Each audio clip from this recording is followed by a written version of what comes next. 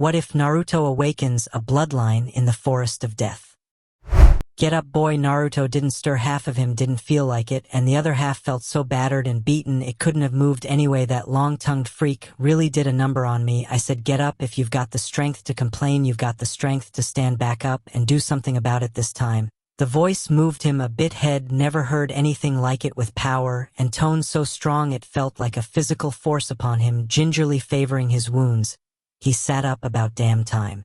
Naruto had had enough. Who the hell are you anyway? Looking around didn't help. There was nobody in sight, and a strange sight indeed. It was the forest of death where he was taking the Chunin selection exam, and yet it wasn't. He could see the trees, but where there had been light all was dark. Once shadow-covered areas glowed with a strange energy. In the distance, a dark dome loomed over the skyline, pulsing with an unknown malevolence. Sakura and Sasuke, who should have been on the trees nearby along with their unknown assailant, were missing. Who I am you will find out soon enough. Don't bother looking around for your teammates. This isn't the forest of death. Still grimacing, Naruto stood looking, about to place the voice's location.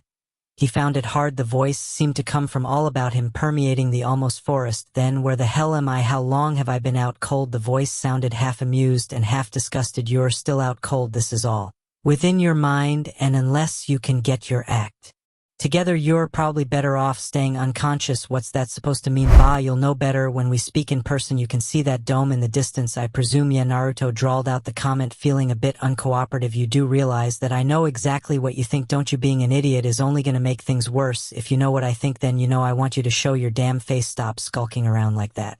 Long-tongued freak. He would have thrown a kunai, but without a target it seemed futile. Want to know why you're out cold instead of still fighting? You can't even stand to sit still and talk to somebody without flying off the handle. Some future Hokage. The voice dripped undisguised contempt. You have two choices, boy. You can find your way through that forest and meet me on the cliffs near the dome, or you can simply ignore me and try to wake up on your own. If you really want to be Hokage, to become truly strong, you'll come here and face me. Man to man. A hint of laughter crept into the last sentence, as if the speaker had meant it as a joke. That got Uzumaki Naruto's attention. Laughing at me? Well, see who's laughing when I get my hands on you. He leapt up from his branch and set out into the forest, intent on finding his tormentor. Okay, this definitely isn't the forest of death. I remember Naruto thought about the situation as he dodged yet another pitfall on his way to the cliff's head. Thought to walk there to rest muscles tired from coming to his teammates' rescue for all the good that had done, but was greeted by traps, snares, and pits. The trees were no safer hiding. Odd, poisonous-looking creatures and all sorts of sawed-through branches and oil-slickened trunks. The voice still plagued him, occasionally making snide comments when he barely managed to avoid another trap, and generally making a nuisance of itself. If nothing else, he was still moving because he wanted to shut whoever it was up for good. Whoops, another one hidden under those heavy leaves. Almost missed it. He swung lightly around a small sapling, jumping over the rope snare, and focused his chakra briefly to his feet, bouncing off a larger tree, always moving forward. There now. Is that so bad to think about a situation rationally, not leaping in with both feet? Half-blind Naruto wasn't sure whether to be annoyed again or feel subtly complimented. If I didn't know any better, I'd think you were trying to teach me instead of making my life a living hell. Bah, you think this is bad? Taking it easy. If you hadn't shown the guts you did against Orochimaru, I'd not have given you even the slightest possibility of a shortcut to me or Akiho. That long-tongued freak. You keep mouthing curses at his name is Orochimaru, and he's one dangerous guy. I'm not surprised you don't know him. Your teachers have better things to do than tell you stories about criminal Missingnin's way above your level. Naruto bristled. Hey, I beat that gigantic snake, didn't I? You got lucky. The voice snapped, shaking the air and ground around him with the force of its statement. He was toying with all of you, even the Uchiha kid. When he got serious, you wound up here quickly enough, but that was his mistake. What I mean mistake? Orochimaru saw you accessing the Ninetales chakra when you went berserk and started beating the second snake up. He knocked you out by strengthening the seal on the Ninetales, which drained you of chakra and sent you here. But what he didn't know was that, in making the seal stronger, he also made me stronger than I've been in a long time. If you ever manage to get your sorry ass to the cliffs, you'll find out why that was a huge mistake on Orochimaru's part. So keep moving. Still muttering under his breath, Naruto complied. Not like I've got anywhere else to go. I made it through the forest, you sadistic bastard. The least you could do is meet me halfway. Naruto panted another complaint as he rested on the thin ledge a few feet up the sheer rocky cliff. He had no sooner celebrated passing the forest when He found out that his kunai wouldn't pierce the rock of the cliffs, and there were no cracks to pry open. He would have to scale the heights one handhold at a time. A kunai's as much a tool as a scroll or sword would be. If you ever went undercover, the only thing you could depend on would be yourself, so get used to it and get up here if you've got the strength to complain. Naruto finished the sentence for the umpteenth time. Eve got the strength to get moving. Yeah, I've heard it a million times. Already all you have to do to shut me up is reach the top, boy, if you can. The teasing tone of the voice only made him angrier. Keep laughing. Chuckles. Naruto climbed slowly, painfully. Handholds disappeared, suddenly crumbling off the rock face or just vanishing along with more disembodied laughter. More than once, he fell onto ledges or slid down the cliff until he could desperately hook an arm or leg around an outcropping. His perceptions vanished. Height didn't matter, only movement upward lay victory. And every little slide or stumble was a defeat, and Naruto hated losing. By the time he draped an arm over the edge of the summit, Naruto barely registered his success. Shoulders aching, muscles taxed, he dragged himself over the edge to lie on flat rock again, limp as the ramen. His empty stomach craved. A shadow soon loomed over him. Not bad, kid, you may become Hokage after all. He closed his eyes, savoring the victory. What do you care? What's your stake in this anyway? Take a good look if you really want to. No, the voice was different now, almost proud. Naruto opened his eyes to see a man in the familiar Hokage robes, but it wasn't the Hokage he knew. This one he knew only from a face carved in solid, emotionless rock looming above the hidden leaf village. He stared up at a tall man with spiky blonde hair peeking out from under his conical hat like a halo of sunlight. I am the fourth Hokage of the hidden leaf village, the man who sealed away the nine-tailed fox demon, and am your father. As shocks go, I've had worse, but still my father that I am, boy. A pull. The other one. Naruto stood between the fourth Hokage and the edge of the cliff, unsure what if anything he was going to do. The late Leaf Village leader looked resigned. Hey, take it for what it's worth, asked the third Hokage. He knows if you really are my father, then why am I such a freaking outcast? You'd think people would respect me and stuff. Being your son. The fourth shook his head, slowly flying off the handle. Again, and you were doing so well there. Are precious few people who even know your real story, and I asked most of them to keep quiet about it long ago. You and I don't even have the same last name. Naruto wasn't impressed with the explanation, more of the runaround. Save me the secrecy. You think you can just show up and claim me as your kid? Where the hell were you when everyone was looking down on me, when they neglected me or made me feel like I was some curse on the village? You could have stopped it if they'd known I was your son. None of them would have dared to mess with me. The fourth's eyes narrowed. His voice was little more than a whisper, but it cut the air like a blade. And then where would you be? Waiting to have the robes handed to you on a silver platter, or acting the fool like Konohamaru? Don't just assume things, Naruto. You have a duty to this village, to become strong, not to yourself, not to me. Kakashi, Sasuke, or Sakura, the Leaf Village may one day depend on how good a shinobi you become. He pointed at the black dome that pulsed under the cliff there. That's where the Nine Tails lives, where I put it. Naruto shrugged. Big deal if it could get out as easily as you imply. Why didn't it come out all the way when I was fighting Haku or Orochimaru? The fourth Hokage took out a kunai of his own and tossed it at the dome. The metal throwing knife bounced off, harmlessly clattering to the ground. That seal is stronger than anything that was ever done to any demon before. I should know I came up with it. The Nine Tails may be able to get part of itself out from under it and infect your chakra, but it will be a while yet before it can get totally free. Orochimaru, whether he intended to or not, set it back a few steps. When he put his own seal on you, he's locked the Nine Tails away so that neither of you can get to the other's chakra, but as I said, that was his mistake. It allows you to get stronger while the Nine Tails stagnates, and it may even let you get strong enough to beat that thing for good. Naruto looked down at the dome for a moment, then back at the fourth's expressionless face. Let me get this straight, Dad. All the Jounin and most of the remaining ninjas in the Leaf Village got their heads handed to them by this thing. You had to seal it away because you couldn't kill it, and you think I can beat it all by my lonesome? It's complicated. The fourth sat down heavily, still gazing at his handiwork. It wasn't that I couldn't kill it, just that I only saw one way to do it: seal it away inside someone and train that person to become so strong that they could defeat the Nine Tails and eventually absorb its chakra. In doing so, they would kill the demon for good. And you chose me, Naruto muttered. When you have children, you may understand better. Naruto, I couldn't have sealed it in an adult. Their chakra pathways are already set and would only clash with the demon's chakra. Only a child, a strong child who could accept this extra burden would do. But who would I ask? How could I ask anyone to make a sacrifice that I wouldn't make myself? I was the leader of the entire Leaf Village, not just my own house. Okay, stop. You're making less and less sense the more you talk. Naruto waved a hand at the fourth, sitting down in front of his supposed father. Just give it to me straight. If you're my father, why don't we have the same last name? Where's my mother? And if you're supposed to be dead, what in the blue blazes are you doing inside me? Naruto watched as the scenery shifted all around him, the trees and forest vanishing to be replaced by the familiar confines of the Hidden Leaf Village. Well, mostly familiar. The monument above the village only held 3 faces, and many of the people and places he was used to didn't grace the streets. The 4th Hokage stood and pointed down to one street in particular. You want answers? Come with me.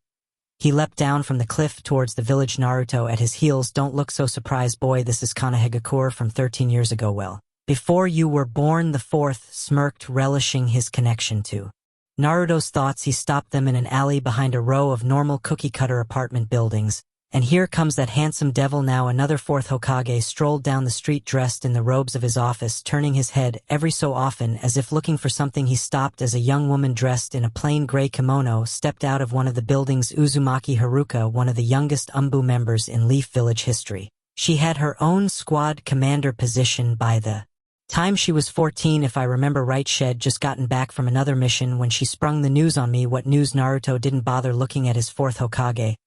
He was too busy drinking in every detail about this woman. Had never known until now everything from the shoulder-length raven hair drawn back in a ponytail to the sharp perceptive brown eyes and, well, hidden kunai strapped to her wrists and ankles. This was a lady who personified both beauty and deadliness. Just listen to her. The younger 4th reached out a hand and snagged Haruka as she passed. The Umbu member gazed on the village leader with a cool expression. Man, did I miss you? Another mission gone by, and you still aren't ready to settle down with me? Haruka sniffed the high and mighty 4th Hokage Kazama Erasure, begging an Umbu member to leave the ranks. If I didn't know you better, I'd say you just want one less competitor for glory. Well, you'll get your wish, even if it's not the way you wanted it. We need to talk. Erasure stepped back a bit, scratching the back of his neck. This isn't one of those by me stuff or I walk or let's go and meet my folks talks, is it? Haruka shook her head briefly, a look of repressed violence in her eyes. No, but before I'm done you'll probably wish it was the young Kunoichi side, and sat down on a nearby bench. I'm pregnant, Erasure. Given that you warned off every male ninja over 14 in the village when we started dating, I'm pretty sure the child is yours. Hokage or not, trained killing machine or not. Kazama Erasure took the news like any red-blooded man in the universe would.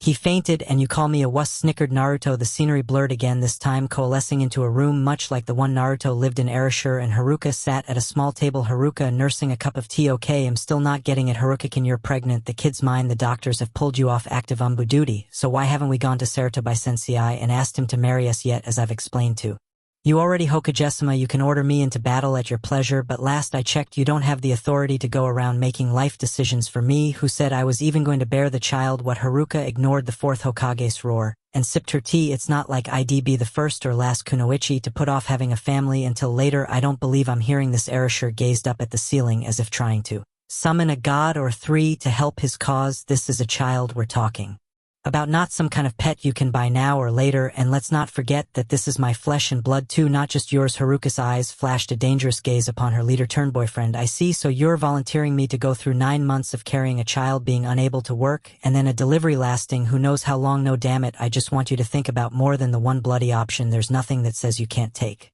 9 months off, have the baby, and then go back to Umbu duty. I have to stay in the village half the time anyway. I can take care of the kid, or you could give it up for adoption, whatever. Haruka set the teacup down and took his hand. Now who's being unreasonable? Love, you say you want a family, a child of our own. Very well, there's your pros, but have you thought about the cons? You just became Hokage a few years ago. Between your duties to everyone here and my being away with the Umbu who would really take care of the child every day, she ticked off the first point on her finger. Our enemies would like nothing more than to find out what your weaknesses are so they can ruin you and this village. Whoever watches our child could be an enemy plant sent to take the child and then blackmail you into doing what they wanted. Could you decide between this child you seem to want so much and the safety of the entire village? Another point ticked off. You want certain things out of life, Erasure, but you can't, or you want. Think about the consequences of all of those different desires. That's no way to raise a child. Can you imagine what our child would go through if he or she couldn't meet your expectations someday? Not everyone is born a genius, Mr. Bikama. Hokage, wits and determination alone. The 4th sat in silence for a while, content to look at the woman who carried his child. When he spoke it was with the same soft edge to his voice that Naruto had quickly learned to dread. Maybe I'm a little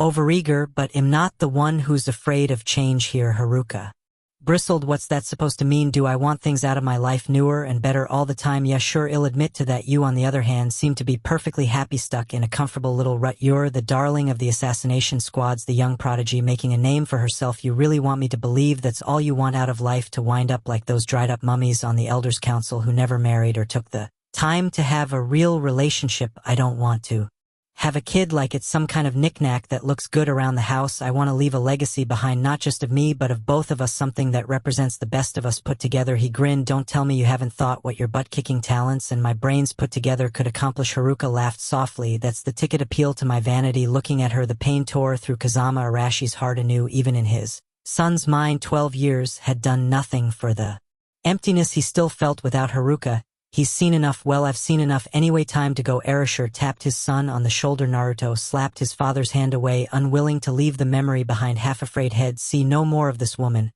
who felt so familiar yet stirred no memories in him. Erasure sighed, regret warring with resignation. "Now you know exactly why I did what I did after the Nine Tails took her away from us this time." Naruto did turn around, clenching his fist. "No, damn it, I don't have those memories. I wasn't there. You want to help me stronger, Dad? Then make me understand. Tell me why I'm the one who's borne all the burdens." Arashi's voice was a pained growl, now half fighting back tears. "Don't you get it? That was our revenge, Haruka, and I let our child, the combination of our powers and talents, be the one to kill what had taken her life, and maybe, just maybe, by doing so our child could wind up surpassing us both." He laughed, but it was a bitter echo of mirth. "There's a lot of the best of her that I see in you, Naruto." When Uzumaki Haruka believed in something, she never let go of it, never stopped believing. She hated the idea of settling down. At first it was umbu or nothing, but when she started to come around, suddenly she couldn't get enough of talking about what she was going to teach you first, when you could walk, or how fast you were going to become a chunin, maybe even faster than that crazy pupil of mine, pupil Hitaki Kakashi. Born genius who made chunin at the tender age of 6 years old with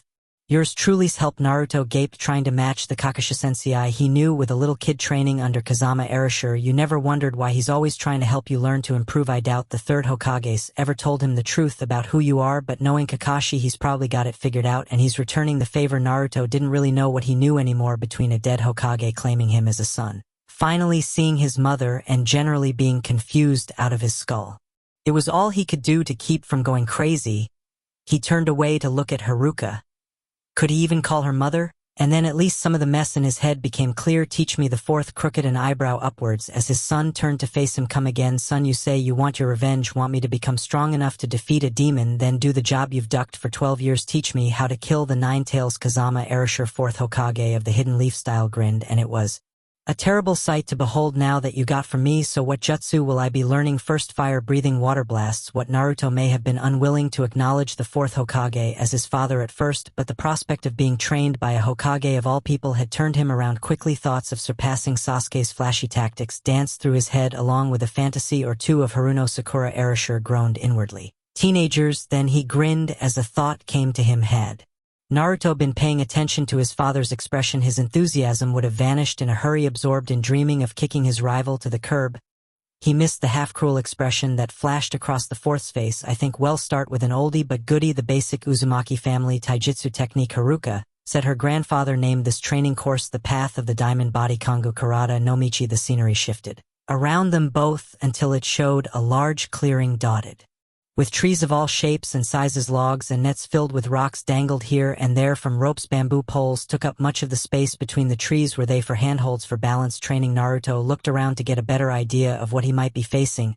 He didn't have to search for long. "This doesn't look like a taijutsu training area to me." His question ended as a log crashed into him from behind, sending him flying into a nearby tree. "Oops, must have missed that tripwire there, son." Erasure didn't have to laugh. Naruto could hear the undisguised mirth in his father's voice. "What the hell kind of taijutsu style is this, dueling with logs?" "Nope, I'll let your mother explain." Erasure looked deeper into the clearing to a spot where his younger self and Haruka stood facing each other on top of the poles. "Well, Haruka was standing. At any rate, what the heck is this supposed to accomplish? I don't feel any more like a diamond than when I began." Erasure didn't say much more. He was too busy dodging both his girlfriend's attacks and the other traps she was springing on him. Grandfather always was a little senile. He really should have given this training course 2 names, one being the Path of the Diamond Body, the other being the Path of the Invisible Body. Mimi Karada no Michi. There are 2 ways to get all the way through this course, from one clearing opening to the other. The Diamond Body was grandfather's way. Train your physical stamina and toughness up to a level where even these logs and rock nets would only feel like a tickle when they hit you. Who the hell would be that rockhead or that tough? Erasure had already been hit by more than a few logs. He wasn't in any hurry to train himself by letting them hit him again. "Okay, so the diamond bodis, not my thing. What's the other path?" Haruka smirked. "Is the high and mighty fourth Hokage afraid of a little pain? I can make it through this course just fine either way, you know." Erasure sputtered a weak Denial, flailing his arms in exasperation. That's because you've been going through it since you were 6. Haruka waved a hand in dismissal. A mere technicality. Fine. The other path, the path of the invisible body, is to train your speed and agility and balance, for that matter, to where you can't get hit because nothing will be able to touch you. Grandmother came up with that when she got tired of having to bandage grandfather's bruises all the time. My father and brother, being as macho as they were, I was the only one who ever took her path. Erasure was as tired of talk as he was of dodging traps. Let's see you run this course, then only I'm gonna make it a challenge. You have to get hit by all 5 of the largest logs along the way, but nothing else, and if I see you grimace in pain even once you lose, of course I won't be a total bastard about it. You can use all the tools you want. Kanai Manrakigasari, you name it. Haruka snorted as she walked towards the beginning of the training course. If that's all you want me to do, you'd better be ready to buy me dinner tonight, and not at that cheap ramen stand either. She reached into the sleeves of her ninja uniform and then into her boots and tossed all of her kunai at Erasure, who leaned out of the way. I won't be needing any weapons. Then what will you be using, pray tell? Haven't you heard Hokagesima? Haruka smiled as she prepared to begin, but there was no humor in her eyes. We have the umbu, our weapons. She vanished in a blur, streaking into the clearing like a gust of wind. Erasure could hear the twangs and snaps as tripwires broke, but little else. There were no impacts of wood against flesh, nor had he expected any from Haruka. He glanced into the area where the first large log was located. As Haruka approached, she turned her body in midair, lashing out with a kick to trip the wire, and then bunching into a tight ball as the log swung out of the trees. When it struck her, he drew in a sharp breath in reflex, expecting to see her feel the pain of impact. Uzumaki. Haruka didn't even flinch. She simply uncurled herself and bounced off a nearby tree, always moving forwards. Erasure just stood there gaping. Something tells me I ought to be damn glad this girl is on my side. The dangerous parts of the course still beckon, nets and snares awaiting her all around. As she cleared a pine sapling, 2 rock-filled nets swung in from both sides, poised to crush her into a pulp. Even before he could shout a warning, it was over. Fire element chakra kanai no jutsu, twin spheres of energy formed in Haruka's hands, which she squeezed until they formed handfuls of glowing kunai that she hurled at the nets. The resulting explosion reduced the nets and their contents to a dusty cloud, which the kunoichi ran through without a second thought. Naruto gazed at his mother's actions in awe, watching her move from tree to tree like a flash of light. She could kick my butt without breaking a sweat, because I let her, of course. Erasure muttered, "Him so sure, pops. Humph. Well, anyway, I take it you get the purpose of the logs now. Sure, when do I learn how to do those chakra kunai?" Erasure smiled. This time Naruto actually saw it and regretted opening his big mouth. "Oitll, come, all you have to do is go to the real-life Uzumaki training ground and master both the diamond body and the invisible body. Do that, and it'll teach you the chakra kunai no jutsu. Hell, it'll teach you all the jutsus I know." Naruto's face fault shook the ground. "What, don't tell me you're chickening out already?" That got his son's attention. "Hell no, but why can't you teach me how do it here?" Naruto. Erasure wagged a finger at him like an old schoolmarm, sking all the while. "We're in your mind. Anything I teach you here other than a jutsu would be worthless to you in the real world. Your body wouldn't get any stronger or faster, and your chakra wouldn't increase. The diamond and invisible bodies are for you and you alone to master. When you've done that, learning my jutsus and Harukas will be child's play." Naruto wasn't sure whether to sulk or to wipe out his father's smug expression with a punch. Typical old man, all talk and no action. No son of mine is going to get a shortcut to anything except maybe the back of my hand. Erasure growled, "I'll tell you this much right now, we ain't the Uchihas born with the Sharingan, we ain't the Hyugas either with that whacked out Byakugan and Taijutsu style. I didn't become Hokage because of my bloodline. Then why did they make you the leader? Because I was the best at doing whatever had to be done, what they ordered me to do. You wanted something scouted, I could get in and get the information without disturbing a soul. Assassination, I wasn't your mother, but nobody ever escaped me. Bodyguard duty, none of my charges ever died anything but a death of natural causes. Bottom line, if it had to be done, I found a way to do it, even if it wasn't the most elegant or high and mighty means possible. So basically they made you Hokage because you were a jack of all trades who was too stubborn to give up on any of his missions." Erasure either missed the sarcasm in the statement or didn't care to acknowledge it. He simply chuckled, "And boy did it ever piss Orochimaru off that they chose me." Little ol Kazama. Erasure, the cause of creating a ranks criminal missing Nin. Thankfully Orochimaru only knows you're the vessel of the Nine Tails man. Can you imagine what he'd have tried to do to you if he found out you were my kid? The queasy feeling in Naruto's stomach said he did know just that. "Thanks a bunch, Pops. So where is the Uzumaki training ground and the rest of Mom's family for that matter? I know you said you were an orphan, but she sounded like she had a big family." Naruto looked over at his father as they rested on top of the cliff again, looking out over a memory of the Leaf Village at night. "First things first, when you get out of here and finish this stage of the Chunin exam, go see the third Hokage and tell him Kazama Erasure sent you. Then hell no, I've talked to you and that I think you're ready to face the challenge. He's got my instructions about what to do, including unlocking the Uzumaki training ground for you. It's kind of a distance out from the regular fields and buildings, just like the old Uzumaki house and dojo, where Erasure pointed to a small cluster of lights near the base of the mountain where the Hokages were memorialized. They sure did love their secrets course that bit em in the ass when the Ninetales showed up. What do you mean, Pops? Erasure shook his head. Slowly, the destruction started from the outskirts of the village and headed inwards. The Uzumakis were the first to go because they were the first to get attacked. Gramps Uzumaki bought it first, of course. Hard-headed old coot that he was. Grams Uzumaki had already passed away, so I guess he wanted to join her. Your grandfather, Haruka's father, didn't make it out of the first week either. The rest of them were lucky. Haruka was on an Umbu mission and didn't get back until the demon had already started attacking. Your uncle Sentaro was on the other side of the village on guard duty, and we kept him from going to take his revenge the night Gramps got killed. In the end, he got his wish anyway, but at least his death meant something. It bought me enough time to think up the plan that took the Ninetales out. The fourth looked up at the sky, gazing at the constellations headlong. Since memorized, they never moved. After all, frozen in his memories. You'd have liked them, I think, and you'd probably have made Gramps Uzumaki proud, as stubborn as you can get, sometimes ill.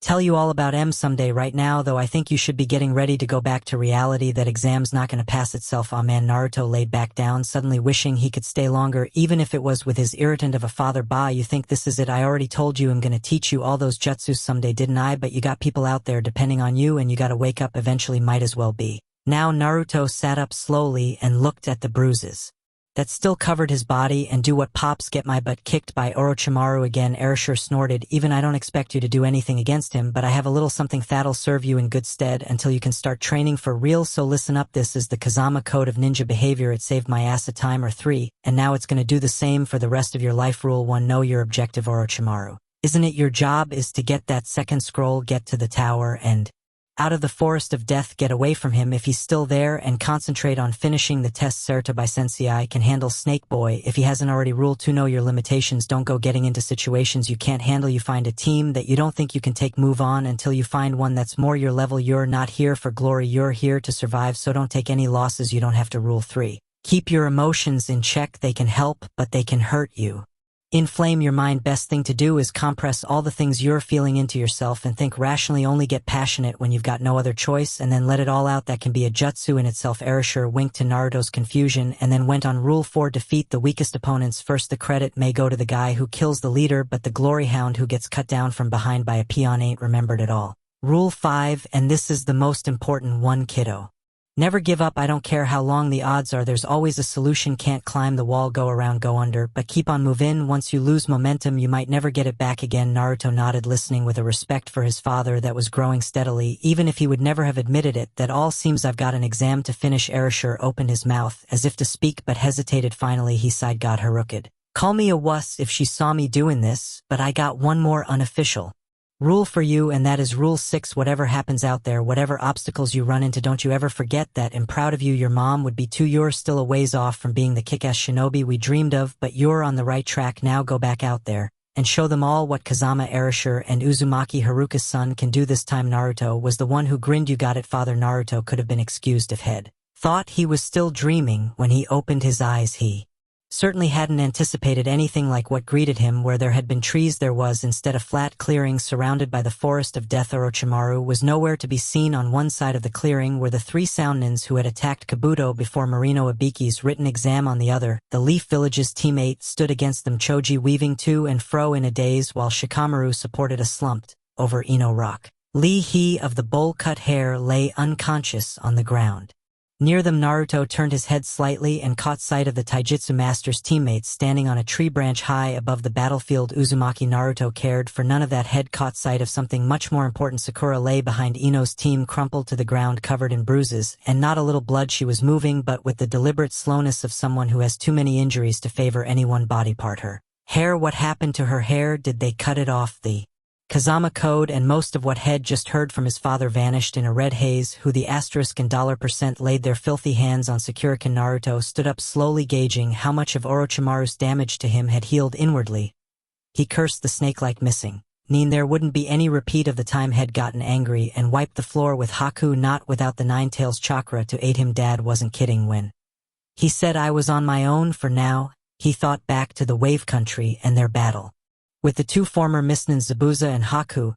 He couldn't have won that battle alone, and from what he remembered about Kabuto's fight, this Sannin group would be an equal challenge. There was no choice but to team up with that arrogant, self-assured Naruto's thoughts stopped short as he discovered the person had been looking for. Purple energy swirled around Uchiha Sasuke's prone form, shrouding him in an ominous cloud. Naruto's rival didn't stir, other than the occasional twitch on his face. Of all the times for him to be knocked out, he had to do it now. Even when I want to team up with Sasuke, he finds a way to piss me off. So what'll it be? Naruto stay here and die like a sissy, or go down swinging? Like there was ever a choice. He reached into the pouch behind his back, searching for something to help him make the first move. Finally his questing hand closed around an object. Hey bandage head, if you think you can just pound on Sakurakin without consequences, you got another thing coming. Naruto raised the clenched fist above his head, ready to begin his assault, and grinned maniacally. Cause you gotta go through Uzumaki. Naruto first. No sooner had he spoken than Naruto dropped the smoke bomb head concealed and moved his hands to form a familiar seal. Kage Bunshin no Jutsu. Sakura could do little but watch as her teammate and perpetual annoyance prepared to rush the sound ninjas. Ino's team had failed to do much, and Rock Lee's teammates had done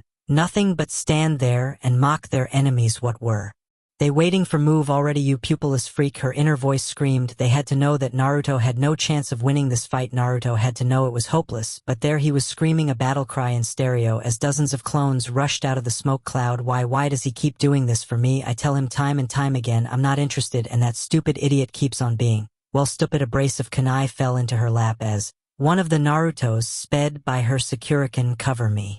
We can still get out of this and get that second scroll. She gaped at Naruto, confusion warring with terror over what he was trying to do and what might happen to him. How? Wait for my signal, then chuck all of these at bandage head and that guy with the holes in his hands. With luck that'll distract them while I go take out the girl and even up the odds. Sakura gasped inwardly, but that's not the sound girl, that's Ino. He doesn't know about the Shintenshin no Jutsu.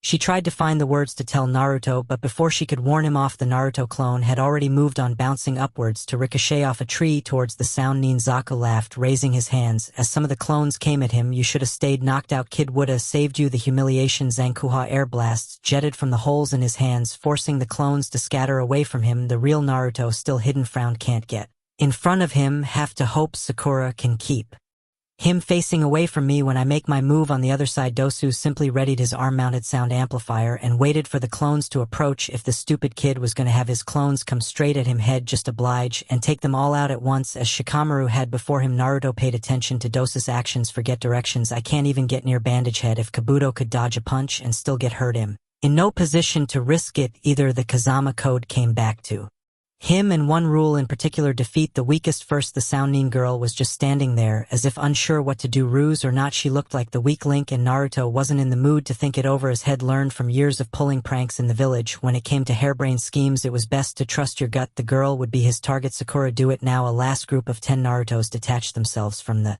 shadows surrounding Kin and Ino behind Dosu and Zaku, falling toward the entranced Sannin. Sakura lay there paralyzed for a brief moment, and then there was no other choice. Hurling the kunai in either direction, she screamed a warning to her longtime rival. Ino, get out of there.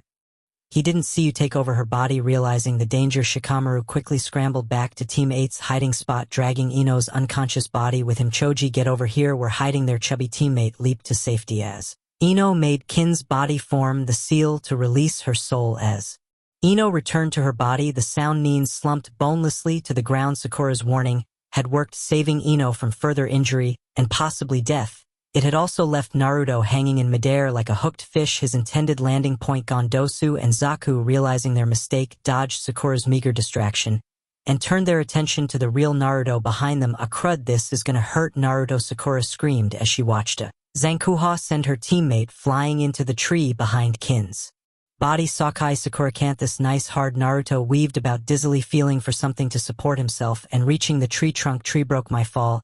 He took a moment to gather his bearings and then looked back at Dosu and Zaku. He, that all you got? Bandage head inwardly, he was seething. So much for that plan, idiot.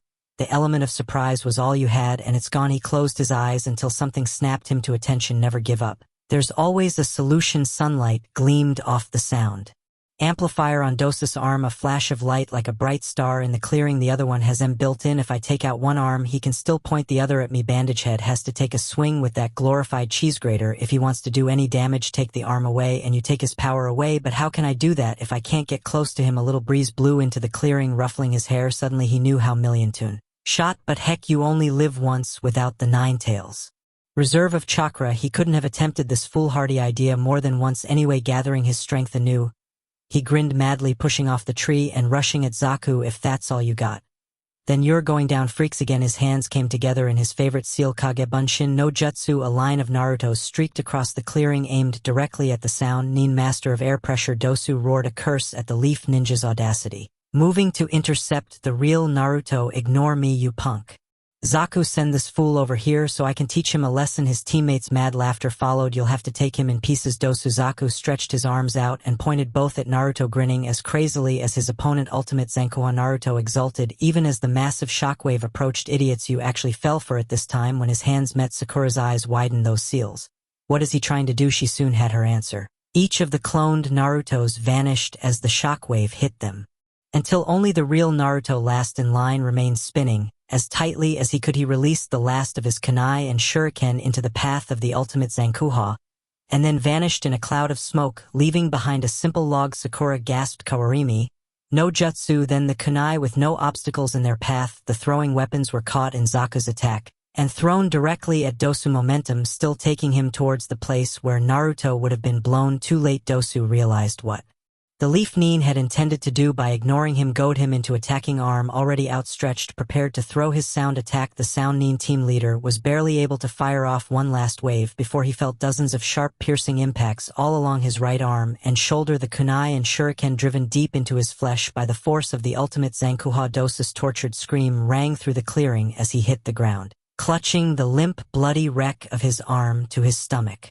Naruto never had the chance to celebrate his success. Even as he turned to think of a strategy to defeat Zaku, Dosu's final attack washed over him, turning the world into a sickly image of itself, his vision swirling like a whirlpool. His head was a mad carnival of noise, ears ringing as though they were the top of a bell tower. Naruto fell to his knees, writhing in agony. Years later, Sakura still did not know whether it was frustration, panic, or even, God forbid, love that had made her open her big mouth.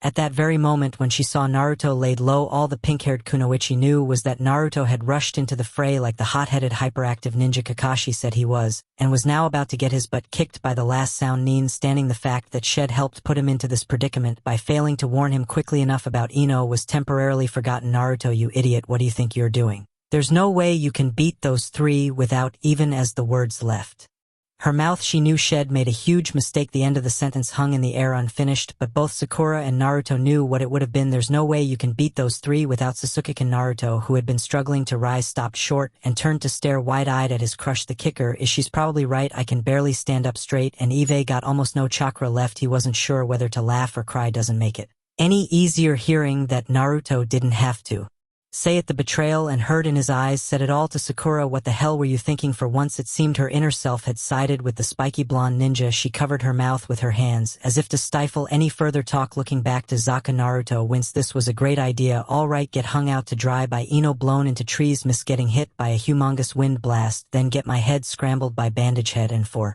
what so Sakurikan could remind me that I still suck. Compared to Sasuke, Sakura. Naruto stopped cursing himself as the voice spoke from behind Sakura. The kunoichi turned around quickly, hearing the familiar voice of her crush, but her joy was short-lived. Sasuke rose slowly, still surrounded by the purple energy of the cursed seal. A red, was it a rash, spread out over the left side of his body, forming an odd tattoo-like pattern of black dots on his face, leg, and arms. Sakura, did that to you? Who? It was Uchiha Sasuke, and yet it wasn't even. Naruto couldn't recognized the tone of voice, menace implied in every word. The Sasuke he knew was arrogant, even flippant when facing an enemy, but had never sounded quite soulful before. What did Orochimaru do to them when I was out cold? Dosu rose to one knee, still cradling his useless arm. If Naruto had been a lucky victor, Sasuke represented a genuine threat. The waves of pure power emanating from the Leafnin's body wouldn't have been reassuring, even if he had been able to fight now after Naruto's handiwork. Zaku was the only one who could carry out the mission Orochimaru had given them. The curse. Selto, actually get up from it. Sakura, tell me, who was the one that hurt you? Dosu watched in horror as Zaku pointed a thumb at his chest. It was me, fool. Do you realize what you've just done? Sasuke turned to face Zaku as he did. The malevolent-looking seal spread to cover his entire body. Dosu recoiled. His chakra is too great. Zaku didn't seem to notice, bringing his hands together and psyching himself up. Dosu, what's there to fear from some half-dead freak? The Leafnins were all lined up, Sasuke having moved in front of Naruto, who himself shielded Sakura there altogether. I'll take care of them all. Ultimate Zankuha. Anything Dosu could have said to stop him was lost. Another massive air blast screamed through the clearing, cutting a deep trench in the earth. Everyone in the clearing shielded themselves from the backwash. When the wind stopped, all that remained where Team 7 had been was an empty gash in the ground where they blown to pieces. Zaku stared at his handiwork, gloating over his success, who he had no time to turn before a hand smashed into his back, tossing him across the clearing like a rag doll. Dosu looked up to see Sasuke with an arm outstretched, Naruto and Sakura behind him. Zaku, he's too fast to move out of the way while carrying those two. The terror built within him, freezing him in place, waiting for the next blow to fall. Behind Sasuke, Naruto too was frozen. But for a different reason. Damn it, damn it, damn it. Typical Sasuke, riding in like the damn cavalry. Let's see you try that after bandage had hit you like me and Kabuto. Naruto looked up, staring at his rival's back, and suddenly the anger drained out of him, leaving only a bone-deep weariness. Yes, he supposed he was tired of being the one to stare at Sasuke's back all the time, of being ignored, disparaged, insulted, tired of always having to play catch-up. Some Hokage's son you turned out to be. He would have cried tears of shame had he the strength even for that. And then the memories flashed before his eyes, his parents' faces clearer than ever before. Is the high and mighty fourth Hokage afraid of a little pain? We are the weapons. You're still a ways off, but you're on the right track. No, tired or not, beaten, bruised or not. He was the son of Kazama, Erasure of Uzumaki Haruka. To give up on himself now would be the ultimate act of disrespect to both of them. Naruto might not have known Erasure or Haruka for more than a day, but he refused to disgrace his parents any further than he already had. Fatigue vanished to be replaced by his father's voice. Know your objective. The Sounden scroll was theirs anyway. Sasuke would have no trouble dispatching Zaku in this superpowered state. The girl was unconscious and Dosu was little more than a cripple. All that remained was to get to the central tower, give the two scrolls to Anko Sensei, and then they'll take the first step towards never having to see. You're back again. When that happens, well, see who's got whose bloodline. Beat. The respect he held for his teammate only went so far, and right now it was at its breaking point. If he wants to play hero, let him. I'll get my day soon enough. Only heroism didn't seem to be on Uchiha Sasuke's mind at the moment. Fire element, mythical fire flower house Enka. A quick sequence of seals and fireballs streaked from Sasuke towards Zaku, who sneered, so what? They'll blast them away. As Zankuha quickly dispatched the flames, but not the shuriken hidden within them. Unable to react quickly enough, he could only raise his hands to protect himself from the rain of metal death. Even that gesture would prove futile. Dosu's warning came too late to save his comrade from Sasuke's true attack. Zaku, below the Sounden, caught only a flash of blue clothing streaking by before his arms were yanked behind him, and a boot thumped into his back. Naruto, Sakura, and all gathered looked on in shock as an odd grin appeared on Sasuke's face. So you're proud of these two arms? Zaku's face twisted into a pitiful mixture of fear and helplessness. Stop. As well tell the earth not to spin or wind not to blow. Sasuke's horrific smile only widened as he pulled the Sounden's arms backwards. The sickening crack of bone told everyone what had happened. Zaku's scream was simply the chilling confirmation. Sasuke let his broken foe drop and turned his eyes on Dosu, still frozen in place, shuddering as he beheld Zaku's fate. You're the only one left. I hope you let me have some fun. He began to walk towards the Sounden. That's not Sasuke, not the one I know. All events considered, Naruto and Sakura would have been surprised to find out they were thinking the exact same thing at that moment. Only the Kunoichi did anything about it. Ignoring her wounds, she rose and threw herself at Sasuke from behind, clasping him tightly. Stop, please, just stop. Her tears had the desired effect as the curse seal began to recede, fading from Sasuke's body, and the Uchiha boy slumped to the ground, gasping for breath. Naruto turned away, biting back. A curse head seen enough of both of them today to last him a good long while. You're strong, Sasuke-kun. We can't defeat you at this time, so hey, race, a gift for you. I'll promise you this. If there's another situation where we meet in this exam, we will neither run nor hide. Dosu had left those words and a scroll of earth before seizing the opportunity to escape with the wounded Zaku and Kin Ino's team, satisfied that all was as well as it would get. Prepared to leave, as did Niji and Tenten, shouldering Rock Lee's limp form. All of them accepted Team 7's profuse thanks. Naruto gladly admitted that had not have survived to defeat Dosu without their help. In the meantime, he again had cause to curse Orochimaru, as the tale of the lost scroll of heaven was related to him. The Uzumaki training ground would remain locked a little while longer until they could find another team with the second scroll. He bit his words off in grudging acceptance. Fine, we should get moving then. Every team in range is going to come through here. Trying to find out what happened would be too easy a target if we stayed swiveling on one heel. He strode into the forest again, followed by his teammates, too engrossed in cursing his fate. He missed the two pairs of eyes that followed his disappearing form with an interest and curiosity they had never held before. Night fell quickly as Team 7 advanced. Soon enough their visibility fell to nothing and shelter was hastily arranged.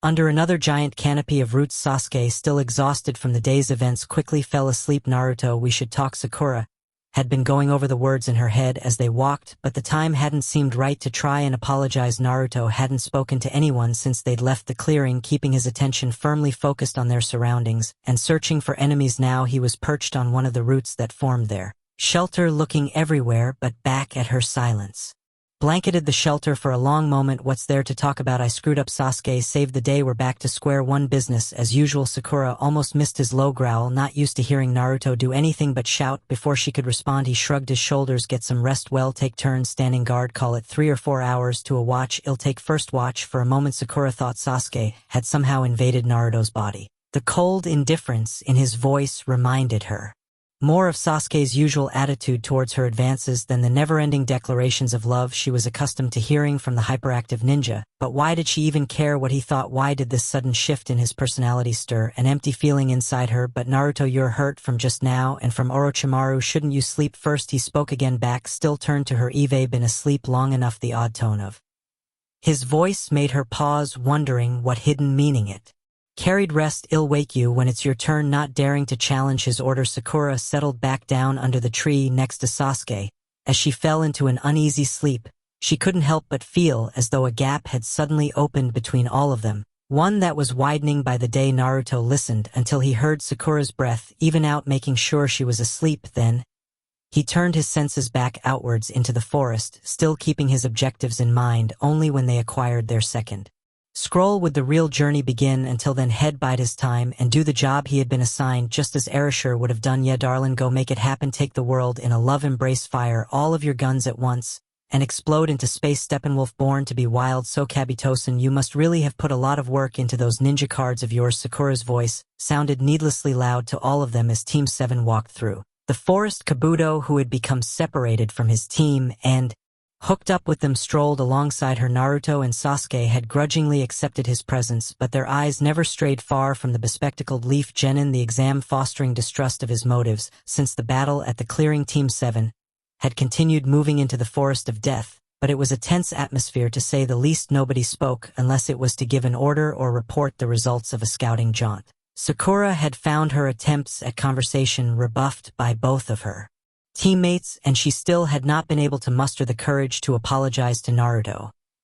Not that this new, unfamiliar Naruto would have given her the time of day to do it anyway. When Kabuto had showed up, Sakura latched onto him like a drowning person and pretty much kept on rambling ever since it helped to dispel the growing emptiness that she felt. Some of it, at any rate. If Sasuke had noticed her troubles, he kept it to himself. As always, Sakura found it a little ironic here. She was continually trying to find ways to show him she cared about him, trying to get him on dates, and she'd failed every time. Naruto had tried the same thing with her, and getting nowhere, apparently had now given up completely. Did that mean she should do the same with Sasuke? That thought alone had disturbed her into making 20 more minutes of inane conversation with Kabuto, who cheerily listened and offered the occasional response. For his part, Naruto still didn't feel like speaking to his teammates or Kabuto, but he was feeling a bit better about himself than he had when they'd left the clearing. Contrary to what most teenagers would admit, parental pep talks do help. Sometimes slow clapping interrupted his sleep. From the moment he closed his eyes, I hear someone had himself a little dust-up. Have fun, Naruto groaned. The last thing he needed after that colossal screw-up was a "oh, stop with the self-pity, son. Who said anything about chewing you out?" Erasure snorted. "Believe me, if I was mad you'd know about it." He sat up to stare incredulous at his father, who perched on the root of a big tree in the dream forest of death. Kazama Erasure waved a hand lazily, sarcasm in his eyes. "Honestly, you'd think I sent you out there with an ultimatum to kick the crap out of every living thing in sight, or else I'd disown you. Even am not that sadistic. It doesn't change the facts, Dad. I messed up by attacking Ino and then got taken out by that sound Nin. If Sasuke hadn't shown up like he usually does, I'd be worm food right now." "So what?" Naruto paused. "So what?" That didn't sound much like the words a Hokage would say. Erasure leaped down from the root and sat down to face his son. "You want facts? Okay, well, do facts. Yes, you messed up on Ino, but since you had no idea she was there and you'd never seen her do that jutsu before, it could have been excused. Then let's look at the odds. Even discounting Ino and the sound girl's body, it was 2-1, and both of them were relatively fresh while you were still carrying injuries from Orochimaru. Not only that, You managed to whittle it down to an even match before Sasuke showed up using nothing but Kage Bunshin's Kawarimi no Jutsu Kunai and psychological warfare. Erasure grinned. Considering you have a lot less practical training experience in jutsus than any Uchiha would at your age, I figured on a far worse job than you wound up doing, but like you usually do, you exceeded my expectations. Hell, you shattered him. Naruto gaped up at his father's smiling face, unwilling to believe he was being let off the hook so easily, but in the end it was still Sasuke who finished it off. Erasure shrugged. Bah, you said it yourself. If he wants to play the hero, let him. Let's not forget that you were the one who bought him enough time to actually get up from that cursed seal. You took out Dosu, who might still have been able to do some damage to him if Sasuke had tried to fight 2-on-1 like you did, and they gave up the scroll, leaving you that much closer to finishing the exam. Remember the code, Naruto. The objective is always the key. Personal performance should take a back seat to accomplishing the mission. That's why they assign you in teams and not alone. Now, if you can kick everyone's butts by yourself, it makes things a whole lot easier, but trying to do it when you don't yet have the skill level is only going to leave you disappointed in the end. It's not healthy. Naruto relaxed palpably, only to feel a twig bounce off his forehead. You'll note that I didn't say this gives you the right to get cocky. I don't expect you to surpass Uchiha Sasuke or anybody else overnight. I do expect you to keep on doing your best to improve as the days go by in small steps or large leaps, as the case may be, glimpsing a possible opportunity to sneak in a jutsu. Naruto smirked. And you expect me to do that? If you want, teach me anything. How many times do I have to tell you? I know exactly what you're thinking. You're not going to get any jutsus from me until you get out of the forest and learn your mom's taijutsu first. Besides, I already gave you the code. Is it my fault you took one look at Sakura and forgot half of it? This time Naruto had the good grace to look sheepish before his expression deflated. I just don't get her sometimes. Granted, she knew I was making a mistake, but you'd think she'd be at least a little bit grateful. After all, I bought her precious Sasuke enough time to play the cavalry. Oh no, you don't. Erasure shook his head. I'm the last person you want to be asking for advice on women. You got mom, didn't you? Arashi's hearty laugh echoed through the forest. Son, let me share a bit of wisdom with you. It's a good thing that some women happen to fall in love with some men on their own, because if they didn't, I don't think anyone would ever get married or have kids. Face it, with a very few exceptions, about the only things most men will ever know about women is that they look different from us, pack a mean slap, and are at their most dangerous when they want to know how they look in a new outfit. You can't tell me anything? Naruto asked plaintively. I can't. Haruka might be able to. Suddenly they were sitting at the end of the line of stools inside the Ichiraka ramen stand, watching as Haruka sat sipping some tea next to a young man who seemed to be her umbu subordinate. The man in question wore a long leather duster and wraparound sunglasses even indoors, and clutched a tiny bottle of sake in one hand. He was very obviously drunk. So I finally did it. Haruka-sama walked up to Tenko, held the flowers out and everything, he slurred, gesturing with the sake bottle. Then I asked her out on a date, and Haruka asked, arching an eyebrow. Turn me down? What a surprise. She's never gonna like me, the young man observed morosely, pouring himself another shot of sake and tossing it down. Might as well just go join Jiraiyasa's peeping raids. He stopped blubbering when Haruka gave him a resounding slap to the back of the head. Ikeda Kazumasa, I don't care if you're in my squadron or not, or the master of blades or not. If I ever catch you peeping on the women's bath alongside that hat pervert, you're going to find out whether that mastery of blades extends to those that have been shoved into some very uncomfortable places. Just then, displaying the abysmal sense of timing unique to him, the pervert in question's star pupil parted the Ikaraku's curtain. Yo, Haruka, ready to go and get a bite? 2-0. Erasure recognized two things upon entering the ramen stand: the enraged look in his girlfriend's eyes that appeared every time Jiraiya Sensei was mentioned, and Ikeda Kazumasa, known in the Leaf Village as the Master of Blades, as well as the Dunce of Love. A prudent man would have run for his life. Erasure settled for trying to beat a tactful retreat. Damn, look at the time, wouldn't you know him late for an emergency meeting with Saratobi Sensei. I guess well, just have to reschedule for some other time. He turned to go but was yanked back to the stools as Haruka grabbed a handful of his robes. Oh no, Hokage-sama, if I have to sit here and listen to him prattle on about Misawa Tenko again, so do you? Haruka sniffed as she beheld Kazumasa, who was mumbling something as he rested his head on his arms. Men, are you all so dense that you forget women actually have a say in the matter? It's as though you come up to us with candy or flowers and expect us to fall at your feet on cue. Well, I did offer you dinner too. Arashi's grin was short-lived as his girlfriend turned a baleful glare on him. Not funny. Just before Haruka's thrown teacup bounced off his forehead, it occurred to the fourth Hokage that Jiraiya Sensei's boast about being able to charm women with a joke or two might not have been the wisest thing to test at that particular moment. Naruto groaned in disgust. Did you guys ever do anything but argue? I'll tell you when you're older. Erasure snorted. The basic lesson is, if you really want to make a point to Sakura, it's best to make her feel as if she's the one in control of the situation. In other words, stop being so persistent and make her come to you. That is, if you even want to keep after her for a long moment.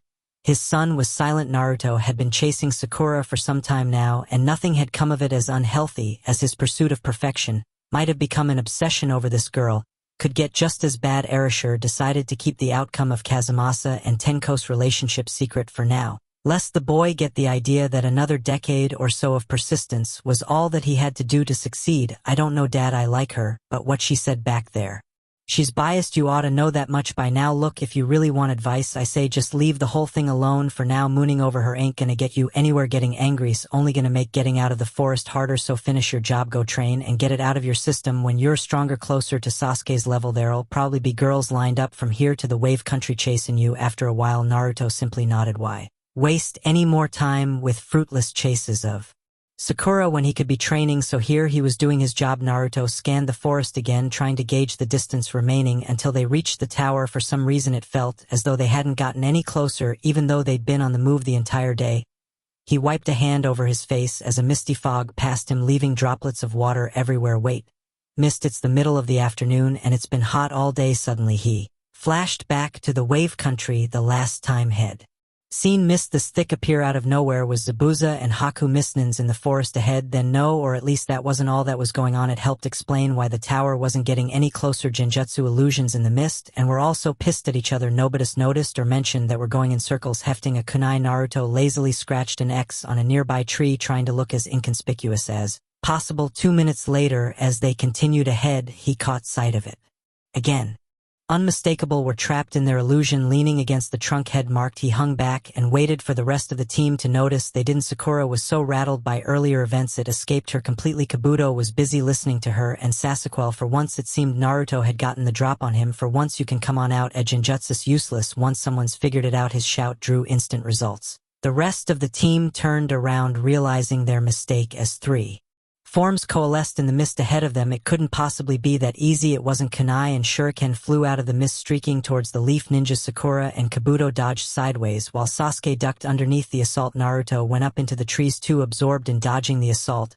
He could see Naruto miss the kunai that sliced across his leg from a different angle, merely a flesh wound, but it had the desired effect. Damn. Is it one hiding behind three creating those clones, or are all three spreading out and surrounding us? A deadly hail of metal filled the forest, thrown weapons flying in all directions, pinning the leafnins in a withering crossfire. There was no time to figure out which were real and which were illusionary. They simply kept on dodging. Direct approach ain't gonna work. I can't tell where the real kunai are coming from, but if I can't figure this out, neither can the mistnins. Making him remember the wave country had been a mistake. His battle against Gaddis Samurai at Inari's house was coming back to him, along with a little trick. I got a riddle for you punks. When shuriken aren't shuriken, what are they? Paying for our misty pals. That's what. Gauging the locations of the mist ninjas, he knew 3 shuriken were quickly dispatched at the shadowy forms the mistnins dodged, but just like the wave country, Naruto hadn't intended to hit them. My clones, however, do intend to hit you. 3 identical clouds of smoke were all the mistnins saw before his true attack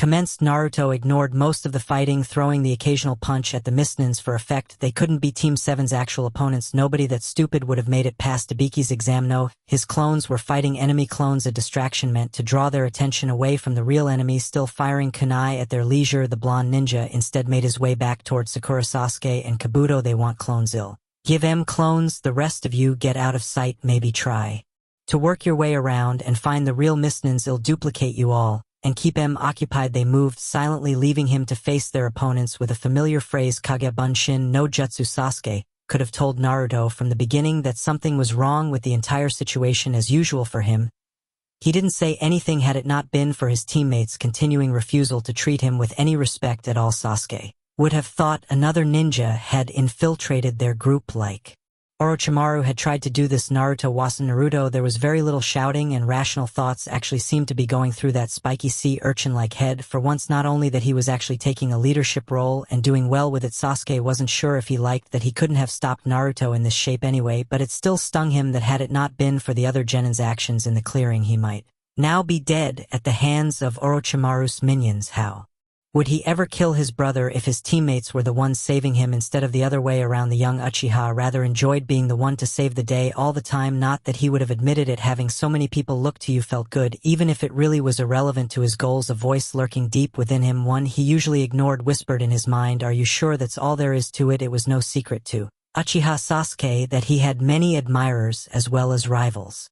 But very few friends. Having to come to grips with living alone, and a vendetta against your brother will do that at times. He didn't care friends needed saving all the time, and he didn't have the time or desire to go out of his way and pull someone's fat out of the fire. But did Itachi's path lie down that road as well? Sasuke didn't know why his brother had slaughtered their family. Perhaps in the end it didn't matter as long as he was brought to justice. He just wasn't sure that he wanted to become Itachi.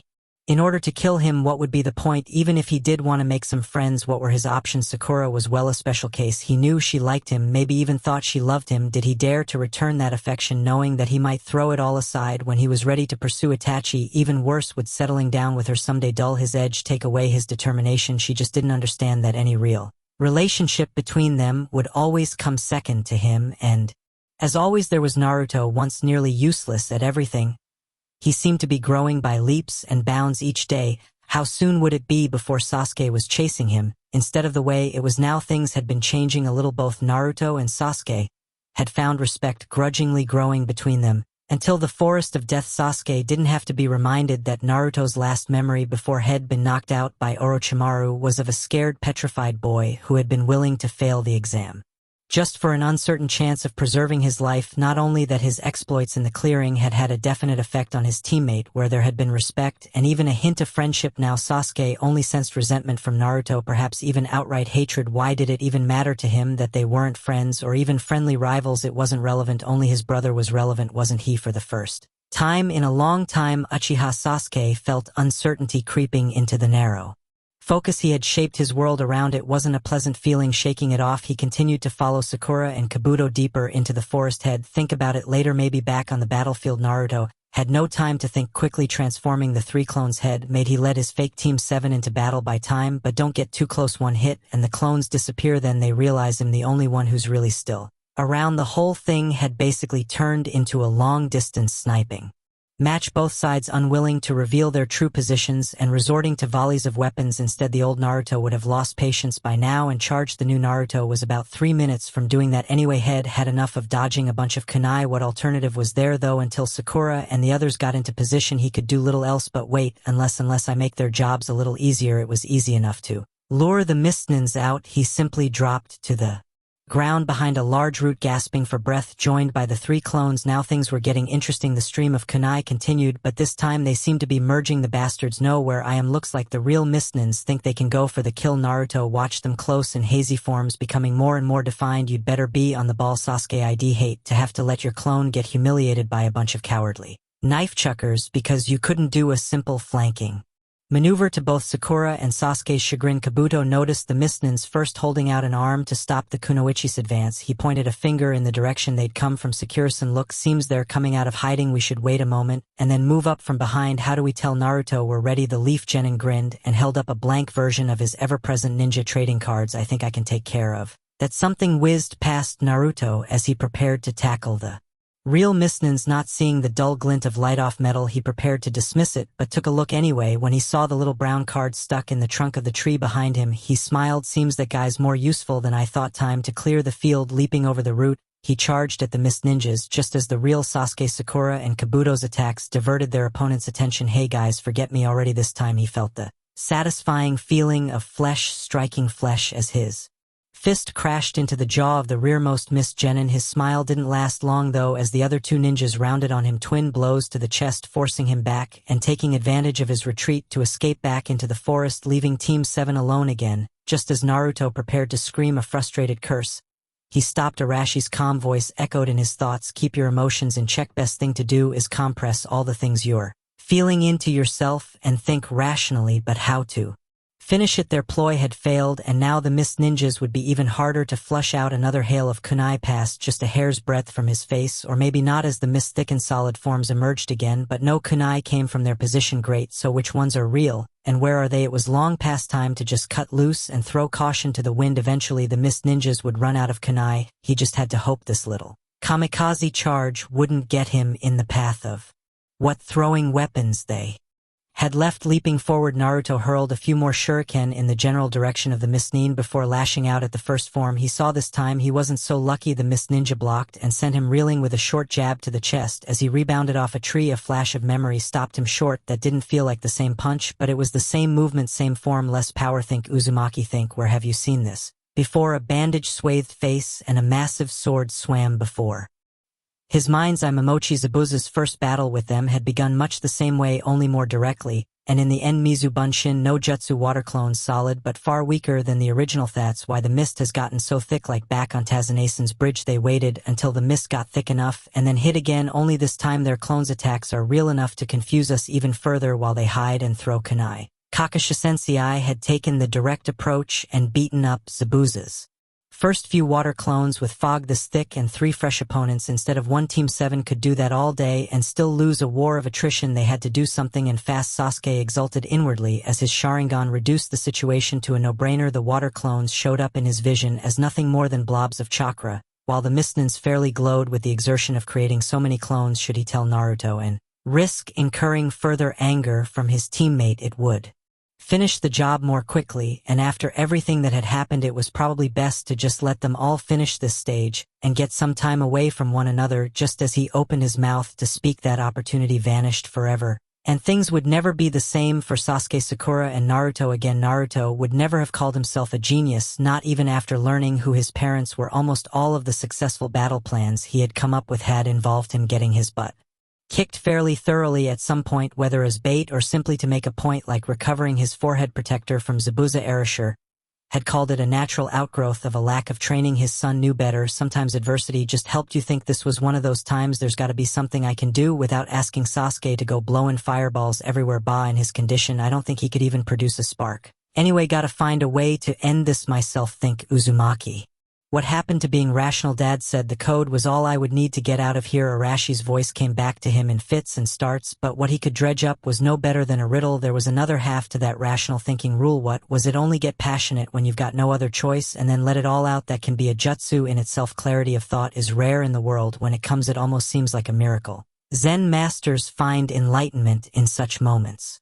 Philosophers find their one true calling, and ordinary regular people just find themselves for perhaps the only time in their lives. In Uzumaki Naruto's case, all he found was an answer to his question, but it was more than enough. That can be a jutsu in itself. A jutsu in itself. Dad, you total bastard, you could have just taught me and saved yourself from thinking up 5 more rules around it. Suddenly Naruto just had to laugh softly to himself. His father did indeed know exactly what his son was always thinking. You could have, Dad, but that just wouldn't be my style, and you knew it. It had been sitting right under his nose ever since the Sound Nin battle, and he had missed it completely. To gather every negative emotion within him, combine it with his fierce determination and passion, ball it in with his chakra compressed to the smallest point within him, and then just cut loose to turn his emotions into a raging inferno that would consume his foes and not himself. Sasuke's arrogance, Sakura's indifference, the villagers' attitudes and unfair treatment of him. Dark, bitter memories flashed before him, and then he simply forgot them, letting them fall into the growing ball of chakra.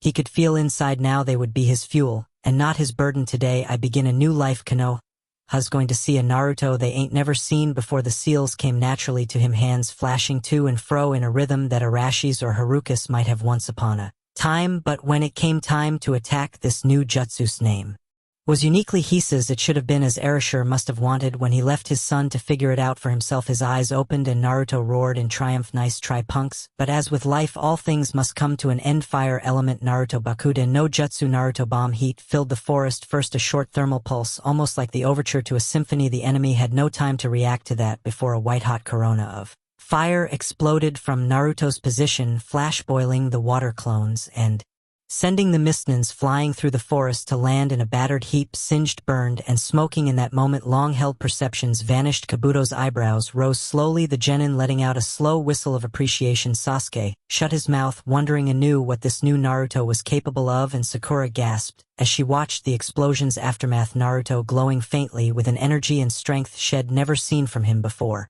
Quickly searching through the Mistnin's clothing, he pulled out a slightly singed copy of the Scroll of Heaven. Then, panting slightly from his exertion, he looked up and winked at her. Now that's what I call going out with a bang. Well done, everyone. Kakashi's smiling face greeted Team 7 at the tower. When they finally arrived, Kabuto had rejoined his group and left, already leaving the three of them to finish the exam. Where's Anko-sensei? Sakura wondered. It's classified, but since you've already encountered him, he'll tell you. With Orochimaru here in the village, we're suspending the Chunin selection exam for a while. Could be a week, could be a month, so stay ready and don't slack off on your training. And Narwhal, that's odd. Where'd he go? Sakura looked around and caught no sign of Naruto again. She felt a little twinge of emptiness, realizing she still hadn't been able to really talk to him about what had happened between them. Why did it suddenly mean so much to her anyway? Kakashi shrugged and shook his head in exasperation. I guess he's gone home already. If either of you see him, let him know. We'll be meeting as usual once a week until the exam starts again. For some reason, Sakura felt as though she wouldn't be seeing Naruto again for a long time. As she looked back onto the Leaf Village, she wondered if he really had gone home,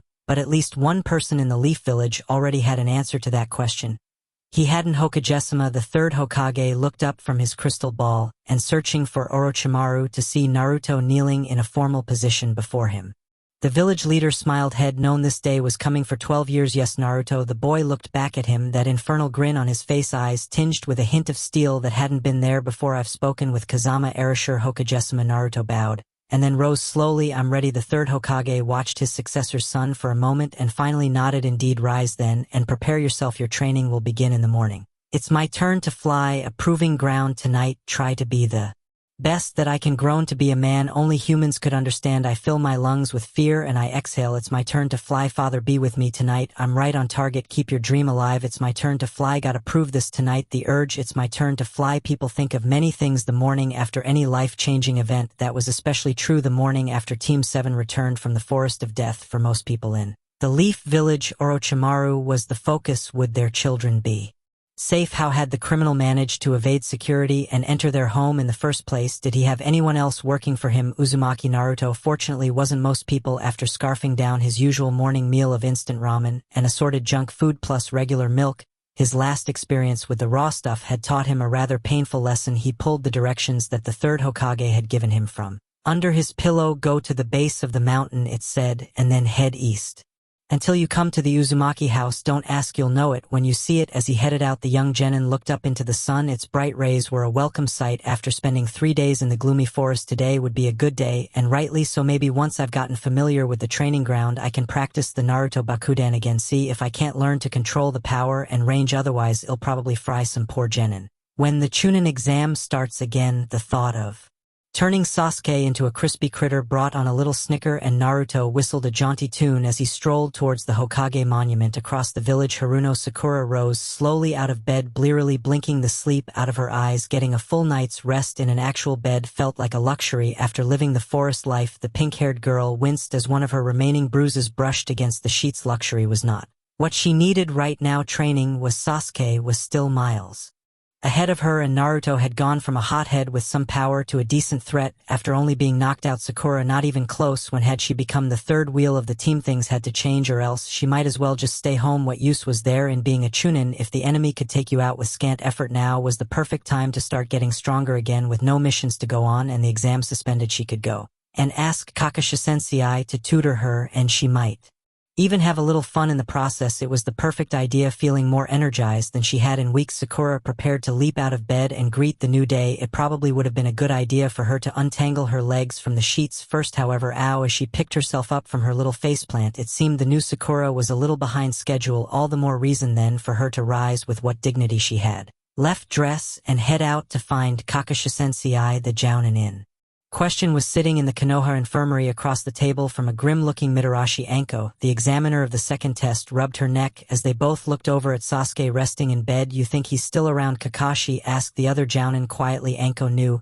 who her counterpart meant. Maybe not in the village proper, but he's close, probably having his people bring him reports about what's been going on since he attacked the Uchiha boy. Orochimaru knows Hokagesama would settle his hash if he took him on directly. I never would have expected this to happen, not least when there was an exam going on. Kakashi's side, his visible eye closed. Orochimaru knows Sasuke's mindset well, maybe too well, with that desire to get stronger. He'll have a hard time controlling the effects of the curse seal. If he should falter, the copy ninja balled his fists. The prospect of killing one of his own students to keep him from turning traitor was not A happy one, especially when it was someone as talented as Uchiha Sasuke. Things had him spooked lately, from Orochimaru to his misgivings about the Chunin exam, the curse seal, and even Naruto's odd disappearance. Nothing seemed right in the Leaf Village. Hitaki Kakashi felt a little guilty for not going to find the hyperactive genin, even though he knew Sasuke was the real priority. He's grown up fast, sensei. Wish you could see him. Naruto's come so far in such a short time. It's scary. He gets more and more like you every day. Arashi's prediction to his son had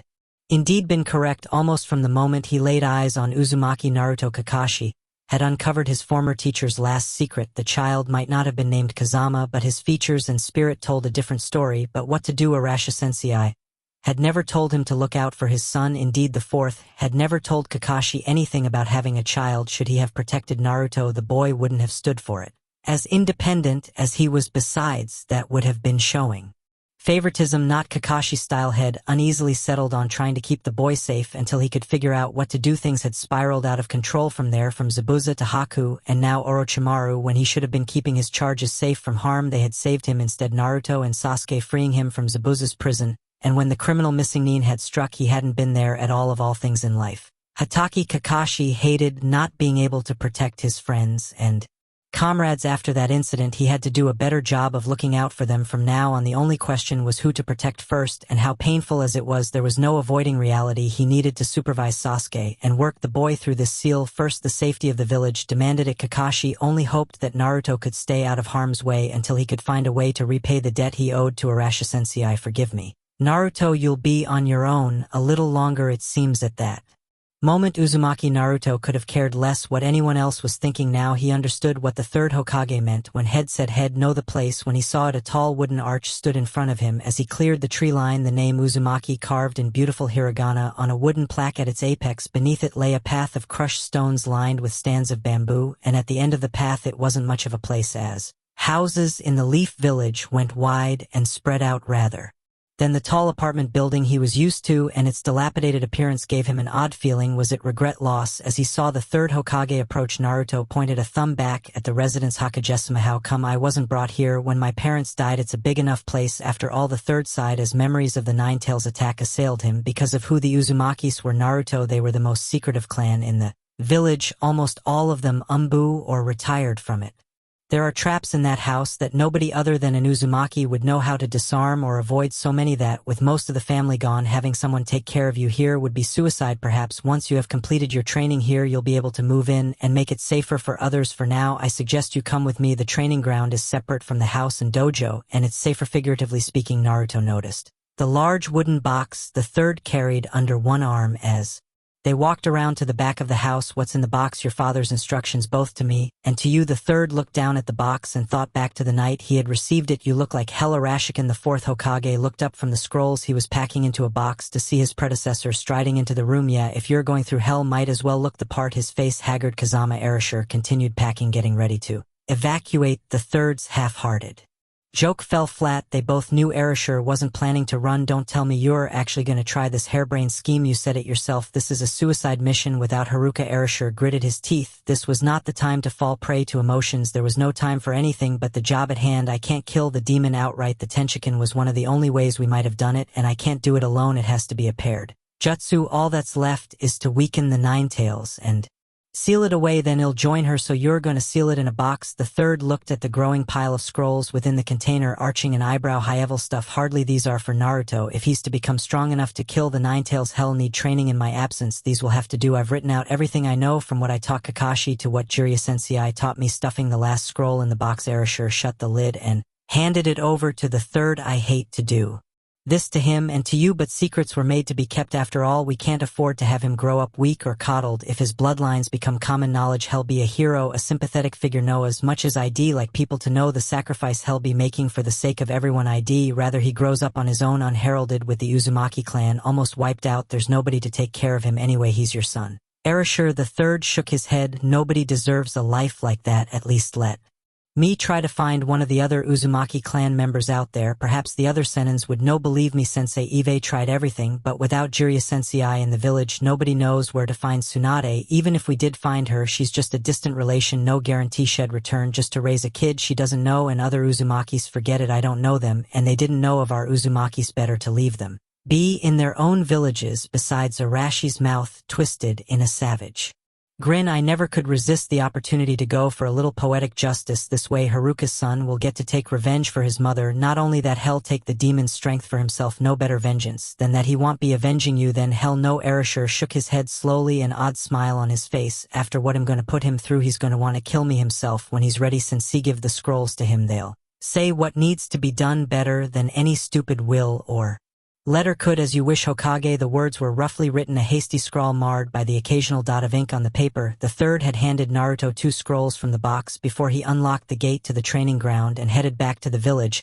He was now looking at the scroll marked Introduction. I don't know how to do all that dramatic crap, so it'll just cut to the chase. If you're reading this, Naruto, it means you're ready to start training yourself to kill the Nine Tails. The place you see before you is the ancestral training ground of the Uzumaki clan, where the diamond body and invisible body taijutsu styles can be learned and eventually mastered. Under no circumstances are you to reveal the secrets you learn here to anyone, not even your friends or teachers. Not only could it come back to hurt you, but well, your mom would kill me if she ever found out I'd let the Uzumaki technique slip. Naruto kept his legs slightly bent as he strolled into the training grounds, still reading the scroll. He remembered the last time had been here, and wasn't too keen on being hit with another log. As he approached the spot where the dream log had swung out of the sky, Naruto stopped short, just in time to get slammed to the ground by a net of rocks. Where the hell had that come from? Looking down at the scroll, a loud curse escaped him. Time for your first lesson. Don't bother trying to memorize the course layout. The entire course is set up with a timed mechanism that switches all of the obstacles within it into random patterns every day. The only things that never change are the entrance and exit. Naruto could have sworn he heard his father's snide chuckle on the wind. Dad, when I get my hands on you, you're a dead man, or dead Gasta. Well, dead spirit. Oh hell, you're just dead. You hear me? Dead. He stopped yelling when he saw the next paragraph of the scroll. And don't waste your breath cussing me out about it. I wasn't the one who set this thing up anyway. If you've got the strength to complain, you've got the strength to do something about it, so get off your ass, go back to the entrance, and read the scroll first before another trap gets you. Painful lesson learned. Naruto beat a hasty retreat. Okay, now that you're ready to start, you need to make a plan for your training. You've got 3 basic choices. Learn the diamond body first, learn the invisible body first, or if you're feeling adventurous, you can try to learn both of them at once. According to your mom, it's possible, but it's been a generation or 5 since any Uzumakis managed to pull that off. Of course, as our son, that means you should have no problem at all with it. Naruto rolled his eyes. Ever heard of something called modesty? Dad, take today and maybe tomorrow to get yourself familiar with the course. If you get yourself beat up some, don't sweat it. You'll get used to it, or you'll get so fast you won't have to. Once you've done that, it's time to pick up all the equipment you'll need to use here. A short list of odd items followed.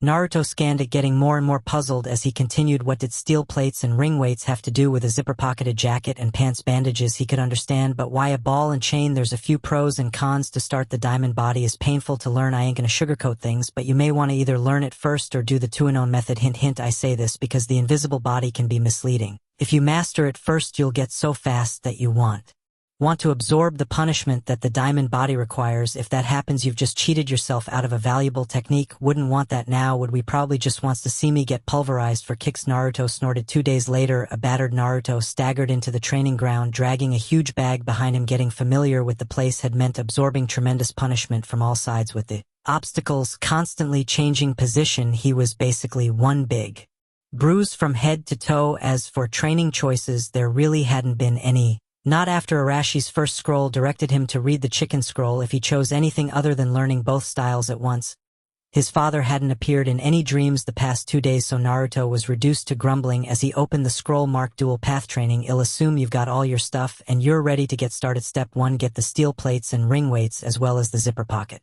clothes. Insert 1 plate each in the shoulders of the jacket and 1 ring in each pant leg, and of course put the clothes on. Naruto clapped a hand to his forehead. What am I, 5 years old? No, it's not armor. Well, at least it's not intended to be armor. You'll note that you can't move as easily as before. Don't worry, that's the idea. This builds up your strength for both paths. Gradually you'll notice that it gets easier to move around each day when you can move with the same speed as you did before you put the plates and add another set of plates and rings. Quite simple, really. Of course, there's an added bonus. While learning the diamond body, you'll find that your natural danger sense will make you try to dodge the midair traps whenever possible. If you're trying to train toughness and stamina, that doesn't help you improve. The extra burden of the weights will keep you from being able to dodge as easily, and you'll be forced to toughen up instead. I knew he wanted to see me get pulverized. Step 2, do 1 run through the course to get yourself used to the sensation of being slowed down, then go home. By the time you get through this first run, you probably won't be in any shape to do anything but get some sleep anyway, says you old man. Naruto rewrapped the scroll slowly, gauging the slowness of even this slight movement. Perhaps instinctively had purchased the heaviest weights available. The set he wore now felt like an anvil on his shoulders, and it wasn't so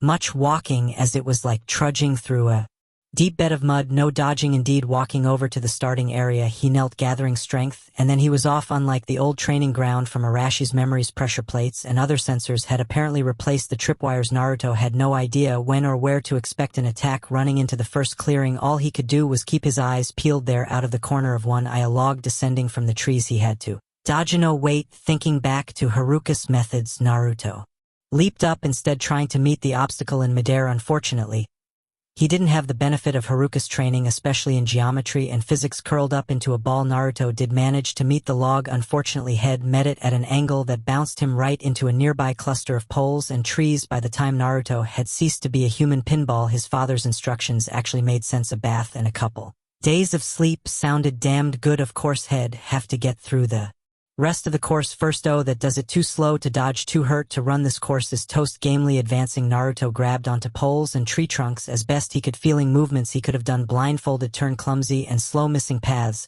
he could have taken through the course just yesterday. It was rough going, frustration building quickly. That was all according to plan. By the time the exit came in sight, he could barely summon the strength to move. It didn't matter. One last assault loomed, and the genin could feel it coming. That was perfectly all right. He was prepared this time. Screw control, give me some power. Naruto Bakuden no jutsu. Rage and anger exploded outwards to meet wood and stone. Nature lost. The conflict was over before Naruto's shout had even had time to echo through the woods. Dust and dirt blanketing the clearing, scorched ropes smoldered dangling in the air where the traps had been. What do you have to say to that, Dad? He unwrapped the scroll, wondering what Erasure had scheduled for the next day. Oh right, forgot to tell you something. The first day, no Uzumaki clan means nobody to maintain the training ground but the trainee. In other words, you break it, you bought it, destroy a trap, and you'll have to put the logs or rocks back by yourself before the course will work right again. Axes and saws are in the tool shed behind the house along with extra rope. Don't forget to lift with your legs. Huh kid, Dad, I'm gonna kill you. Somebody oughta warn that Sakura girl about your temper. Don't start, Dad. If I could move, I'd kick your ass back to wherever you were hiding for the last 12 years. Naruto lay on his bed, the dream shaping itself to his will for once. Well, except for the bruises, those had stayed. Well, you've made it through 3 days pretty good. I thought for sure you were gonna pull a ghost girl. Pull a what? Naruto gingerly turned his head to face Erasure leaning back in a chair with his feet on the lone table in the room. Well, she had a name, but it was so long ago the villagers had forgotten it. Even back in my day, I heard the story secondhand off another jounin. When I became Hokage, there was this girl in the academy who was born brilliant, the best trainee the teachers had ever seen. Sure bet for jounin at a young age, maybe even Hokage, but she was bone lazy on the day of her genin exam. She never showed. Turns out later she slept through the whole thing. They gave her 2 more chances. She slept through those 2 or just blew em off, flunked out of the academy, never even made genin. After that, nobody ever saw her in the Leaf Village again, so we call her Ghost Girl, cause she just up and disappeared. Couldn't take it. Weird. I'd hate to be her parents. Naruto wondered why anyone would throw away the chance to be a ninja. You'd hate being her a lot more. Imagine the ridicule, the shame she'd have to go through. I understand why she left. Better to start anew. Even if you can't be a ninja, go find something else to do. Get your mind off it, I guess. But doesn't anybody wonder what happened to her? Erasure snorted. You can wonder all you like, but you'd be better off getting some sleep and resting those bruises. Ghost Girl can handle her own affairs without our help. Some say a journey of 1,000 miles begins with a single step. In this one case, however, it began with a single explosive sneeze inside a busy restaurant. Achoo. The petite waitress standing on the other side of the room started in surprise, and the tray of dirty dishes in her hands began to fall to the ground. I better not hear a plate crack or else it's comin' outta your salary. Slacker's gruff and loud a voice rang out from the kitchen. Though nobody was at the window looking out, it was obvious this was business as usual. Less obvious was the lithe form streaking across the room to catch the falling tray in one hand while balancing a similar tray. The offending waitress sighed in relief as she watched her coworker come to her rescue. Oh thank you, Setsuna. Her savior was a willowy woman in her early 30s. Black bangs drooped almost to her eyes, which themselves looked half-closed. Setsuna put her tray down and returned the dropped one to its owner. Well, I caused the problem, Mickey. Might as well fix it. Do you have a cold? Mickey's brow furrowed in concern. The raven-haired waitress shook her head. When she spoke it was with an easy drawl, like she couldn't be bothered with health or anything else. Nah, must have been someone talking about me. Can't imagine who that could have been. Again the voice from the kitchen. Get back to work, ya. Slackers, you can admire your tray catching skills when we ain't got a lunch rush to deal with. Screw you, Slinger. Any thought that the waitresses disliked their target vanished when the customers saw the smiles on their faces. Simple banter between old friends and nothing more. Then they turned back to their meals and all was right again. Bartender, another round of sake for my ninja waitress. Saved me $50 in new dishes at lunch again. Slinger. Ozaki, head chef of the Udonya restaurant, waved a hand in Setsuna's direction as she and Mickey lounged on the other side of the bar booth. How many times I gotta tell you to stop with the ninja stuff, Slinger? Not a ninja, don't want to be one, too many responsibilities, all those missions, who'd want that life? She regretted saying it the instant the words left her mouth as the cook went into his would-be hero mode again. You kiddin'? Assassins in the night climbing walls like spiders. Shadows to the left, shadows to the right. You sneak up on 'em anyway and pow. Mickey and Setsuna had already leaned out of the line of fire. Years of experience had taught them that Slinger's drink always came flying out of his glass at the height of his fantasy. The big man sitting in the next booth over, however, didn't know Slinger. Ozaki, judging by the look in his eyes as he wiped off the remains of a shot of hot sake, all he wanted to know was how long it would take to turn the cook into a bloody pulp. Slinger was apparently thinking the same thing about his opponent from the look in his eyes. Got a problem, buddy? Oh, not again. Setsuna and Mickey looked at each other, and then at the ceiling in exasperation. Their roles in this recurring drama were well established. Mickey grabbed Slinger and yanked him out the back door with surprising force, leaving Setsuna to face the offended drinker. Hey, big boy. He's drunk, let it go, it's only sake. Setsuna groaned inwardly as, like most foes in this situation, the man simply looked her up and down. The thought that she might be a threat didn't even register to him, thinking with the other head, are you enjoy the show? Then get outta here and drop the thug act. Don't go making trouble. You don't need like most of the people Shed faced over the years. He didn't even move. I think your pal owes me an apology and a little exercise you'll do for starters. You sure, big boy? Setsuna's drawl had dropped all the way down to a whisper. I'd hate to be the one who had to tell his friends he got his ass kicked by little ol me. Like to see you try it, girl. His sneer wiped the feigned fatigue right out of Setsuna's eyes. Her opponent stepped back a pace when he caught his opponent's new expression. Then throw down already. You're such a tough guy. Make the first move. He didn't need any more prompting. Getting taunted by a woman half his size was more than enough motivation. A ham-sized fist sped at her face. It never got there. The few patrons still left in the bar gaped as Setsuna's hand shot out and seized her opponent's lead arm by the wrist, stopping it cold a second later. If their jaws could have hit the floor, they would have a deft pressure point pinch and arm twist left the big man kneeling on the floor in agony before the waitress delivered a short, brutal knee to his head, scoring a knockout. I really gotta find myself a new line of work. Rubbing her knee, Setsuna grumbled to herself as she walked out of the bar. How long had it been? A year. 5. This was the longest Shed stayed anywhere since things had gone wrong. Perhaps it was time to think about moving on. Absent-mindedly, she looked at the little box on the mantel in her apartment. It was a happy memory of sorts, a home that had all but forgotten her, and the one person who hadn't. Opening up the lid, she scanned some of the letters within the box. Hey sis, things haven't changed much. We tried to talk grandfather out of it, but he's set on disowning you, and as clan leader, he can't be overruled. I guess you don't really care, but it still sucks. Hi again sis, hope you're doing well. Just remember to send the letters to Imiko's house. She doesn't have to worry about her grandparents scanning everything in the mail. I swear, ever since I started dating that guy, I told you about everyone. Hey, race paranoid or something. Anyway, let me know if you're moving and send me something when you get there, so I know where to reply. It had been a welcome reminder that someone still cared. Shed hated the life of a ninja. That was no lie. Nobody understood her when she said Shed do missions if they wanted but preferred to live a carefree life. It was just too much pressure and nonsense. She could have done it, but with so many willing candidates, the village was set for life. What did one little genin matter to her family? It mattered more than Shed thought. Only her younger sister had kept in touch,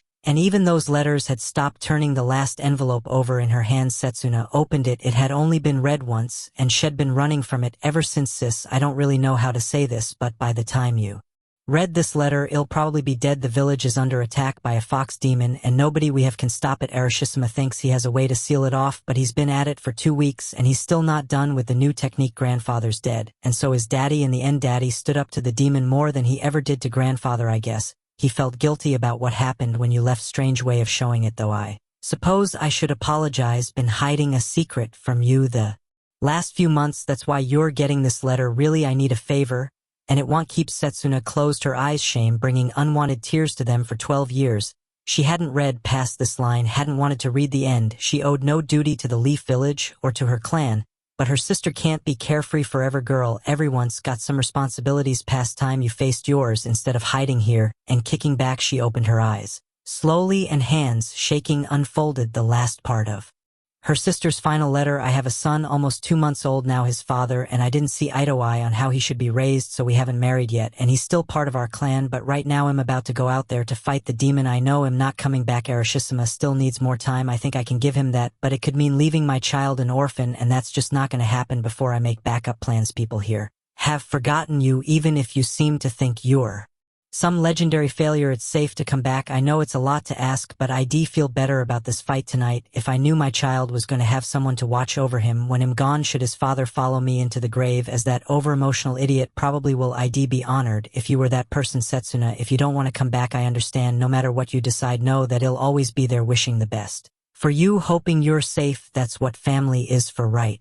Setsuna looked out at the moon as she slowly packed her bags. Slinger and Mickey had been her family here, but blood was blood. She'd been running away long enough time to go home and hope that she wasn't too late to take up the duty that had been given to her. Time to go and find her real family again. As she prepared to leave, the letter lay on the table, its final lines burned into her memory, lending her resolve. Your loving sister Uzumaki. Everything's changing when I turn around, all out of my control. I'm a mobile Avril Lavigne mobile leave-in. Think this place ain't good enough for you anymore. Uzumaki. Setsuna sighed. Slinger and Mickey's reaction to her intentions weren't out of the ordinary, but she hated long goodbyes between emotional stuffed tears, and packing this trip was turning into one big pain in the butt. This kid of Haruka's better not be some spoiled brat. Slinger, this doesn't have anything to do with the Udonia. I like it here, but Eve got a job waiting for me back home. Can't just keep staying on here and running away from it. Mickey nodded. Always a sucker for a dramatic story. Haruka's letter had reduced her to several hours of tears and blowing her nose. Slinger, it's not like she's going away forever. Think of it as a long vacation. Yeah, fine. Look, I ain't your ball and chain. If you gotta go, then do it. Well, be waitin'. Slinger crossed his arms and tried to look unconcerned, always awkward with emotions. He failed. Hell, I know I sprung this on you guys kinda quickly. How about we go out for one last night on the town? Celebrate before I split. That got Slinger Ozaki's attention. You're payin' right? This kid really better be worth it. Setsuna mentally waved goodbye to her wallet. When the three of them got really worked up, budgets and accounts everywhere were liable to collapse in ruins later. As she walked on the road back towards the Leaf Village, Setsuna had to think back and wonder whether Haruka had heard that complaint and done something about it. Would I think I am Slinger a money tree? We are not going in the casino. Halfway into their night of partying and random entertainment, Slinger had dragged the three of them towards the only casino in the out-of-the-way town, still full of suckers and gamblers of all kinds. Even close to midnight, said you wanted to live it up, right? Take a chance for once in your life. Just because you get a rush from blowing your money here doesn't mean everybody will. Slinger. Mickey sniffed. Honestly, if you'd save some cash once in a while, you wouldn't always be asking me and Setsuna for loans. Whether or not the younger waitress genuinely cared about their boss, Mickey almost always attempted to steer Slinger towards more useful pursuits and morals. Most of the time, she got nowhere. Come on, everything evens out in the end. When I hit it big, you'll get all your money back. Slinger turned on whatever was left of his charm. It probably would have left his two waitresses swooning had they been drunk, desperate, and several decades older. For Pete's sake, Setsuna had had enough grabbing Slinger and Mickey's hands. She dragged them both towards the very first game. She saw a wheel that bore several odds multipliers on its face, ready to be spun once and for all. I'm gonna prove that this place is nothing but a huge waste of money. Pulling out everything left in her wallet, Setsuna slammed the wad of cash down in front of the young, pimply-faced worker manning the wheel. Step aside, kid, one spin and we're out of here. Setsuna, that's more than 3,000 yen. What are you trying to do? Mickey looked at the entire scene in horror. Teaching this idiot the value of money? That's what I work my ass off for this stuff, when I'd rather be sleeping, and he pisses it away here. So let him see what happens when people wager stuff thinking it's all gonna even out. Turning to the wheel, she yanked it down with a savage jerk and then turned to go. Him out of here before she had gotten 5 steps away from the wheel. A shout froze her in her tracks. Oh my dear sweet lord. Turning around slightly, Setsuna caught sight of Slinger and Mickey still staring at the wheel, faces ashen and gaping. Okay, what now? Hypnotized by all that fool's gold, Yayu. Slinger could only point at the wheel, speechless. Setsuna glanced towards Mickey, looking for a saner viewpoint. She slapped her forehead as Mickey copied their boss. Yayu 3-3, what, you two gone bonkers? Then she caught sight of the wheel. The needle had stopped pointing at the lone slice of the wheel marked jackpot. Well, would I know? Slinger was right for once in his life. World's coming to an end. Setsuna looked at the casino employee, pointing a thumb at the wheel. What's a jackpot? Pay 10,000 to one. Hands shaking, the young man looked down at the pile of cash on the table, roughly estimating from what you bet you're up more than 30 million yen. Ma'am. Slinger Ozaki fainted dead away. You gotta let me come with you, Setsuna. That's enough cash to build a new restaurant. Hell, enough to build 10. Forget the Udonia. We Could all start over in your village, would I say. Once Slinger had been dragged out of the casino, had water splashed in his face, and gotten over crying about missing his big chance. He had started in on Setsuna. The ex-waitress looked over at Mickey with a questioning expression. Well, it would be nice. I suppose things just wouldn't be the same with only me and Slinger here. Mickey smoothed back her frizzy red hair and giggled as Slinger got down on his hands and knees and started kowtowing. Besides, you know he's never going to quit begging until you say. Yes, I just know I'm going to regret this, but it's easier than having to listen to him beg for another 6 hours or so. All right, you two can come with me already now. Would you shut up? You mean it? Slinger sprang up with surprising speed. Hold it, big boy, this ain't a free ride. I got conditions, name it. Money signs were dancing in the chef's eyes as he awaited her response. I'm the boss now, no more of this slacker junk coming from you. Mickey and I work when we feel like it, as hard as we feel like it. I think you're not treating us with the proper respect. You're out on your ass. Got it? Yeah, sure, whatever you say. Chief Slinger might as well have been a robot for all the attention he showed Setsuna's side. I'm really gonna regret this. A country away, Naruto was regretting something for a different reason. Preparing to return to training, he had gotten barely a block from home when he noticed a medium-sized cardboard box scurrying behind him. Out of the corner of his eye, ah crud, not those three, flexing his knees slightly. Naruto leaped up onto the roof of the house across the street, intent on leaving Konohamaru and his two cronies behind. He normally didn't take Arashi's comments too seriously, but his training was important enough that the fourth Hokage's words sunk in. For once, nobody else could be allowed to learn the Uzumaki techniques. Whatever edge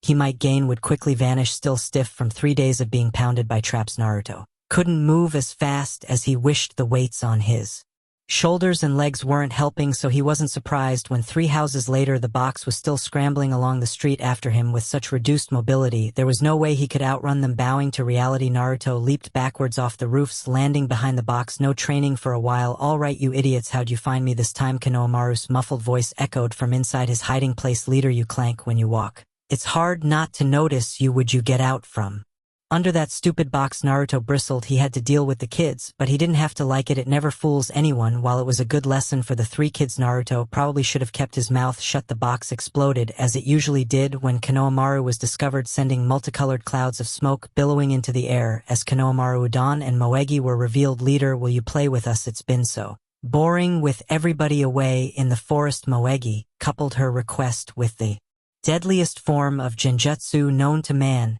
puppy dog eyes. No jutsu. Had Konohamaru asked, Naruto would have denied him outright, but the little kunoichi was too cute to resist. Besides, after getting beat up so badly, he wasn't too keen on going back to the training ground for another day or two. Yeah, sure, just don't go running off too far. Dangerous people are still in the village, and I'm not in any shape to be saving your butts like last time. Yay, I'm probably gonna regret this, but what the hell? Naruto growled to himself as he followed the Konohamaru Corps in the opposite direction of the Uzumaki house.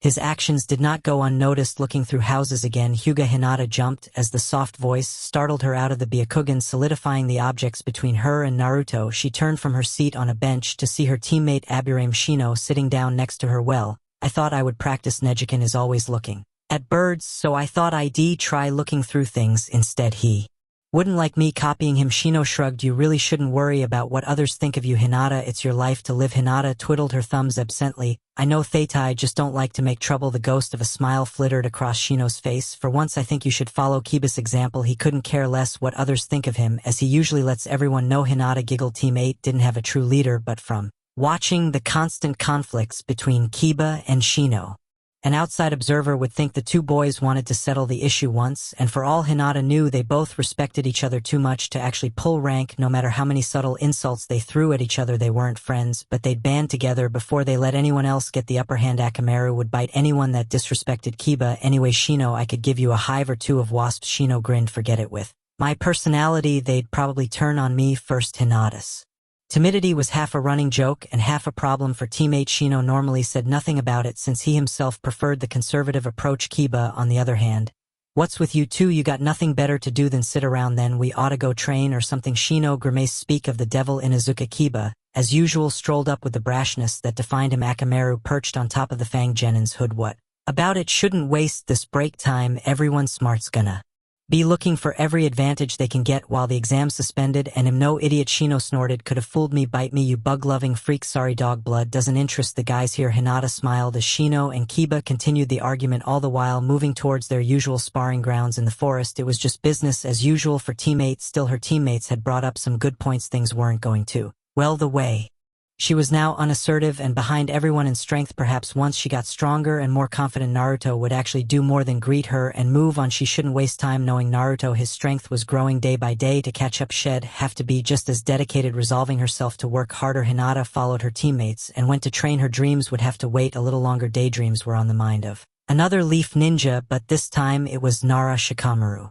Leaning back on the balcony outside his room, he stared up at the clouds, pondering what the day held. Choji was off somewhere, probably stuffing his face to make up for losing a few days' worth of meals in the forest, and using the meat tank no jutsu against the sound genins. That was no problem. Unfortunately, his other teammate hadn't shown up yet. That meant he was about due for another round of Shikamaru. Get off your butt and let's go get some training in. We've got better things to do than sit around all day and stare at nothing. Just like clockwork, Shikamaru wondered if Yamanaka Ino had been born pushy and overbearing, or if something had turned her into the holy terror of Team 10. If she'd been born that way, he didn't envy the poor sap that married Ino. Someday, heaven help Sasuke, if she ever gets her claws into him. Hell, wish had chosen Sakura. All right, the platinum blonde Kunoichi glared up at her teammate, frustration evident in her eyes. Had she been less experienced with Shikamaru, Ino probably would have tried to possess him with the Shintenshin and move him herself. Now she knew it was just a waste of time. As usual, his slow response sent her temper soaring. The hell should I bother with that troublesome crap? Go train yourself. You can't go possessing everybody, and you don't know how to do anything else. Then I need a sparring partner. Ask Choji. He can take the punishment, and he needs the exercise anyway. Arg, no wonder we're so weak. Eve got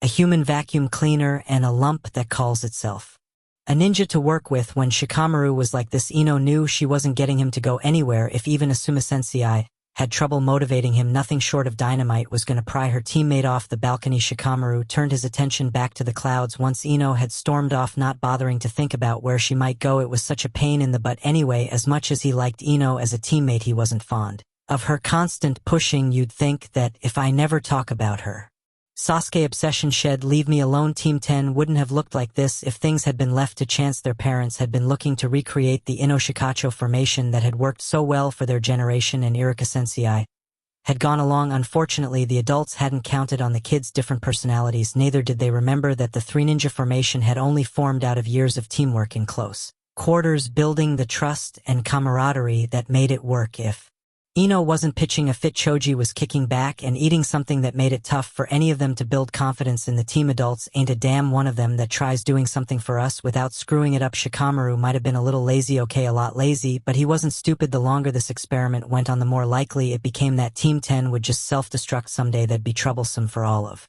them. Maybe it'd be best if he actually did go and train once. They made Chunin. The team might not stay together as much and things could cool off. He might even be able to deal with Ino as a regular girl and not a screaming harridan. Rising slowly, Shikamaru headed downstairs and out of his house, intent on finding Asuma Sensei. Just this once for the team head. Leave the daydreams at home. Halfway to the Akimichi house, Ino simply stopped and turned towards the forest instead. As bad as Shikamaru was when he got into lazy mode, Choji was worse when he had access to food. Yelling at him wasn't going to improve things any more than trying to move. Shikamaru had, no matter what the others in the village thought, Yamanaka Ino hated having to be the motivator. It wasn't fair. Sakura had gotten paired with Sasuke, and she didn't even have a cool unique jutsu at her disposal like the Yamanakas did. Instead, Ino had gotten Shikamaru and Choji. They weren't bad, and they did get along most of the time, but the reality was that they were weak, even as a team, weaker than Sakura's team had been, and probably further behind now after what had happened in the forest between the curse-powered Sasuke and this new Naruto. Team 7 had made Team 10 look like exactly what they were,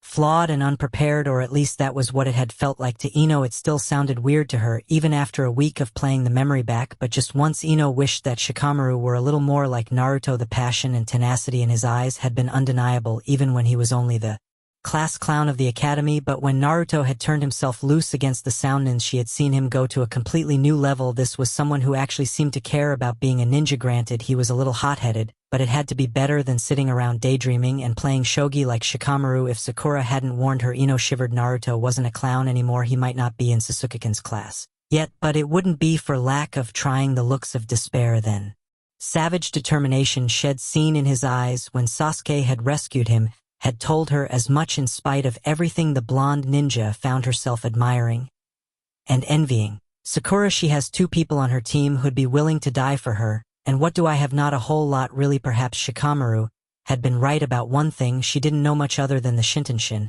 and that was a dangerous gamble. It was long past time for her to grow stronger, more than a threat to just one enemy once.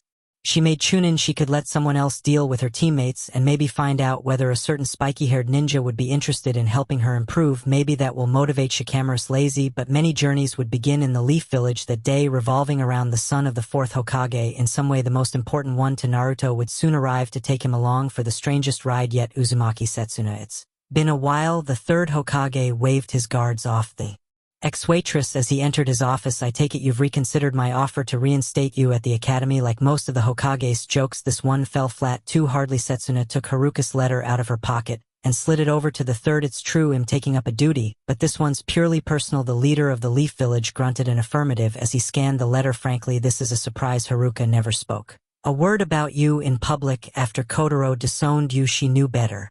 Setsuna harbored nothing but bitterness towards her grandfather and made no attempt to hide it. Told her before I left it wasn't worth antagonizing the family over me. I said the same to Sentaro, a younger brother and sister dead. And here she was picking up the pieces. Setsuna couldn't help but wonder whether she'd have been standing here today if things at the academy had gone the way their family wished. The third sensed her hesitation. Before I take you to go find your nephew, would you like to go see the memorial to the fallen Kotaro? Daigo, Haruka, and Sentaro are all there now. So is your nephew's father, the fourth Hokage Kazama. Erasure that part of Naruto's bloodline is to remain a secret from the village as per Arashi's instructions. That's the kid's name, Uzumaki Naruto. Yes, don't be too surprised.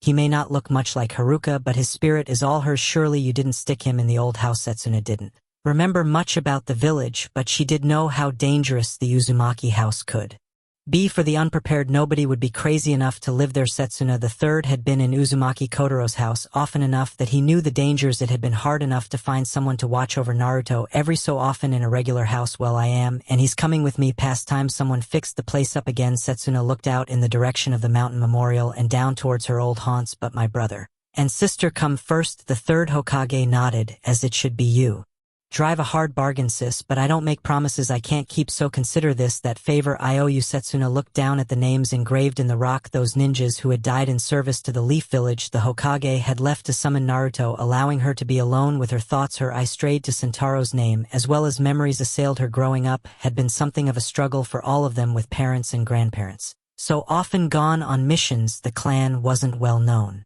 among any but the most elite of Leaf Village leadership, but they were expected to uphold family standards and honor all the same. Setsuna had hated it. Haruka and Sentaro had coped better, and where did it get them when she had refused her third chance at the genin test? Uzumaki Kotaro had made his displeasure known. Her grandfather had challenged her to a fight, agreeing to release her from the academy if she won.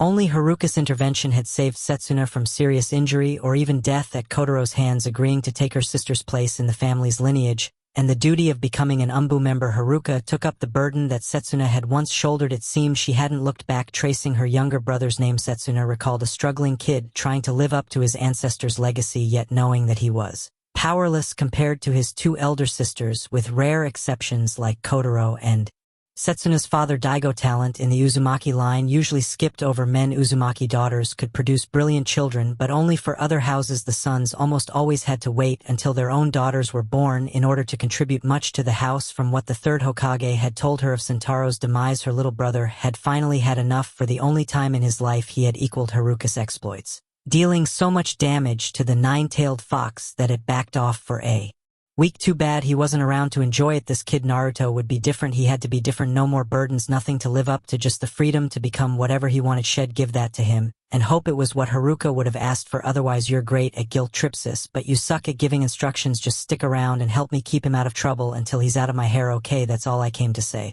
Let's hope the kid doesn't join you guys here for a good long while. Husso Naruto looked at the woman in front of him with a skeptical gleam in his eyes. My aunt Hokagesima. The third nodded. Haruka's older sister Setsuna Ive just reinstated her as the head of the Uzumaki clan. Wait, a Minutia girl in exile reinstated? Naruto thought back to Arashi's story. That makes you the ghost girl? Setsuna arched an eyebrow. Ghost girl? Haruka was serious when she said nobody remembers who you are anymore. The Hokage shrugged. Of course, how much of that is Kotaro not being around to grumble about it? I don't know. Hold it. How am I supposed to know? She's really my aunt. She doesn't look anything like my mother. Naruto scratched his head, pondering the question. All of a sudden Ive got family popping up out of nowhere. First dad, now the ghost girl is my aunt. I better not have some gigantic inheritance nobody ever told me about. Well, technically you do if you fancy running a restaurant. Setsuna grinned. Okay. Eve got it. Naruto turned to the third. You said only in Uzumaki would be able to get into and out of the house unhurt, right? That I did, son. What of it? Naruto swung back to Setsuna, pointing his thumb back at the Uzumaki house. You want to show your family? Prove it. Get through the first floor and out onto that second floor balcony without a scratch on you, and I might believe it. His only answer came in the form of a flash of black hair going past him and into the house. If you're gonna demand proof about something, kid, try and make the trial a little harder.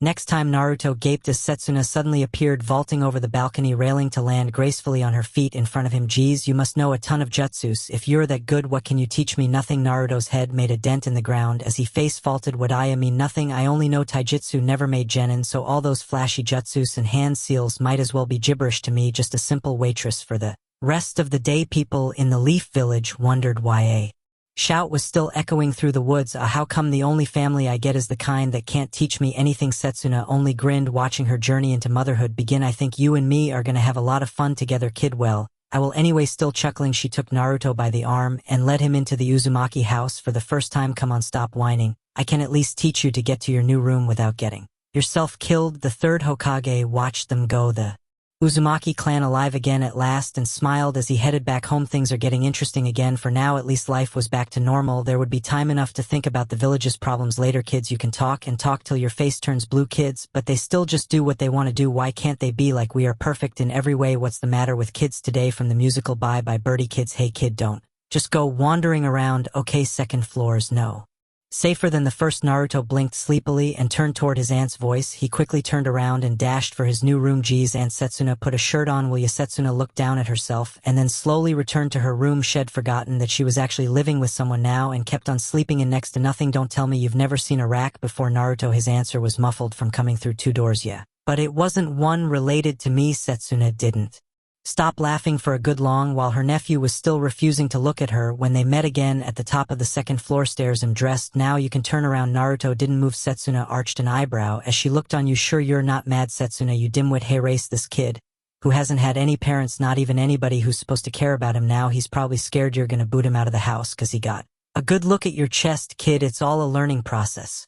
I'm as new to this family crap as you are now. If I catch you peeping on me in the shower, I'll kick your ass. Otherwise we're cool. I just gotta remember to keep some more clothes on in the future, and possibly find someone to tell you about sex, cause I sure ain't gonna do it. Naruto breathed an audible sigh of relief and turned to go down the stairs. He didn't make it to the landing as Setsuna grabbed his collar. Okay, Naruto, lesson number 1 about the house is to watch the staircase. It likes to eat people who just go straight up or down without thinking. Eat people. Just watch. Setsuna had picked up one of Naruto's spare ring weights the night before, and now she tossed it onto a step in the middle of the staircase. In seconds, the staircase swung downwards from the top, collapsing into a slide that led down to a cavernous pit. So what's in the pit? I really don't know. Nobody's been down there since my great-grandfather installed the staircase about 100 or so years ago. Your uncle Sentaro reckoned he once heard tigers roaring when the staircase opened, but I doubt it. There isn't enough sunlight down there, and we don't get enough unwanted visitors to keep an animal fed anyway. Probably just wooden stakes or something. Naruto watched as the staircase slowly began to rise, finally locking itself back into place with a soft click. The ring weight had disappeared. So how do I get up and down without going way down? Can't always bounce off walls and banisters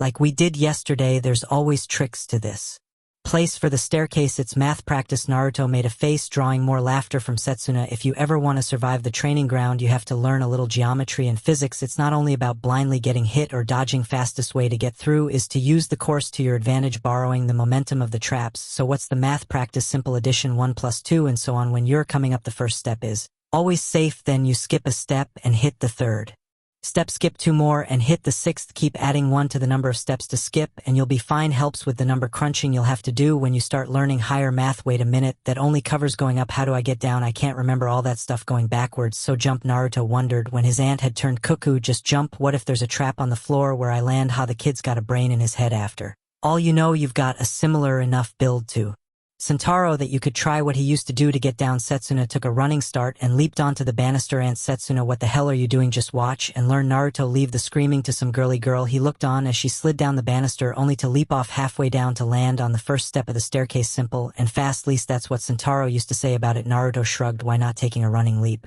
himself? He slid down as well, intending to just go all the way without jumping off. Then he heard the soft click. Oh crap. Before Naruto could find a foothold to jump off the stairs, they had already begun swinging away from him. He shut his eyes, flailing around for the edge of the hole that was opening up. Naruto, when I said you had a brain in your head, I didn't think it'd make your noggin swell.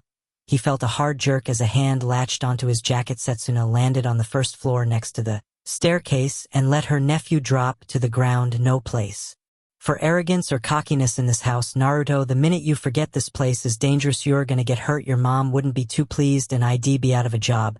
So shouldn't you be gonna work about now? I know how to get in and upstairs now, so it's time to go replace the traps I blew up 2 days ago. Gotta get the course to work again. Ha, responsibility advice from a kid who wakes up at 10 in the morning. Setsuna grinned. You ain't the man of the house yet. Naruto's answer was no less sarcastic. You should talk, and I own a restaurant. I haven't even started building yet. Okay, you win, get the course fixed. I gotta check on Slinger before he has the crew build some 3-story monstrosity. As they prepared to leave the house in their separate directions, both of the Uzumakis felt good, but for different reasons. Setsuna found Shed missed the easy banter and company of a family. Naruto just felt lucky. He finally had someone to talk to all the time that wasn't named Kakashi, Sasuke, or Sakura. Oddly enough, they were about the only 2 people in the Leaf Village with anything to feel happy about that morning. Ikeda to Tenji, you get back here and finish your breakfast. People in the southern neighborhood of Kano didn't even blink at the sight of a half-dressed 6-year-old boy running and jumping down the street, being chased by a harried girl twice his age. Given that it happened every day, they were getting used to it. One old grandmother sunning herself waved a hand cheerily at the girl. Keep at it, girl, you'll get him one of these days. Ill wager. Ikeda to Tenten smiled at their family's neighbor before she turned back to Tenji's escape. As she did, her expression turned back into one of murderous rage. Being placed in charge of her little brother made Tenten wonder what she'd done to tick her parents off. Forget the rumors, the Ninetales must have made a stop at our house before it got sealed away. Her younger brother Ikeda to Tenji turned around in midair and stuck his tongue out at her. Naya, it's not my fault your cooking sucks, sis. Tenten suppressed a frustrated scream. I only burned the eggs once, you little brat. You didn't even try them before you waltzed out today. Anyway, why should I? Suda's mom makes more sausages than they can eat. He always leaves some for me. Tenten reached into the pouch on her back as Tenji continued to insult her. That's it. Eve had it, grabbing a little ball inside. She hurled it off a wall in front of Tenji. The little boy had enough time to make one last rude gesture at his sister before the ball exploded out and formed a rope net enveloping Tenji and pinning him to the ground. Stalking over, Tenten grabbed the end of the net and began dragging her brother back home. Go get dressed. I don't care if you don't want to eat, but at least put the rest of your academy uniform on. Don't embarrass the family any more than you already do. Tenten untied the net and threw the door of the Ikeda house open. As they reached the front gate, Tenji, who was usually too surly to reply after getting caught, just kicked at the dirt before running into the house. His sister folded the net and put it on the table next to the door. She was usually too tired to stuff it back into its normal shape until bedtime. Used the net again. Tenten turned to see her father lean his head out the kitchen door, holding onto the door frame. Ikeda Kazumasa was still wearing his sunglasses, even though the bandages on his eyes told everyone he didn't really need them. When's mom's supposed to get back anyway? Oh, you know her, she usually only gets the quick rank B missions. Because of our situation, I make it 3 or 4 days at most. Kazumasa stopped his attempt to cheer his daughter up as Tenten slammed the front door and headed for her room. I'm sorry, Princess. Tenten reluctantly trudged back to the kitchen. Her father had been temporarily blinded by a sword slash to the face on an Umbu mission while defending her mother. The Leaf Village medics had mostly fixed his eyes, but Kazumasa wouldn't be able to see again until the internal damage healed itself from the doctor's looks of pity. Tenten had gathered it wouldn't be any time soon. Ikeda Tenko had become the sole breadwinner for the family and was usually gone 6 days out of the week, leaving Tenten as housekeeper and babysitter on top of her genin duties. She also had to make sure that Kazumasa didn't kill himself stumbling blindly around the house, having him come up the stairs trying to apologize. Wouldn't have been safe, Daddy. You know nobody blames you, but Tenji's been taking advantage of everyone, and I'm getting tired of it. Kazumasa could still sense individual chakra auras, but not inanimate objects like walls and furniture. When he attempted to discipline his son, Tenji often managed to hide behind corners until his father gave up and left him alone. Tenko wasn't much help. Nobody wanted to burden her with anything when they saw how exhausted she was all the time. I honestly figured that teacher at the academy would have been able to do something with him if he could get that Naruto kid to behave and make genin. Tenji shouldn't have been a problem. Tenten's thoughts wandered off as Kazumasa continued to ramble about Irika's failure. Unlike Hinata, Sakura, and Ino, she didn't know much about Naruto. All she had were the rumors in the village and what Shed's seen in the forest. Oh, Shed's seen that stupid prank head pulled by painting the Hokage memorial, but other than that, Naruto hadn't done anything else in her sight that was so bad. Why would he be such a burden on Iruka Sensei, when she asked her father, he shrugged. I knew his parents. What's that supposed to mean? Kazumasa couldn't wink at his daughter, but his grin said it all. That is a secret, daddy. All right. Kazumasa dodged Tenten's elbow and leaned back against the wall. But I better not hear you tell anybody else about this, not even Naruto, his father, and the third Hokage laid a bond of secrecy on me a long time ago for everybody's good. Naruto's mother was Uzumaki Haruka, my squad leader. His father was Kazama Erasure, the fourth Hokage. Kazama, why isn't he named for the fourth? They were planning to get married someday. Kazumasa shook his head. Then the Nine Tails showed up. Nobody knew how to get rid of the demon. Best we could do for a long while was to damage it and hope it would back off until it healed up. The fourth finally thought of something that could kill it, but by the time he had it all figured out, Haruka was already dead. Our team had drawn the short straw to face the demon, and she wouldn't let Erasure pull her off the front lines. We got out there, and she saved all our butts at the cost of her own life. That explains why he has no mother. But why would the fourth deliberately turn Naruto into an orphan? He didn't have any other choice. Without Haruka, his first technique wouldn't work, had to come up with something else. So he went with sealing the demon away. The sealing killed him in the process, but it did the trick. You still haven't told me why Naruto's supposed to be such a handful before. Erasure learned a little responsibility. He was the biggest practical joker in the village. His sensei, his teammates, even the third Hokage. Nobody was safe. Smart as hell, but he didn't take too much seriously. They were taking a big gamble when they made him Hokage, and they were lucky it paid off. Haruka was the serious one. She wouldn't take crap from anybody. If you pissed her off, she'd let you know, and she generally did something about it too. Any kid of theirs, man, would he be a force of nature. Tenten tried to match the heroic legend that was the fourth Hokage with the sometimes sheatheded, always loud Naruto. Other than the hairstyles, they didn't seem that similar. Of course, his constant desire to be Hokage made a lot more sense now. She couldn't have known it then, but the words that came out as her mouth opened would change her life forever. If he's improved that much, you might as well hire him to keep Tenji in line. You know something, princess? There was a loud crack as Kazumasa's hand slapped the kitchen counter. What the hell? We've got nothing to lose, right? For the first time in a while, the master of blades and his daughter had a reason to laugh. With some luck, their little problem might not be so bothersome. After all, the fact that they'd be dumping their problem on Naruto was forgotten for now. Across the village, there wasn't any laughing going on at the bridge where Team 7 usually met. What do you mean you can't tutor me? Kakashi scratched at the back of his neck as Sakura stared up at him. Bewildered him. Sorry, Sakura, right now I've got to train Sasuke. And with his condition, it's all I can do to keep him from hurting himself. Maybe you should ask your parents or go find Naruto. Her flat expression told Kakashi what the pink-haired girl thought about that idea. I know Naruto can be a little hyper, but from what you've told me, he's getting a little more serious about his duties. Besides, he hasn't shown up since he got back from the forest, and I'm too busy to check. Could you find him and let me know how he's doing? Sakura looked hesitant, but it wasn't for the reason Kakashi seemed to think was stopping her. The Uzumaki Naruto that had come back from the forest wasn't the one she was used to. This one made her feel strange, half interested, half scared.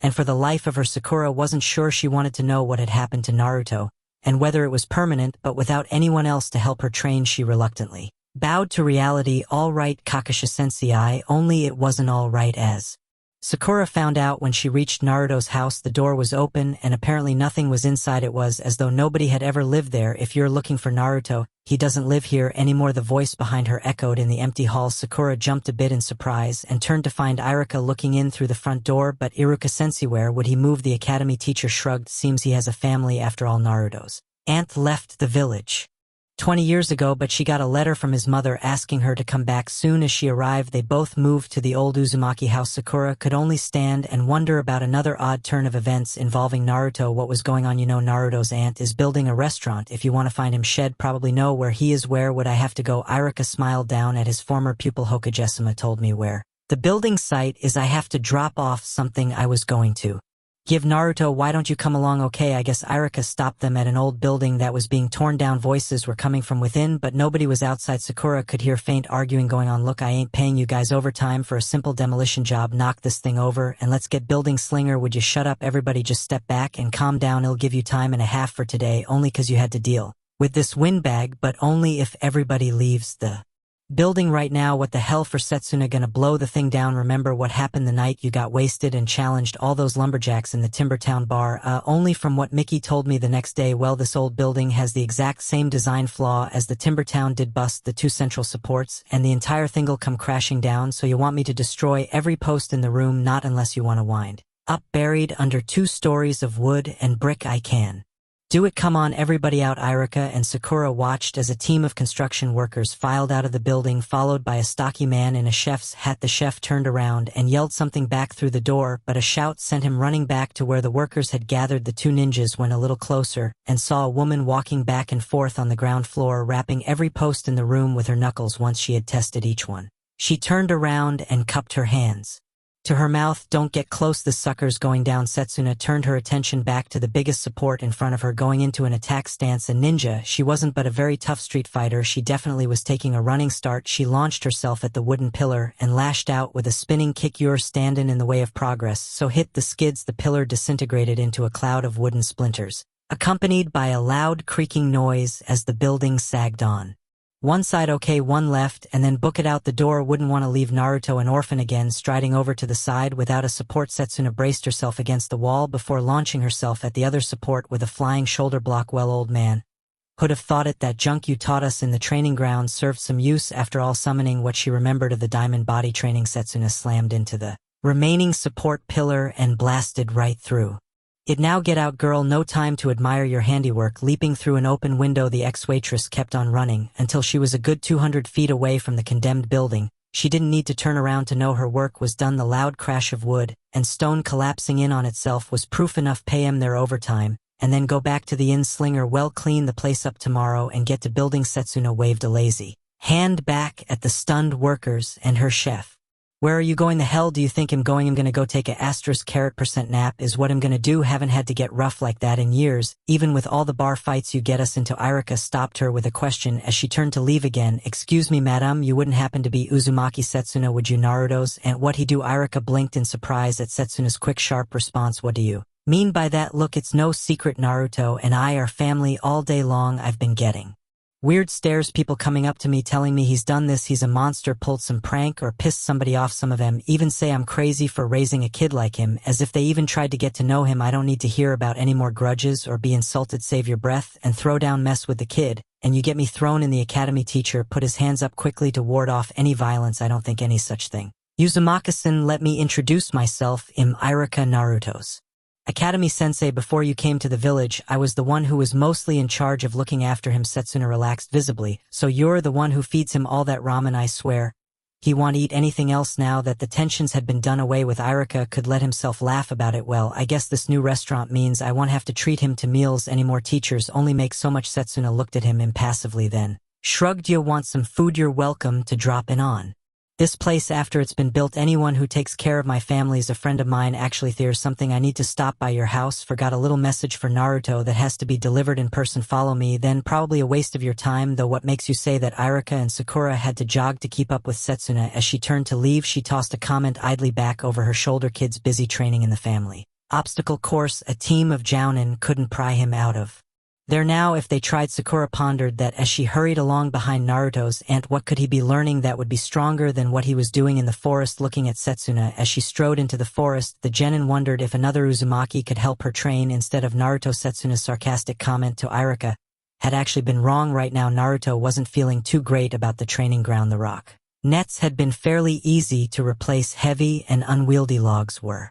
a different story. Still, it was either fix the place or go back to reading scrolls like before. Picking up an axe and saw from the rack in the Uzumaki toolshed, Naruto strode out into the forest to find a dead tree. A conversation had with Erasure the night before occupied his thoughts. Okay, Dad, spill it. You didn't even know the ghost girl was an Uzumaki. For once the fourth Hokage was on the defensive. Hey, don't blame me. Your mom might have let me know all about herself, but when it came to her family, she could clam up as quick as anyone. Besides, she hated burdening others with her problems. Haruka would listen to you bitch and moan about something, but the only thing she ever did when you asked her how she was feeling was smile a little. Wouldn't complain for the life of her. Naruto wasn't buying it, as the look in his eyes told Erasure she obviously had a temper. Dad, Mom had to vent sometime, and you were both probably too busy to scream at each other all the time. Well, Erasure hesitated. Should he tell the boy true to form? He ignored his misgivings and plunged on. She didn't vent. Haruka had another way of dealing with her problems, as I found out one day spying on her. The dreamscape shifted from Naruto's new room to a clearing in the forest outside the village. Haruka sat on a tree stump, idly tossing a kunai at a fallen log nearby, then pulling it back with a string tied through the ring on its end. Wouldn't Mom have known you were here?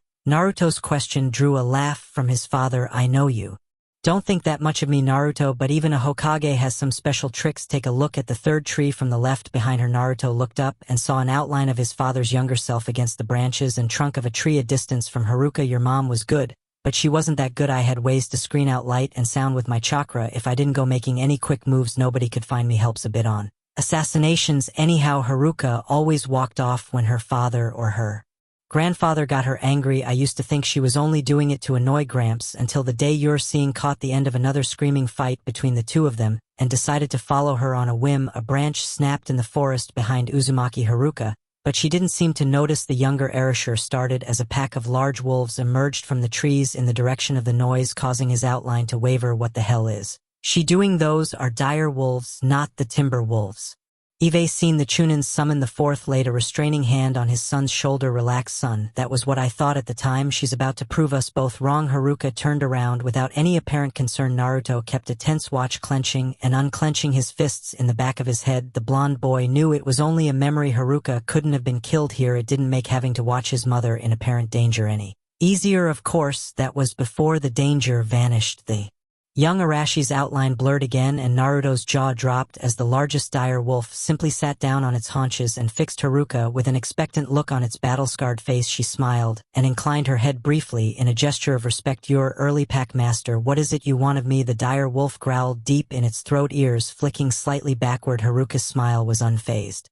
Don't play innocent with me, Bloodfong. You never come here early unless something's bothering the pack. This time, the leader of the pack lay down fully, head resting on its front paws and barking sharply. Haruka laughed. Bears? You've never had problems with bears before. What happened to those boasts about your sire and grandsire slaughtering whole packs of them? A faint whine was all Naruto heard as the dire wolf's ears laid fully back. Oh, I get it. They send in the younger, stronger warriors, and now you want me to save your hides. One of the smaller wolves emerged from the pack, clutching a dead raccoon in its mouth, which it laid at Haruka's feet. The young woman's eyebrows arched, asking me to face down a family of bears, and the best tribute you could get was a tanuki. You're lucky. The wolves have my favor. Rising from the stump, Haruka snapped the string off her kunai and tucked it into the pouch at her waist. All right, you lazy git, lead me to them before I change my mind. Naruto watched his mother leap into the forest as the dire wolves ran back the way they'd come. You're kidding, Erasure chuckled. Welcome to the weird, wonderful world of the Uzumakis. Naruto, otherwise known as the Nature Ninjas. Nature Ninjas, you never wondered why almost all of them were umbu? They were the perfect killing machines, even without any actual man-made weapons. Other bloodlines may have their power in the eyes or the body, but only the Uzumakis had it in the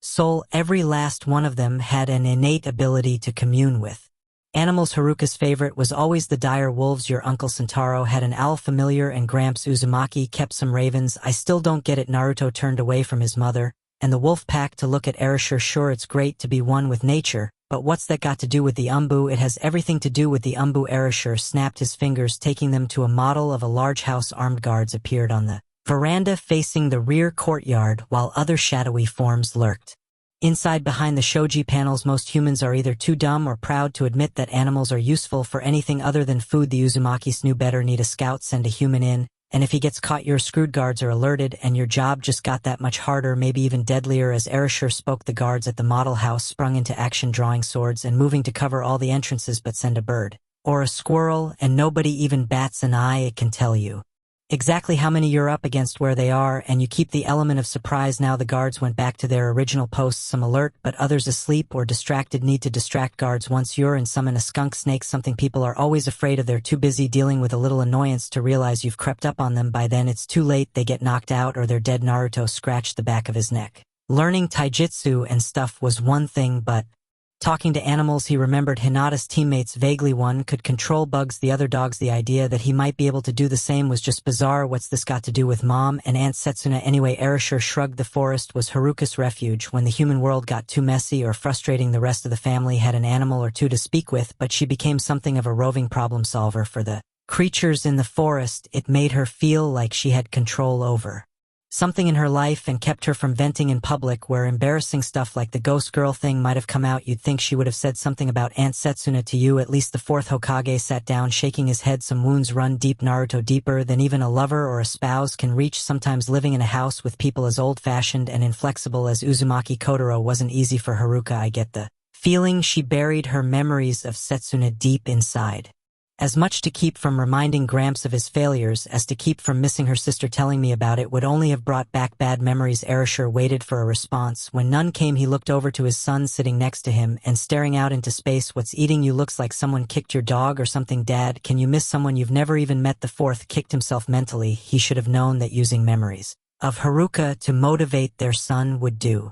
This why wouldn't the boy hunger for his mother's love once had seen her and discovered what had been taken from him? Damn you forever, Haruka, did you even know what you were doing to our son and me that day? Why, out of all the duties in the world to fulfill, would you be so stubborn about fighting that thing? The irony was she probably had known what might happen. Setsuna's arrival had made that much clear. Family duties aside, all the forward thinking in the world couldn't make up for a decade's worth of neglect. Erasure knew it had been unavoidable. Naruto had to become strong on his own or else he would never be able to kill the demon fox. The fourth had logic on his side, but logic rarely trumped guilt. Erasure hung his head. When he spoke it was much softer than usual. Yeah, you can, but missing someone can go one of two ways, son. You can let it get you down or use it to make yourself stronger. Which one do you think Haruka would have wanted for you? I know all that, Naruto muttered. The scrolls you left behind are a big help, but it's just not the same. I do this stuff, but unless you choose to show up at night, there's nobody to tell me whether I'm doing it right or wrong. Even if I do get stronger, I wonder if that's even worth it anymore. You won't let me tell people I'm your son, and how many of the villagers would change their opinions of me, even if they believed me to begin with? This is not about you, son. Erasure let the guilt pass for a moment,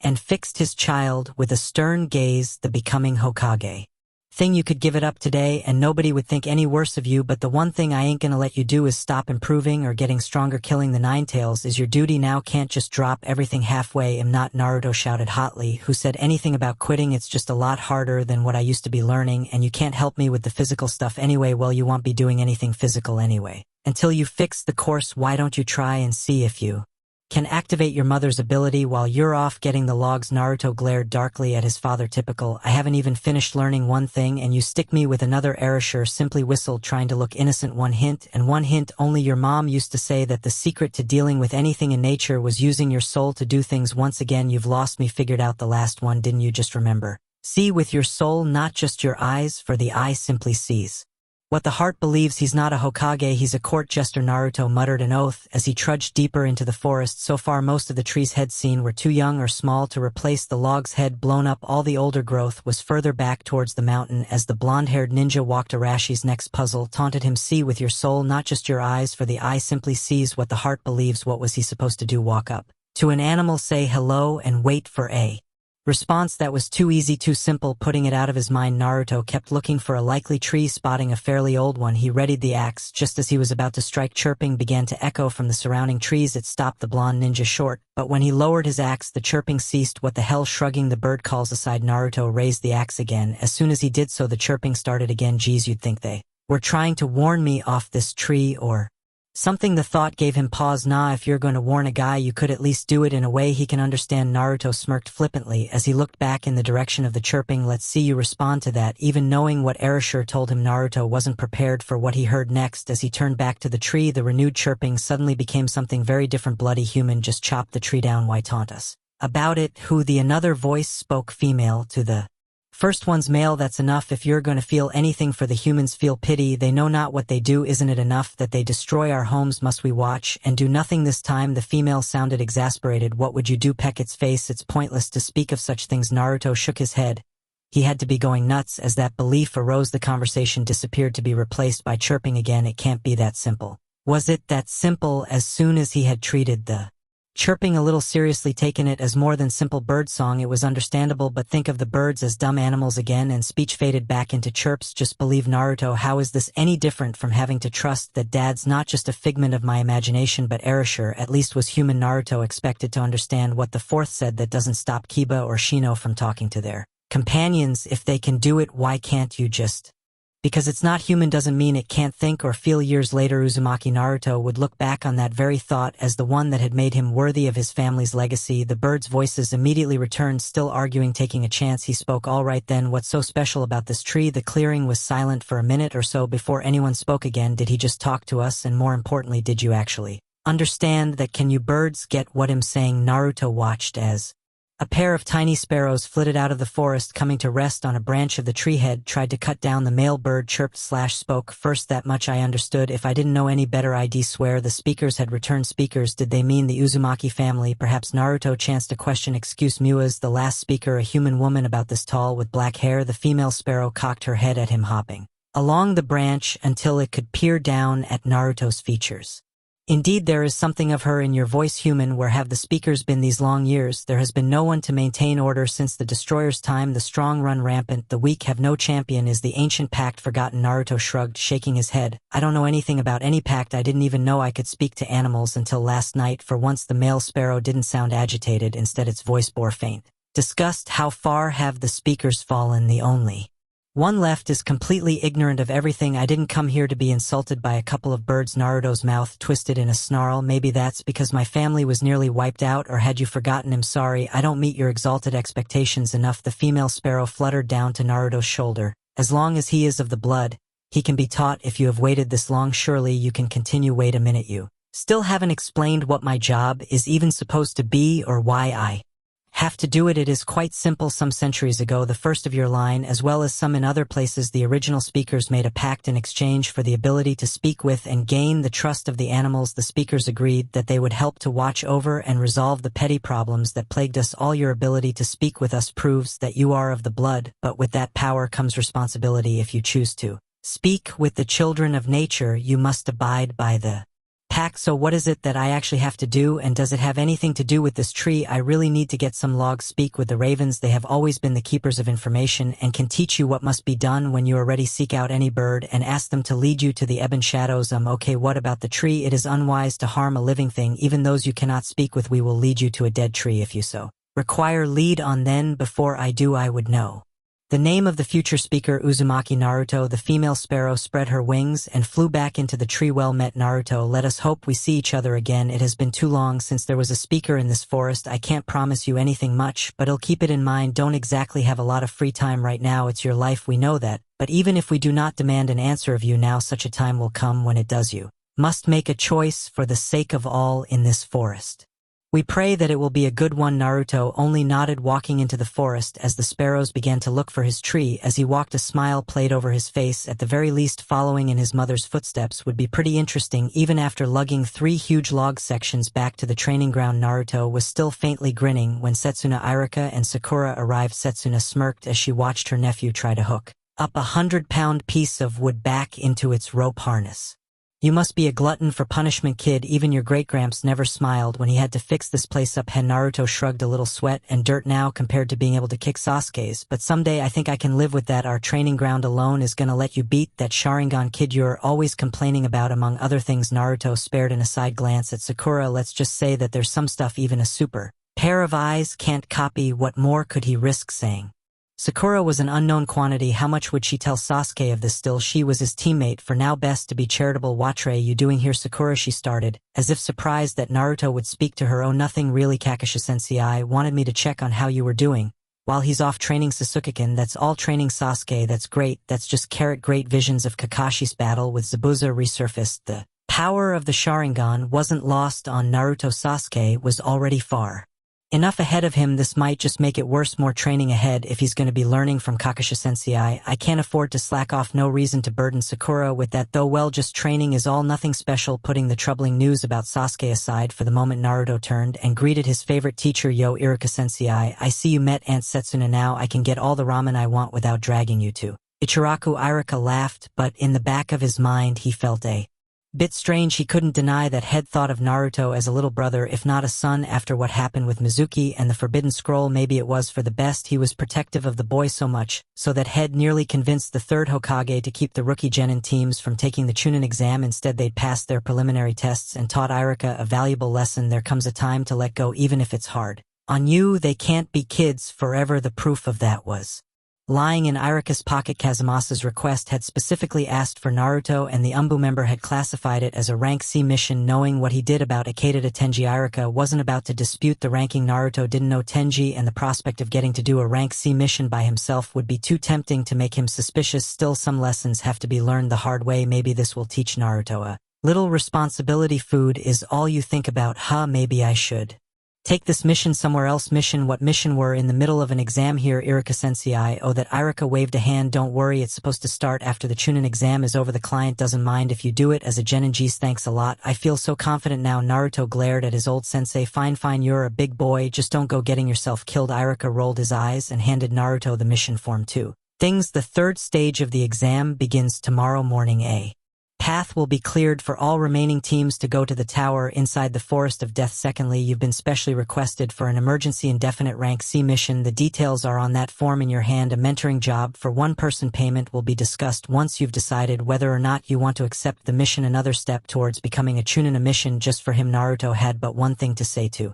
Irika about it. Bring it on. Clear the mind and empty all thoughts. Find serenity, a peace nothing can intrude on. Uchiha Sasuke repeated the mantra as he meditated, trying to stay within Kakashi Sensei's training. With only a few hours to go until the third exam began, he reviewed everything he had been taught during the break between exams. If there's one thing you need to avoid, the copy ninja had said, it's losing control of your emotions. Molding chakra is one thing, but emotions are far worse. It's human nature to feel angry or frustrated at times like these, which is precisely what Orochimaru was counting on when he attacked you. Give in and the seal will activate. Kakashi was off somewhere this morning, though had promised he would be back in time to take Sasuke and the rest of Team 7 to the tower. I'm gonna go find a way to keep the seal in check. For now, keep practicing your self-control. The irony wasn't lost on Sasuke. Self-control was practically a part of him, keeping himself from lashing out at his teammates when they acted like idiots all the time.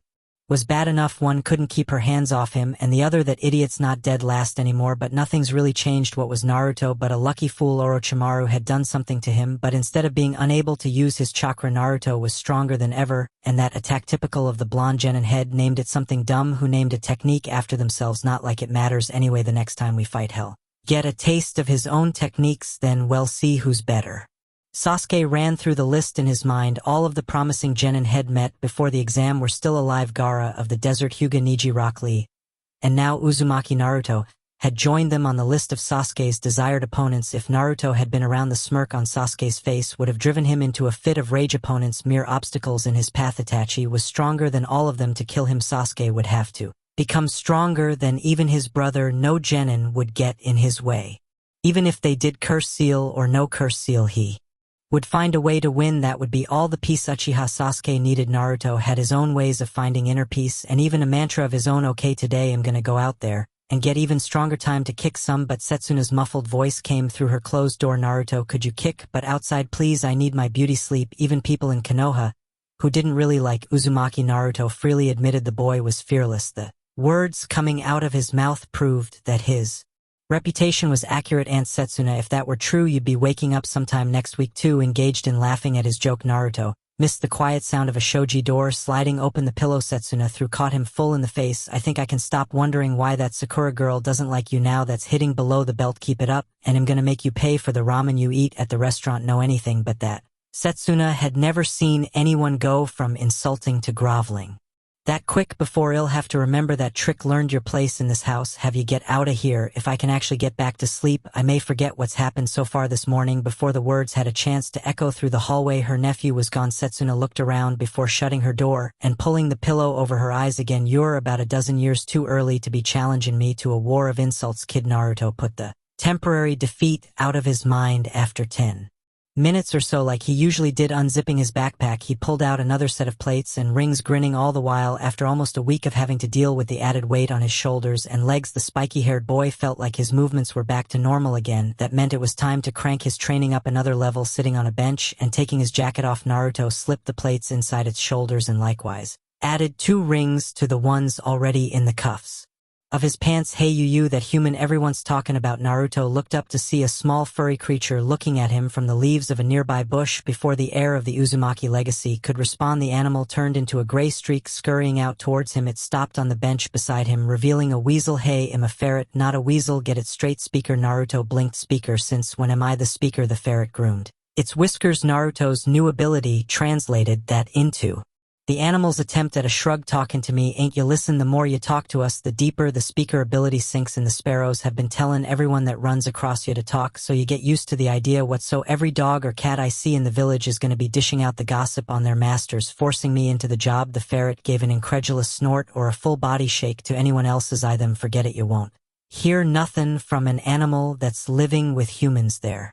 Spirits are broken, and along with that their connection to nature. Soon as an animal loses that, even wild creatures can't talk with them anymore, well, except for parrots, and they just repeat what you say anyhow. What about the ninja dogs or the bugs Shino's always hanging around with their special cases, and you can't talk to them either. They got specific bonds with their patrons. Besides, what's the point of talking to sellouts and lapdogs? You can talk to any wild creature you want. That's loads better. Naruto arched an eyebrow, and the fact that you all get to shove your problems on my shoulders has nothing to do with it. Hey, it ain't like you don't get advantages from the deal besides just talking. Oh yeah, what advantages? Summons. You got any idea what kind of power a summoning contract between a speaker and his charges can give? Come on, frogs, snakes, and stuff don't get that big on their own. Now that did open Naruto's eyes. He knew for certain that Sasuke had seen him do the Naruto Bakudan in the forest. Pretty safe to assume that he can copy it then. Of all the things the blonde genin resented about Uchiha Sasuke, the Sharingan was probably at the top of the list for someone like Naruto, who had learned everything he knew through hard work and drilling day after day. Something that let you use another person's techniques just by looking at them once or twice might as well be cheating. Of course, Kakashi's Sharingan was different. At least Kakashi Sensei only uses it when he's fighting a bad guy like Zabuza.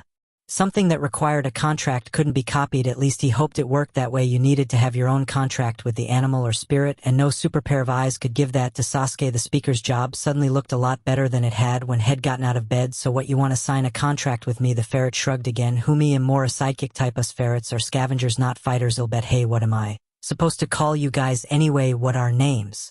Every tribe's got its own traditions. Birds name themselves after where they hatch. The dogs and the wolves prefer stuff about their personalities. The ferrets around here have been living near the city so long we name ourselves like you humans. You all have names like regular human men and women. Not really. We name ourselves after stuff. My uncle's called Sushi because he lives under the Nico Sushi restaurant. My dad loves eating chicken, especially early in the morning, so everyone calls him Ondori the rooster. And of course, cause the big boss ferret lives up on that mountain, he's Lord Yama. So what do I call you then? You're called I'm called Itachi Weasel. All right. Naruto stared at the ferret for a moment, scratching his head. I thought you just said you weren't a weasel. Itachi sounded embarrassed. Okay, so I'm part weasel. My dad's a full-blood ferret, and that's what counts anyhow if you say so. So you want to hang around with me, is that it? Itachi scurried up on the blonde boy's shoulder. Why not him?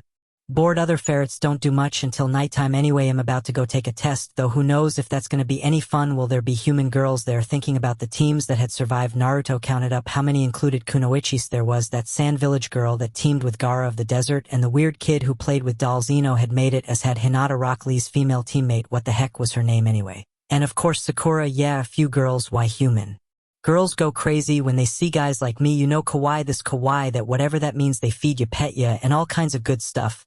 So I always go where the girls are. Naruto slapped a hand to his forehead. Of all the animals to hang out with, I get the perverted one. Well, good to see someone's actually gonna have fun today. Come on, before I change my mind. Sweet, I'm gonna get me some tender love and care. So much for rest and relaxation. The little smile on Naruto's face as walked towards the forest, idly stroking Itachi's head, told the truth about how he really felt. Not everyone finds inner peace the same way. After all, back at her house, Sakura dressed slowly, wondering what the third exam would be like. It couldn't have been any worse than the conversation she'd had with Uzumaki Setsuna the day before. Naruto's aunt had just looked at Sakura for a while after the girl had asked her to become her teacher, puzzled by the request. What the heck do you think you can learn from me? I'm not a shinobi. Sakura looked down at her shoes in embarrassment. No, but you can fight, and I can't. You're really strong. The hell's that supposed to mean? Setsuna sized the girl up for someone the hyperactive Naruto was mooning over. She seemed a little plain, even weak. That had to be the problem. Her first instincts upon looking at Sakura had practically screamed nerd. Well,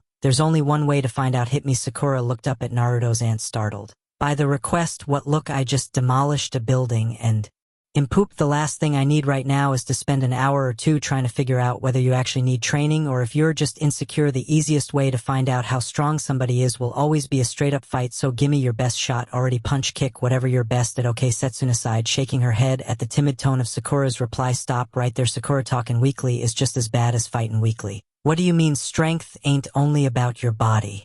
It's as much mental as it is physical. I ask you to give me your best shot and you bust out with some weak ass. Okay, if you don't really mean what you say, or do, you're never gonna be a fighter, just a talker. I don't understand. Setsuna strode over to a nearby log and sat down, beckoning the pink-haired girl over. You ever known any bullies in your life? A few at the academy, I guess, and girls used to make fun of my forehead until Ino stopped them. Okay, think back to those bullies. How did they manage to push Everyone around, well, all the other kids would be afraid of them, afraid of getting beaten up. You're getting the idea. In the end, when did all those bullies stop being threats? Sakura considered the problem for a while, finally coming up with an answer when the kids saw through the words and figured out that the bullies were no different than them, right? See, some bullies probably are stronger than the average kid, but what really sets them apart is image. Actually make that confidence, that's really all. Image is about you could be the strongest fighter in the world, but if you lack the confidence to do anything with that strength, it's all a waste. So you're going to teach me confidence. Setsuna threw her head back and laughed. Confidence ain't taught, it's earned, built up gradually. Look, there's a good way for you to learn both strength and confidence from me, if that's what you really want. That got Sakura's attention. How can I do it? Setsuna pointed a thumb back in the direction of the village center. You were there when I cleared the land for my restaurant, right? Come and work for me as a waitress in your spare time. What does working as a waitress have to do with confidence or strength? Uzumaki Setsuna had plenty of stories to tell Sakura, but something told her personal experience would work best here. You don't think people are born knowing how to fight, do you? When I left the village, I was barely a teenager. I knew the mechanics of fighting, but I wasn't all that powerful. Did a few odd jobs, bounced around from place to place until I got my first job as a waitress. She mimed, carrying a heavy tray with one hand. If your restaurant's busy, you'll run into stretches where you get swamped. Sometimes you'll be handling 2, 3, maybe even 4 tables worth of orders at once. That can help improve your strength and balance in a hurry. When customers get impatient, you also have to deal with them bitching at you about it. If you don't have thick skin, you develop it fast. The confident waitress can even learn to toss back a few choice insults. Sakura considered that prospect. Once you get fired for that, maybe from the first job or 2, but once you get good enough at what you do, you're home free. No manager would dare piss off an efficient veteran waitress, especially if it means having to train another one for months at a time. As for you, I know what the job is like, so unless you're a complete waste of time, I ain't gonna fire you. Sakura looked down again, trying to decide. Hey, you wanted training, it's your decision. Tell you what, think it over. Come back once the Chunin exam is over and tell me what you want to do. Setsuna had left it at that, leaving the training ground to go take her nap. Sakura watched the older woman go, trying to figure out how she managed to look like a fighting machine one minute and a lazy sloth the next. A day later, here she stood still, trying to figure out if she should entrust her training to such a strange woman. The sheer force of Setsuna's personality kept on coming back to Sakura. How did anyone who wasn't a shinobi still have such strength, both physically and psychologically? Naruto, she understood his energy came from his goal to be recognized by the village and become Hokage. What about Setsuna? It seemed her only goal in life was to eat and sleep. If for nothing else, Sakura figured working for the older lady might be worth it, just to figure out what made her tick. But before then, the pink-haired girl sighed. One more exam to go, win or lose. She probably wouldn't be any closer to finding her peace or confidence until the exam was done. With all that said and done, the 3 members of Team 7 approached the old bridge slowly, each occupied with their own issues. Sasuke said nothing as usual, leaving Sakura to notice the ferret perched on her teammate's shoulder. Naruto hadn't said a word to either of them, too busy clowning around with his new companion. Just as she was about to ask Naruto about it, a puff of smoke atop the arches above them announced Kakashi's arrival. Yo, Naruto looked up and glared at their sensei. So what's your excuse this time, Kakashi-sensei? Pretty girl, you got lost. If you must know, I was at the library. Naruto and Sakura looked at each other and then up at their teacher like they usually did. At times like this they spoke in unison. Sensei, when did the village library start stocking porno? Had they been behind the copy ninja, the 2 genin would have seen a huge sweat drop on the back of Kakashi's head. Eve really got to start hiding that book in something normal. Hey, I read regular books too. Naruto smirked. Yeah, and pigs fly. Do you want to get to the exam or not? Oh sure, keep us from reporting you for corrupting the youth of the village. Sakura smiled a little. At least some things hadn't changed about Naruto. As they walked through the roped-off path into the forest of death, Kakashi finally noticed the furry shape now draped across Naruto's shoulders, apparently asleep. What's this, Naruto? Your new pet? Naruto shrugged a bit, trying to wake the ferret up. He's not a pet, Kakashi-sensei.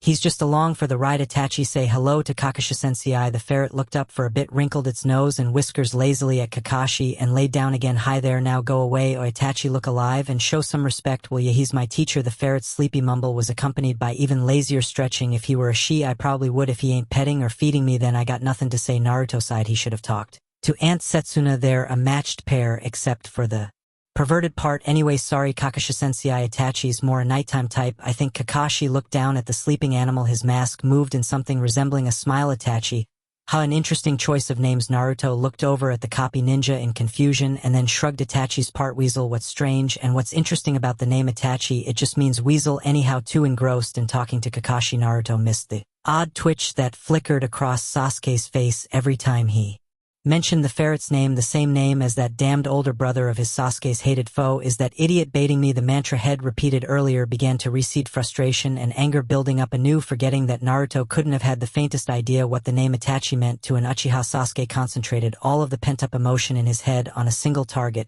Who do you think you are? Learn one new technique and you think you're better than me? I don't care if it's during this exam or afterwards. You and I are gonna fight anywhere, anytime. I don't care. I will be stronger than you. I have to be stronger than you. Forget everything else. This was all that mattered. In a sense, it was all that had ever mattered. After their first meeting, the four of them spent the rest of the walk in silence, everyone occupying their minds with their own concerns. Eventually, the central tower loomed in the distance. Naruto grinned to himself. Time to get it on. Once all of the genin were inside, they found themselves in a huge room, 2 balconies overhead, and a large pair of hands carved into the wall, forming a seal. In front of the seal stood the third Hokage, accompanied by all manner of shinobi from the Leaf Village, and the other villages being represented in the exam. Each remaining team was arranged in a line as their teachers filed up to the stage behind the third, who walked forward a few steps and smiled down on them. First, let me congratulate you all on passing the second stage of the Chunin exam. We will now begin the third stage. For those of you who had a hard time getting here, you'll be pleased to hear that this is the last part of the exam. Naruto looked around as he heard a loud sigh go through the crowd. He chuckled to himself, seeing Ino whacking Choji across the head for being so obviously relieved at the news. Are you a man or aren't you? Hey, if it means I can get back home quicker for dinner, I'm all for it. Naruto shrugged.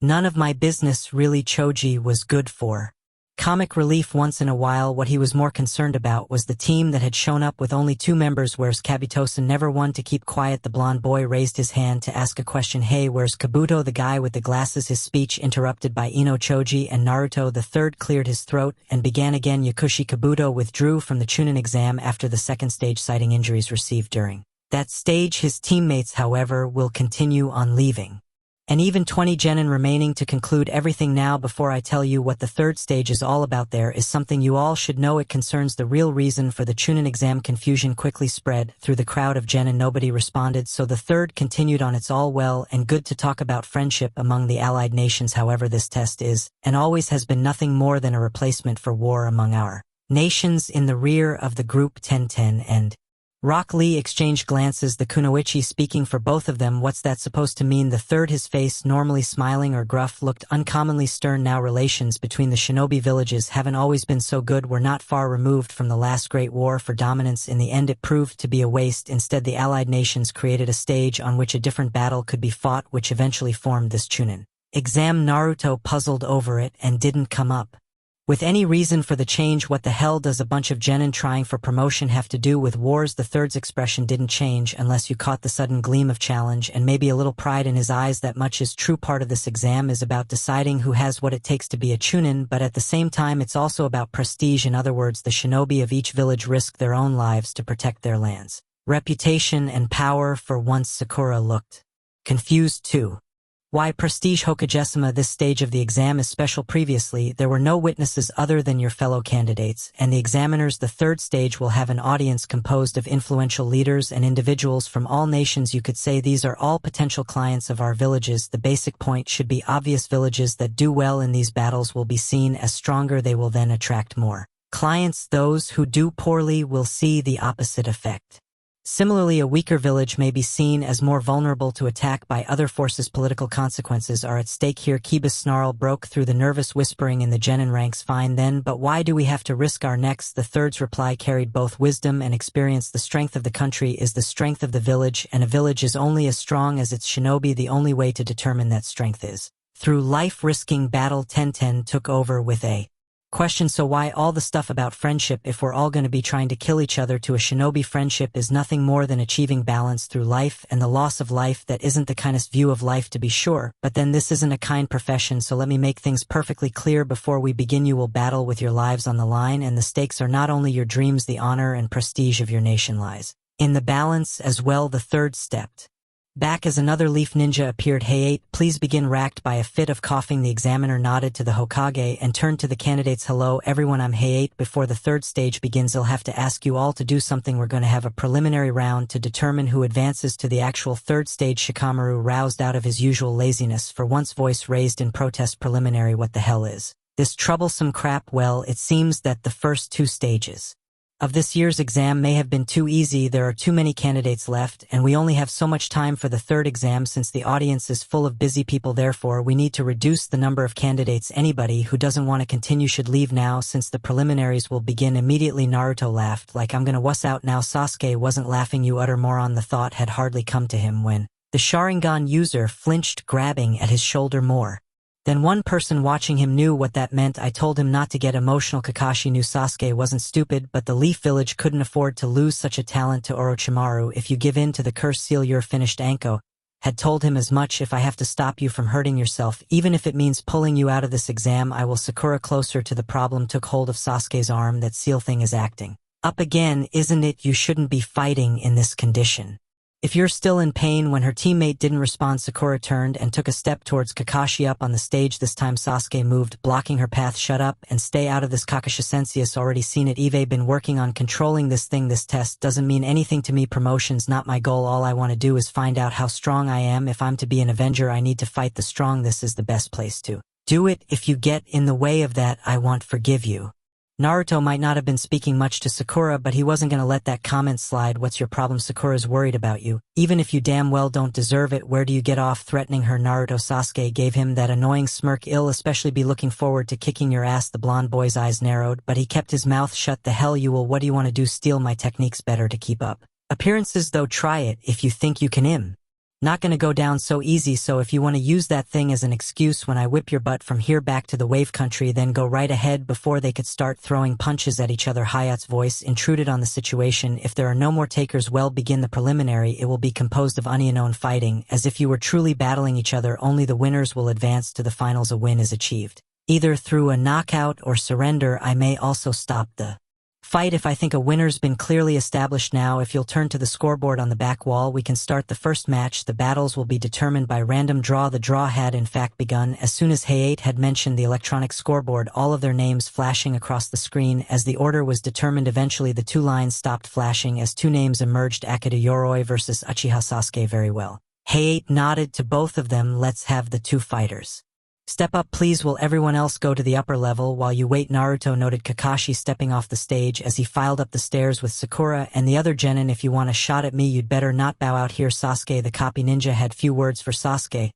He knew the boy wasn't in a listening mood, especially after nearly coming to blows with his own teammate. I'll make it simple. Don't use the Sharingan or any other jutsu. If that seal activates, you could be killed. Best to end it quick if possible. If I see the seal activating, I'll stop the fight myself. Got it? His student nodded, attention mainly focused on Yoroi standing still opposite from him with an unreadable expression. Kakashi shrugged. Hell, find out soon enough whether I'm serious. All right, once the fight is over, Eve found something that'll help with the seal, so there's your incentive to get this over with as fast as possible. Sasuke kept his eyes on Yoroi. Even without the Sharingan, he knew things weren't going to be like normal no fire jutsus, not even clones or body switching. This would have to be a pure slugging match, something he wasn't ordinarily used to. Hayate stepped up between the two genin, glancing first at one then to the other. Now then, please begin the match. With the speed that only comes from years of martial arts training, the combatants were 100 feet apart in the blink of an eye, each readied an attack. Your right hand surrounded by an eerie glowing energy, while his other hand drew forth some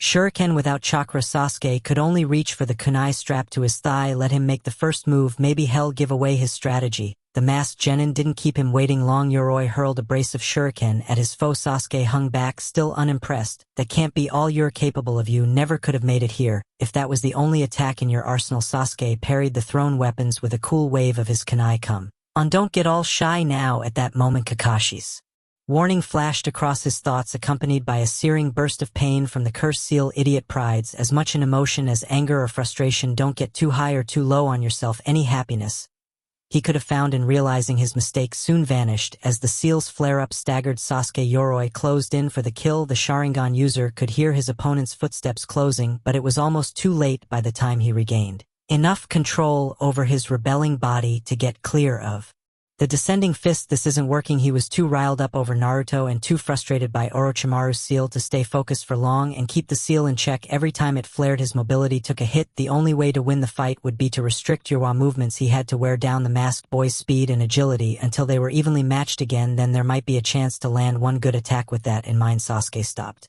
his escape, plunging the kunai into the concrete floor, swiftly capturing one of Yoroi legs in a leg scissors. He levered the leaf genin down onto the floor, shifting the fallen body in order to trap one arm in a classic armbar, threatening to break it. It won't hinder his movement much, but knocking down his attack potential will do, straining to dislocate or break his opponent's elbow joint. Sasuke focused his energies on that task. As precious seconds flew by, he suddenly realized something was wrong with the situation. Wait, why isn't he struggling? Sasuke had discovered his opponent's trap, but entangled as they were, there was no escape. Helpless, he watched with a curious detachment as Yorwa hand turned around and made contact with his chest. There was no pain, but that wasn't the point of the attack. As Sasuke discovered, the flame that had enveloped Yorwa hand began to glow even brighter than before, and suddenly the Uchiha boy's grip on that right arm began to slacken strength gradually, leaving his limbs. Soon enough, the masked genin had pulled out of the armbar, retreating back across the arena. My strength. What the hell did you just do? Yorwa only response to the weak voice question was to charge back towards Sasuke again, his glowing right hand a silent promise of more pain to come. Still in shock from the odd technique that had been performed on him, Sasuke never saw his opponent coming. A scream from above snapped him out of the trance. Sasuke-kun. He sat up, responding to the urgency in Sakura's shout, and immediately wished he hadn't. As Yorwa hand latched onto his face, the weakness spread faster this time, a tired feeling sweeping through Sasuke's body as the seconds passed. You. He gasped brokenly, looking into the cold black lenses covering Yorwa's eyes. You're draining my chakra. Good to see you're not a total fool. Finally noticed it. Above them both, up on one of the balconies, Orochimaru, cloaked in the form of a sound village Jounin, looked down on the battle. Yorwa's ability is to drain his opponent's chakra by touching him with the palm of his hand. When you run out of chakra, my dear Sasuke, you will have no choice but to release the seal and rely on my power. That is, if you want to continue fighting, to keep growing stronger. Summoning what was left of his flagging strength, Sasuke wrested himself out of Yorwa's grasp. What now? He's impossible to beat in close combat. Not that I'd survive another shot from that hand of his. How am I supposed to win if I can't hit him from a distance or up close? As his rival ran through his options, Naruto watched the fight, feeling torn. On the one hand, he wasn't fond of seeing Sasuke win all the time. Then again, even if he hated to admit it, he was still proud of everything their team had accomplished. Sasuke losing would totally screw with our good record so far. Reluctantly, Naruto urged on his teammate in the only way he could without feeling like an airhead cheerleader. Hey Sasuke, how are you gonna beat me if you can't even get past a one-trick pony like him? Get off your ass and finish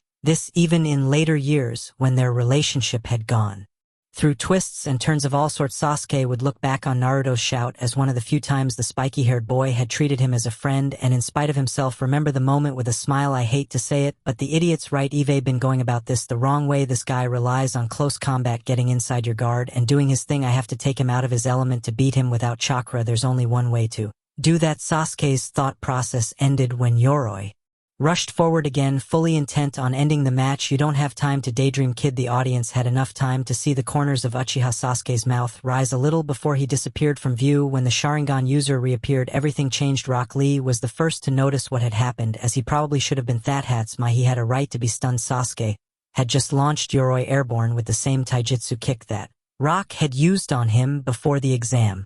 Naruto didn't remember what most of the thick-browed genin's attacks looked like. Had been unconscious both times Rock had fought for real, but he didn't have to. The other boy's expression said it all. Sasuke had copied another move with the Sharingan. Itachi woke up as his new friend's shoulders moved, shaking slightly as Naruto clenched his fists. What gives? Speaker, you're shaking me out of a nice dream here. It's not fair, Naruto muttered in a low whisper. I worked my butt off learning all these new moves and abilities, and Sasuke could take most of them in the blink of an eye. What's the point of all that work if what's yours won't stay yours? Hey, he's not a speaker, right? Never will be. He ain't got the blood for it. Take what I've got and be happy with it. Something like that. For us wild creatures, life is short, and there could be something lurking behind the next tree waiting to eat ya. Instead of getting down over it, we try to enjoy the good times and try not to get too down in the bad times. It ought to be the same for you. Focus on what you're good at. Master the stuff nobody can take away. If you do that, what damage could this Sasuke guy hope to do that? So Naruto grinned, still whispering, as he picked the ferret up off his shoulders and brought it up in front of him. Then you and the rest of the animals can have your speaker on one condition. Itachi's whiskers quirked like the arching of an eyebrow, and that condition would be when the exam is over. Win or lose, you're going to go into the forest as my mouthpiece. Find all the tribal leaders you can and get them to sign summoning contracts with me. Words are well and good, but ferrets don't carry much weight with the wolves, bears, and other big shots out there. Without proof, we're a team. ID just be a snack. Once I set foot in predator country, tell you what, I'll find something you can wear, and then we'll both go to the sparrows and tell them all about it if they're gonna set me up for the job. Those bird brains had better do some work for me if you say So just don't forget about that proof, okay? I'm too cute to die. Naruto snickered. Don't flatter yourself, you lazy poofball. That issue resolved. Naruto put Itachi back on his shoulder, both settling down to watch the end of the fight. You might be able to steal the Naruto Bakuden Sasuke, but I'll make sure you can't steal anything else from me again. It wasn't something he could explain well, if at all. How could he without giving away what he knew about? His parents call Uzumaki Naruto sentimental and emotional.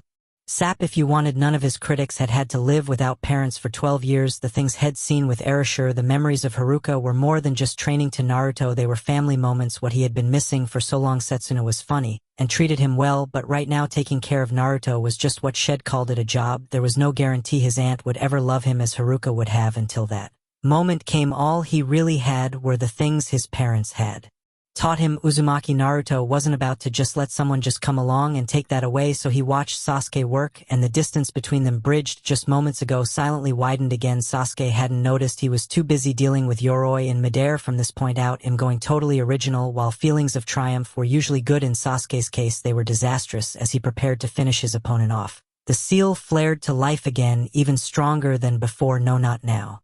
Damn it, I was so close to letting Kakashi-sensei deal with the stupid thing. He had a right to be angry, but it wasn't helping things. Sasuke could feel the burning pain spreading to his face, shoulder, arms, everywhere. Calm down, can't let it control you or else Kakashi-sensei stops the fight. How could he bow out so easily? It would disappoint Sakura and probably set her off crying again, and he wouldn't be able to face Naruto in the actual battles. If it all ended here, don't be angry or frustrated, find peace, and you'll win. Below on the stage, Mitarashi Anko's jaw dropped wide open. Not only was the seal spread slowing down, Butet was receding. How can he have this much control? It was easy, as long as Sasuke could remember not to feel anything about it, keeping firmly focused on his goals.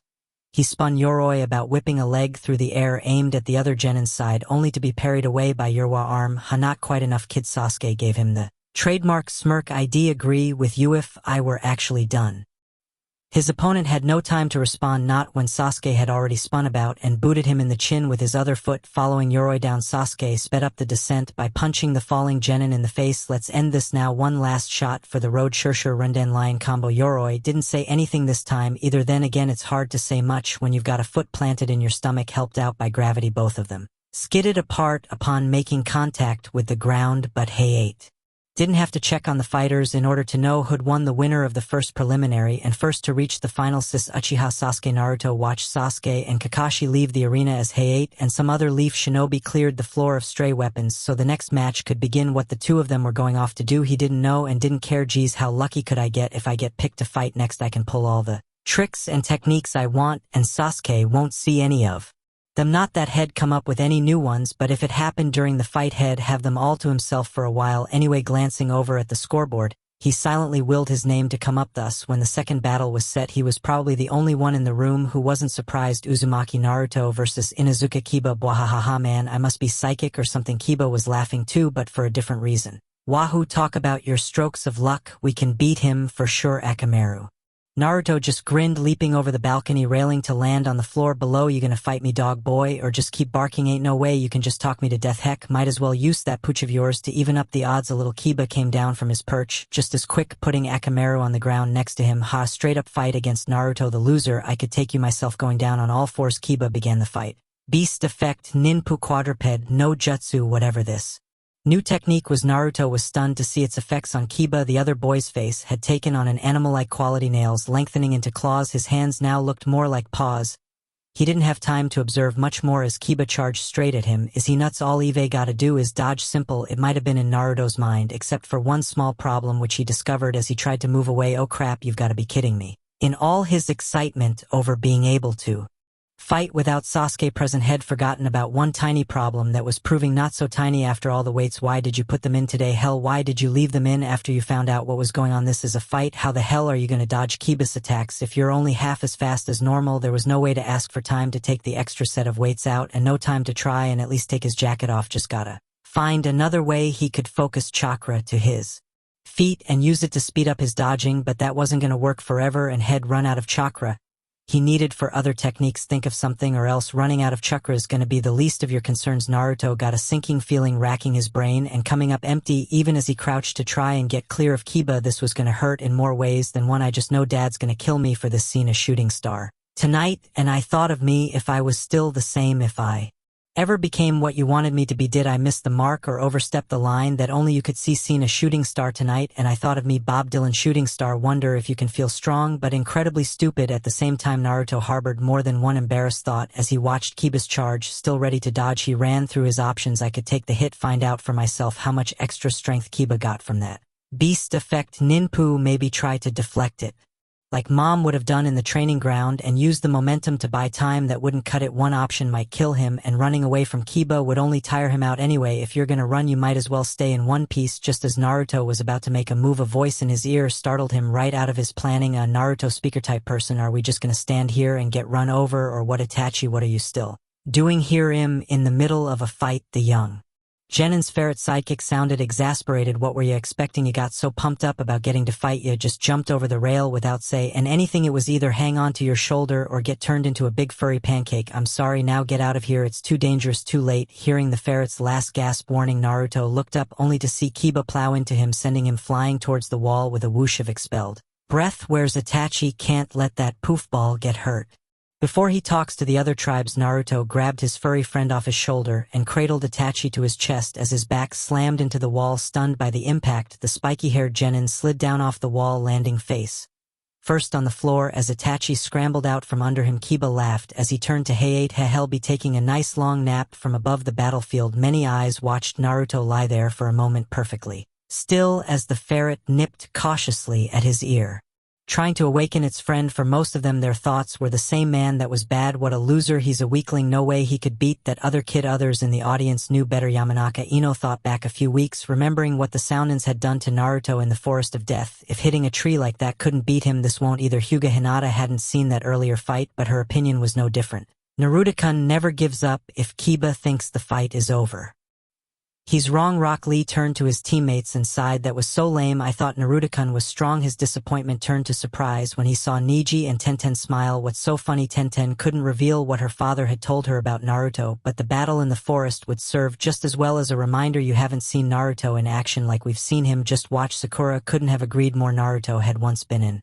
idiot, but shed long since revised that opinion of him. The more he fights, the stronger he gets. He never lets anything stop him from looking to his goal. I know. Hell, show Kiba what a mistake it is to just write him off like that. Looking back at her teammate, she saw that Naruto was proving her right. He staggered to his feet, voice low but strong nonetheless. Hey dog boy, that all you got? Itachi, reassured that his friend was all right, scurried off to the balcony to watch the rest of the fight. You better win, speaker lose to one of those sellout dogs and his master, and you'll never hear the end of it. From the wolves, Kiba's eyes widened as he saw his opponent rise to his feet, blood trickling from the corner of his mouth, limbs unsteady but otherwise looking ready to fight. Big words from somebody bleeding all over the place. Stop acting all cocky, you loser. Cocky? I was just testing how strong you've become. Since you still suck, you might as well start using the puppy too and even up the odds. If there was one thing Naruto had figured out about Kiba, it was that his opponent had something in common with Akamaru. The animal mind provoke an animal beyond a certain limit, and it would inevitably snap. If that happened, Kiba could sink to the level of an animal attacking blindly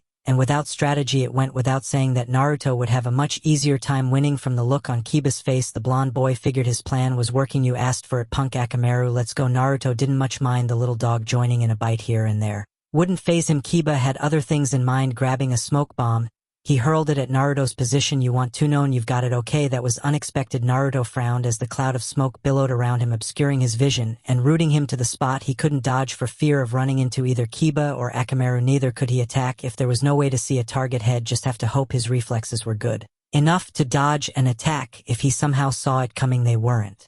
Not with so much weight on his shoulders and legs that he could barely run. Quick stinging strikes all over his body sent pain shooting through Naruto, staggering him again. Time to switch plans, get out of the smoke and go back to square one. Stay strong until Kiba goes berserk. If that ever happens, what other option was there? He plunged forward, feeling a little triumph when he smelled clean air again, free of the blinding cloud. It felt good to be in the clear again. Up until Akamaru leaped up at him, latching onto his arm with a deep bite. Startled and pained, Naruto stumbled back into the smoke and disappeared from view along with Akamaru. Kiba watched his opponents fall and grinned. That smile widened even further when the smoke began to clear. Naruto lay still again, a barking Akamaru next to him. Who's all talk and no fight now, loser? Come on boy, let's go celebrate. Nobody thought it strange that the little dog leaped in the air and turned a somersault as he approached Kiba. If the fight was over, Master and dog could afford to celebrate. The fanged genin was certainly ready to catch Akamaru, arms held wide open as he laughed in triumph. Keep laughing, funny man, it'll be your last one. Kiba's eyes widened in horror as Akamaru exploded into a cloud of smoke. Stunned,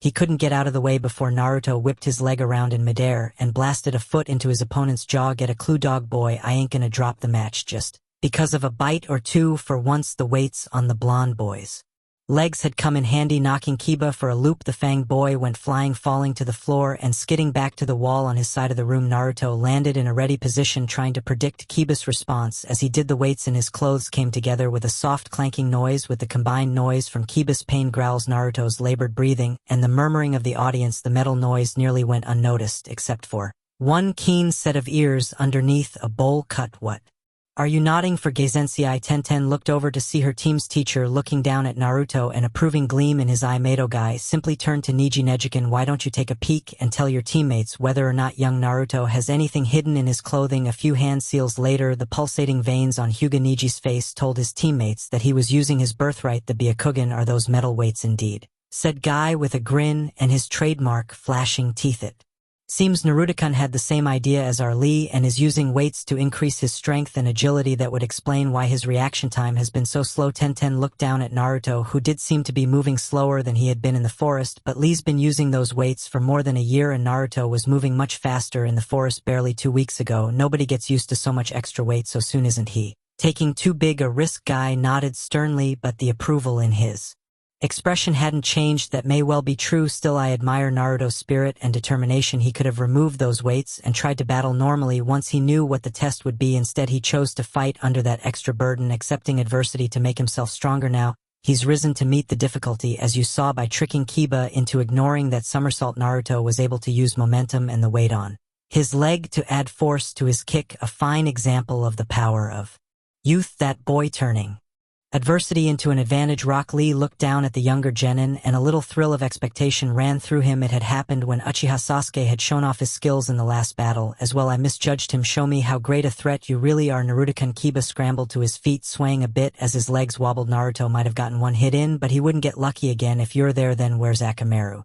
Looking for this, he turned to see another Naruto holding the little dog in the air by its 2 front legs. Come on, Kiba, don't tell me you're only good at running on all fours. Give it all you got or go home. Naruto's eyes narrowed suspiciously as Kiba drew something out of his pocket, an odd smile spreading slowly across his face. Careful what you wish for, loser. Too busy trying to figure out what Kiba meant by that, Naruto nearly missed the other genin's fingers flicking something at Akamaru, which the dog swallowed. What's he doing? Feeding the dog? Why would he do that? Now it became clear why Kiba was feeding Akamaru when the little pooch suddenly wasn't so little anymore, his coat turning bright red. The dog lashed out at the Naruto clone, holding him, banishing it. Hey, referee, Naruto roared, pointing a finger at this new Akamaru as he turned to Hey, he just drugged his dog or something? You gonna let that slide? If I'm not mistaken, that's a soldier pill he used. It's a ninja weapon like any old blade or bomb. Screw you anyhow, the blonde boy yelled back. Not like I was expecting any favors from anybody in this village. I ain't gonna make it so easy for all of you to keep me down. Drug him, clone yourself, whatever you think. You're so tough, Kiba, take a pill yourself and come on. Watching Naruto's outburst, the third Hokage shook his head slowly, thinking back to the last wishes of the boy's father. Eve failed erasure. Not letting the villagers see him as a hero was one thing, but standing by as they